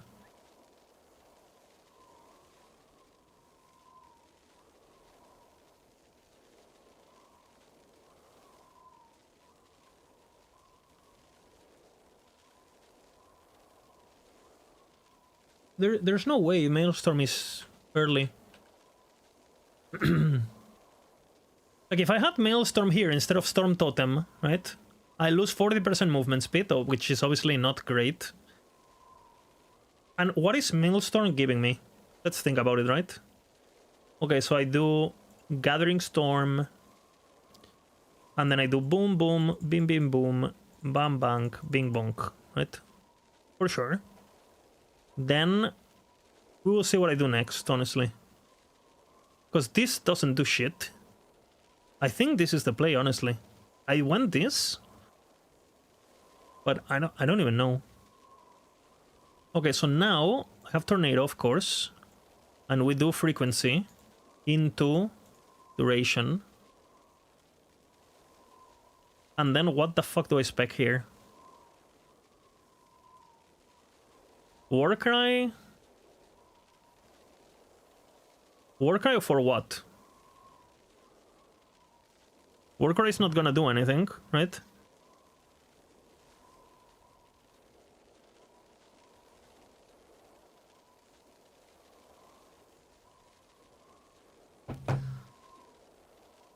Like, if I do Warcry now, what? Like, if I have Warcry, I don't have Maelstrom, so it's useless. And if I have Maelstrom, I don't have Warcry, so it's useless.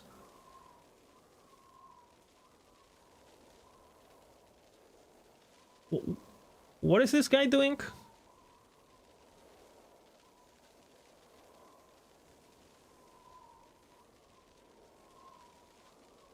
So he's doing Warcry without Maelstrom spec'd. So the Maelstorms don't last anything, they don't give him anything. Just to get... And he has 2 procs on Warcry only because he can't sustain. So he's doing that for 2% crit.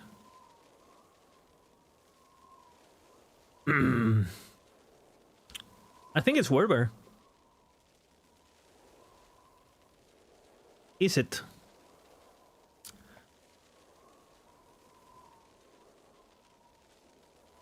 How much strength do I have? I mean, Werber makes me tanky, so that's good. That's value, right? 20% HP. 15%, sorry. And I have a... How does this work now?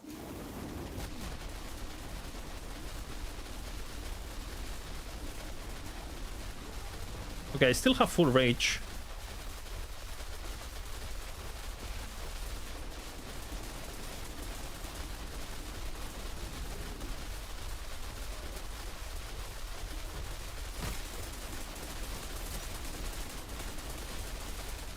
Okay.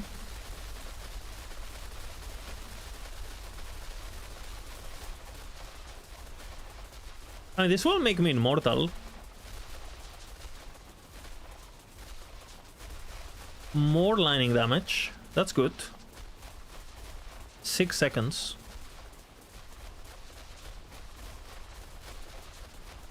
I think this is better than anything else. This burst of damage.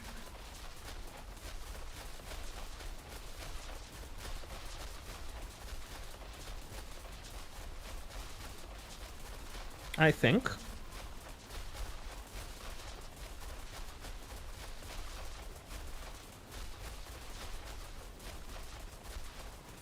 Thoughts?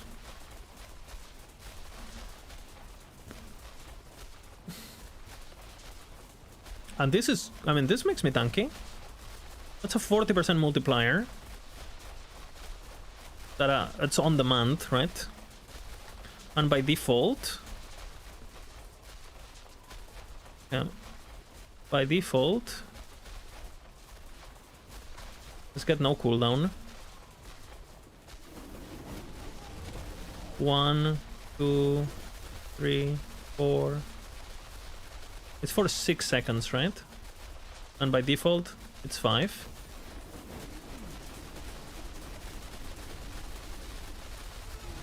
It basically has half uptime, which is basically 20% more damage. But it has burst window though, which is good, because I can use all the mana and then turn, and then I have the more damage. I'm doing whatever I'm doing, and then I de-transform, and then I do my thing, and then I de-transform, and I do my thing.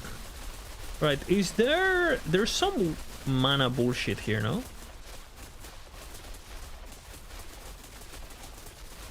Mana or rage causes health on spell cast. Not horrible.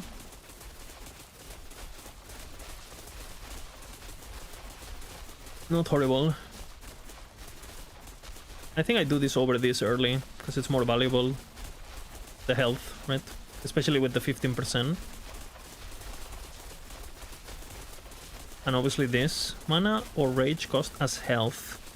So if my tornado costs 16, I get 16 health. Okay, that's not horrible. It's like having leech for the desert area and stuff.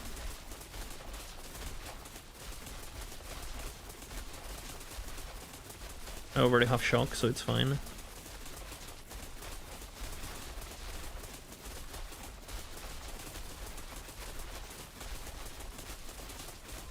This is important, but I don't know how important. I think this is more important.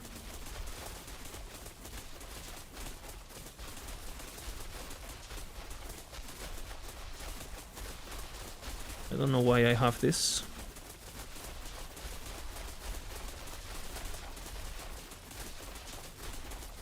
Because I'm using the... Obviously it doesn't do much. You could do Spriggan instead of this guy.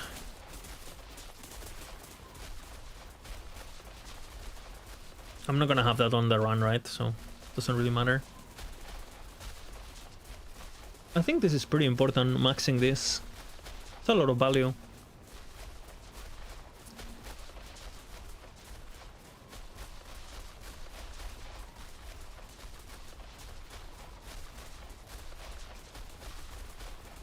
Let's see.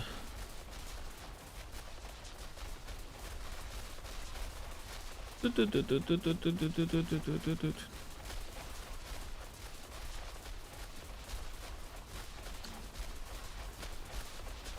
this is kind of like what I mean with the the min-maxing stuff. Like, this is like for leveling at least. I'm sure that the endgame build is not that bad, but the leveling is...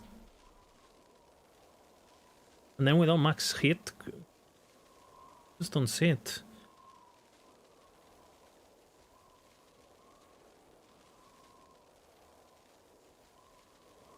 Where the fuck is this? Where's the planner?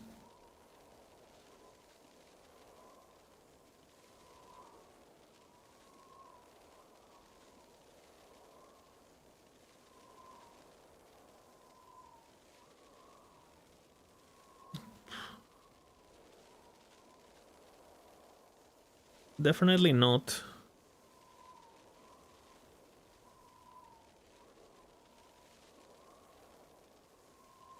You can, there is no way you can sustain this. And how much damage is this? 10%, 300. It's 30. If you're full mana. No?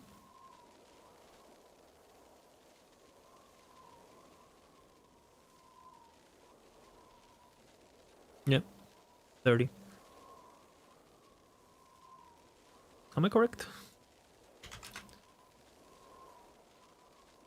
No, I am not correct. 30 times 3, no?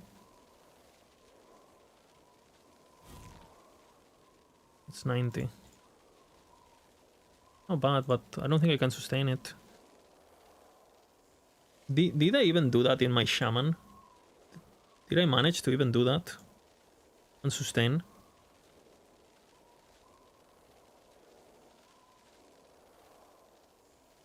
At what level do we level? 65-ish? You get a skill point, right?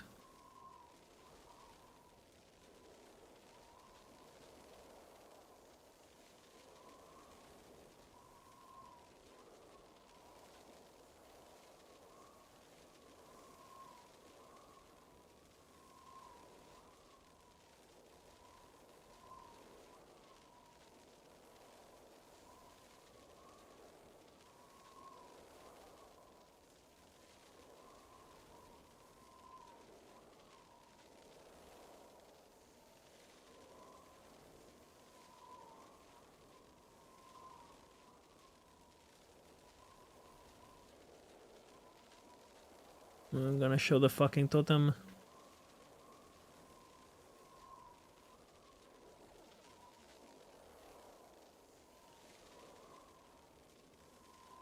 Has to level up somewhere here.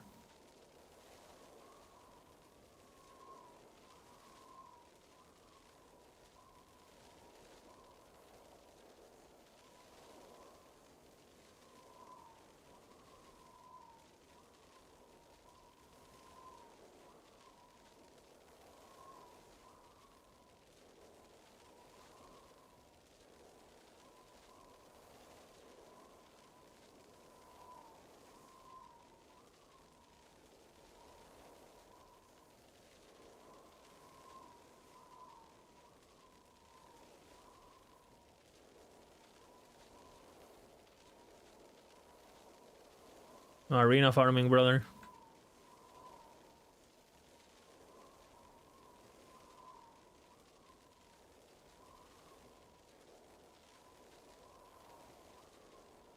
Yep.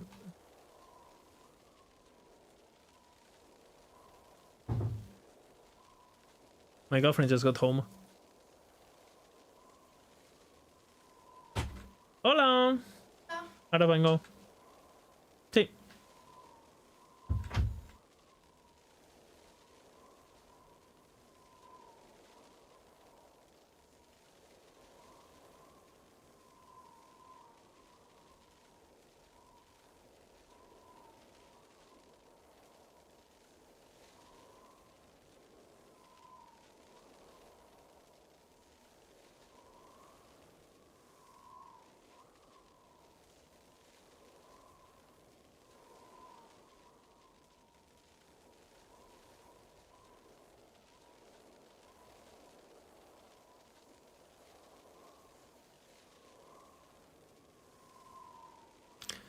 Is Primaris not suitable for mana stacking? Yes, but you have a cap on how much it scales your mana in terms of damage. For example, Stormbolt only scales up to 1k mana, I think. 900 mana, 1k mana, something like that. So it's not worth doing more than that.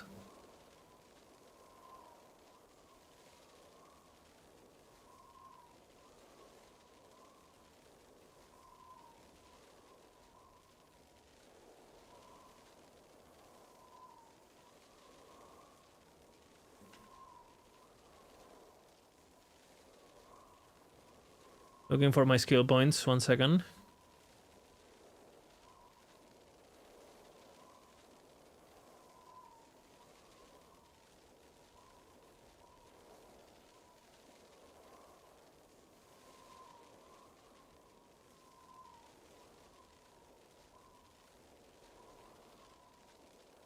Axe Gaming.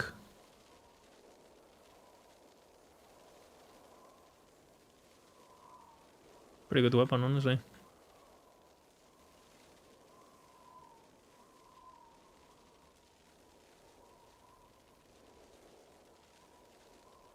Will it work? Yeah. I mean, that's already what you do. I mean, just take a look at Max Roll and take a look at the Primalist guides.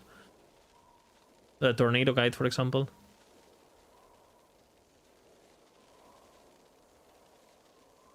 You can do Butcher's Crown too, which is way more damage.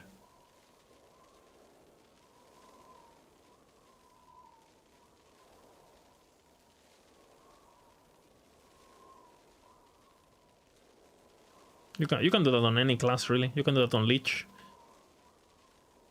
Okay, is it gonna be 70 then? My abilities should level up.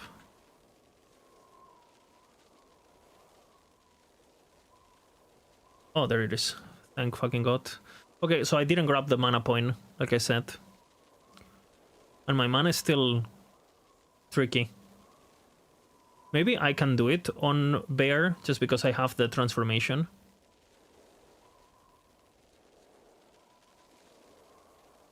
I grab it now. Let's see how it feels with it. The full mana, that's fine. And we get the full crit.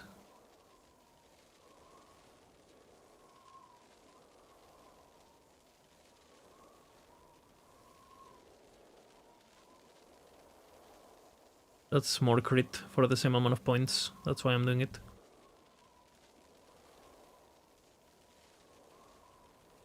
Let's see how the mana feels.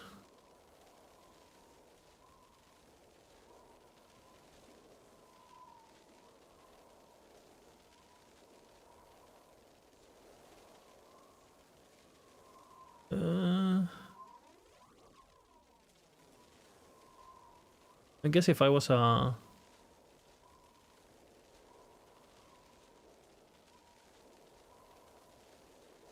I guess if I'm a werebear, it's kind of okay. I do have way less mana regen though.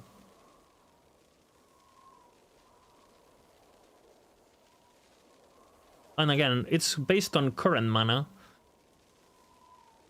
No?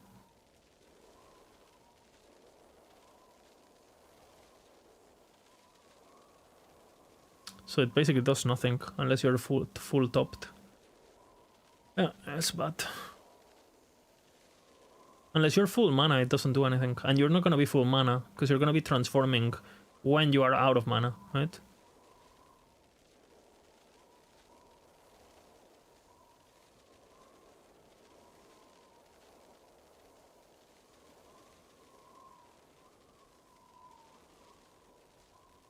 Yeah, I'm debating, and the debation is you don't spec that. Good. And everything else is useless. You can go for area, which is I think what I do.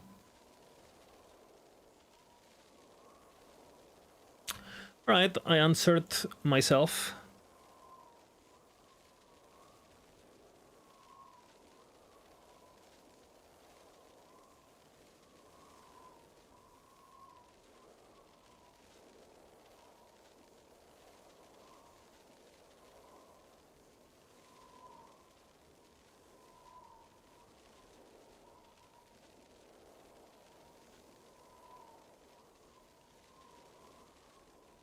And I don't know how this feels. I don't see how that would be that important, because I don't mind about losing my form, right? What primal you would use if not crown? There's many options. You could also do the Spirit Shield version. 1 second. You know, the Spirit Shield, the... ¿Qué pasa?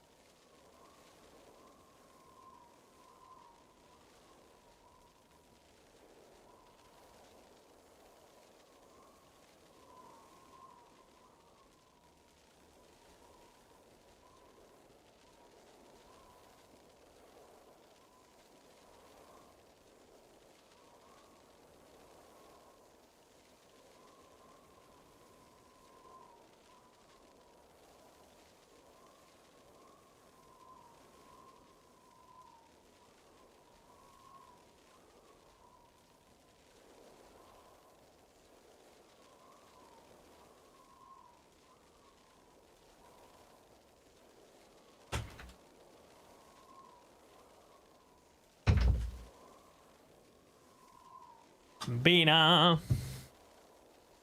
Okay, I'm back. I have to kind of leave soon because of the work, but let's just finish this kind of.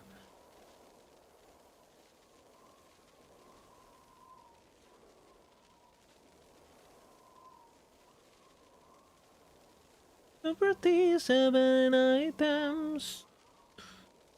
I wanna improve in my build. The classic, anything works.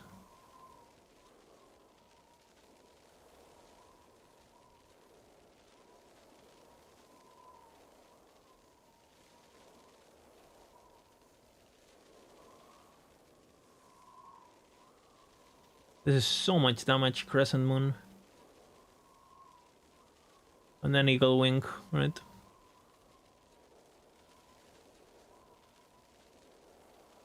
I have played for 1,000 hours.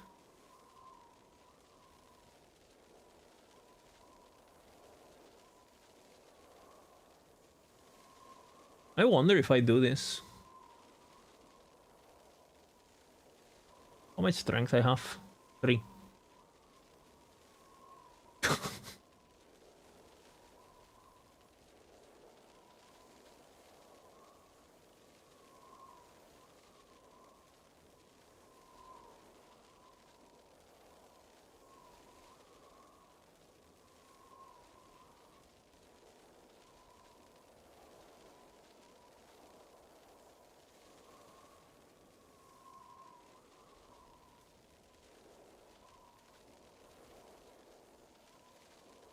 For sure.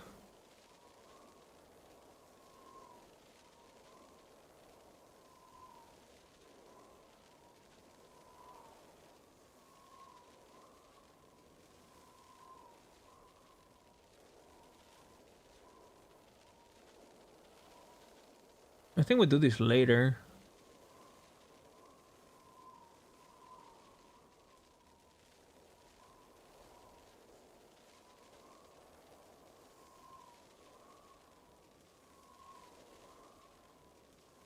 These points are pretty good, but I could go Impervious, Boar. This guy running Impervious or Boar to begin with.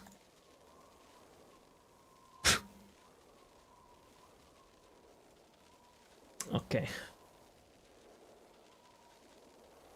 Is it you? Impervious for sure, right? It's 8 strength. We'll see what I do about Boar. Because Boar, not maxed Boar, is not as good.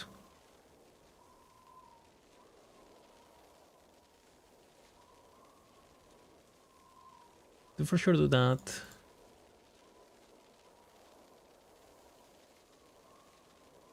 Then eventually this is good, but I'm not gonna have a totem.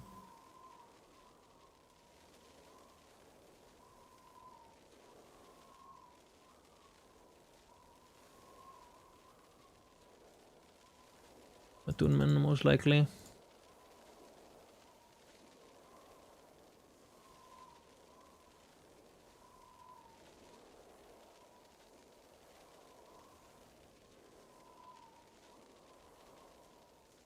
Stone is per 1 attunement. I think I'll max this first.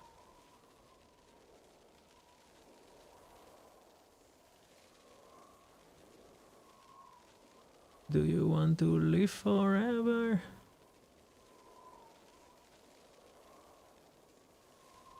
No, we max for attunement, I think.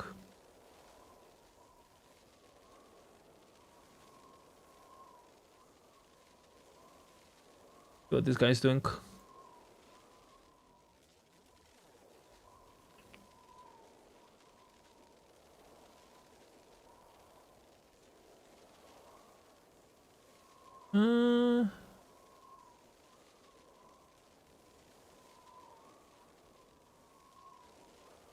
It's not. That could be an option too, because it's spell and.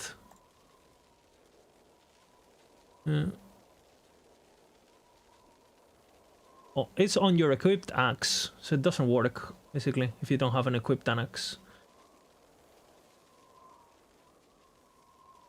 Attunement doesn't give you increased damage on this build. It gives you flat damage. It doesn't give you increase, it's flat.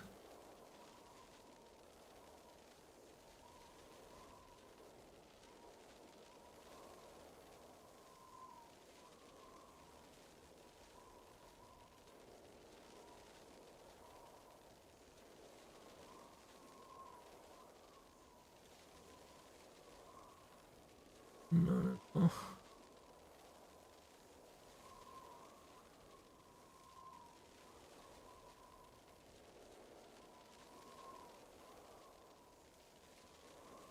This, I think I only max this if I get an idol, otherwise I don't. Is he even doing that? No. Zero mana region.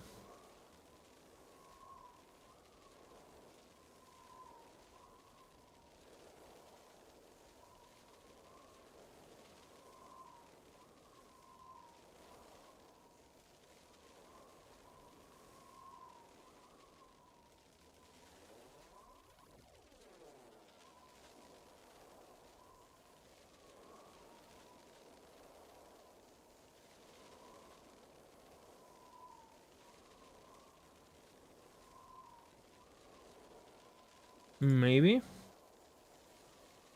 Maybe I max the cast speed. Depends on how mana feels. I do one or the other.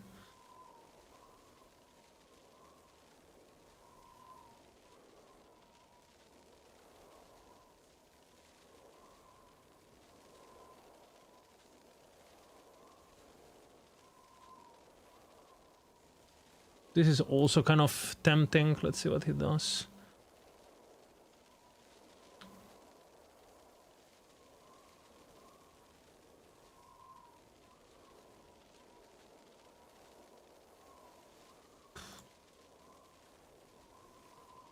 It provides...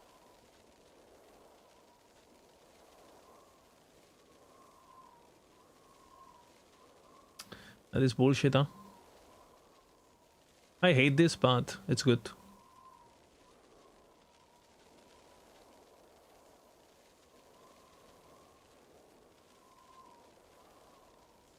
I hate it, but it's good. Dun, dun, dun, dun, dun, dun, dun, dun.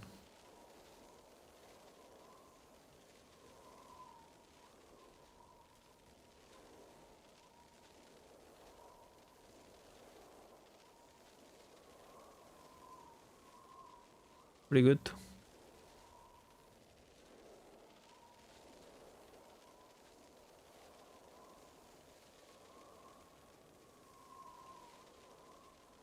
We're not really gonna get to there.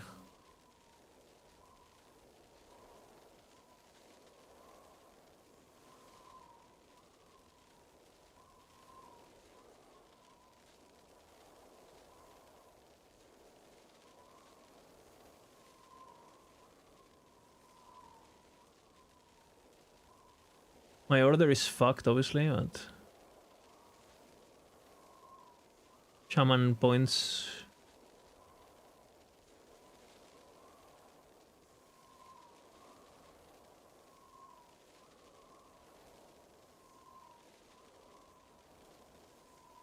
What?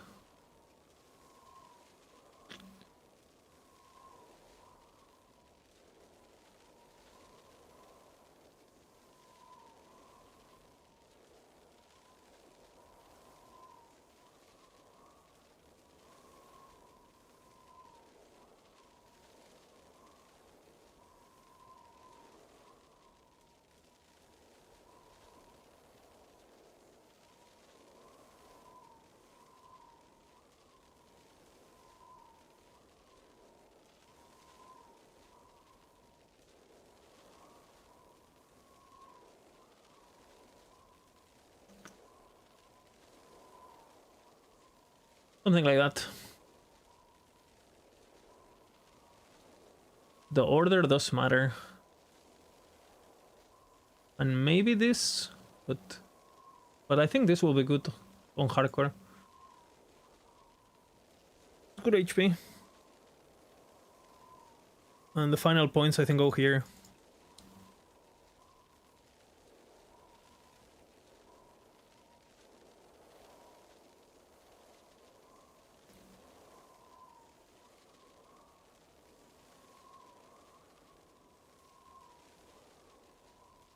I think I'm happy with this. Right, I have to go, have work. I'll be back in probably... I'll be back by 7 o'clock maximum. I should be back. Again, big kiss. Hopefully my Falconeer run is successful.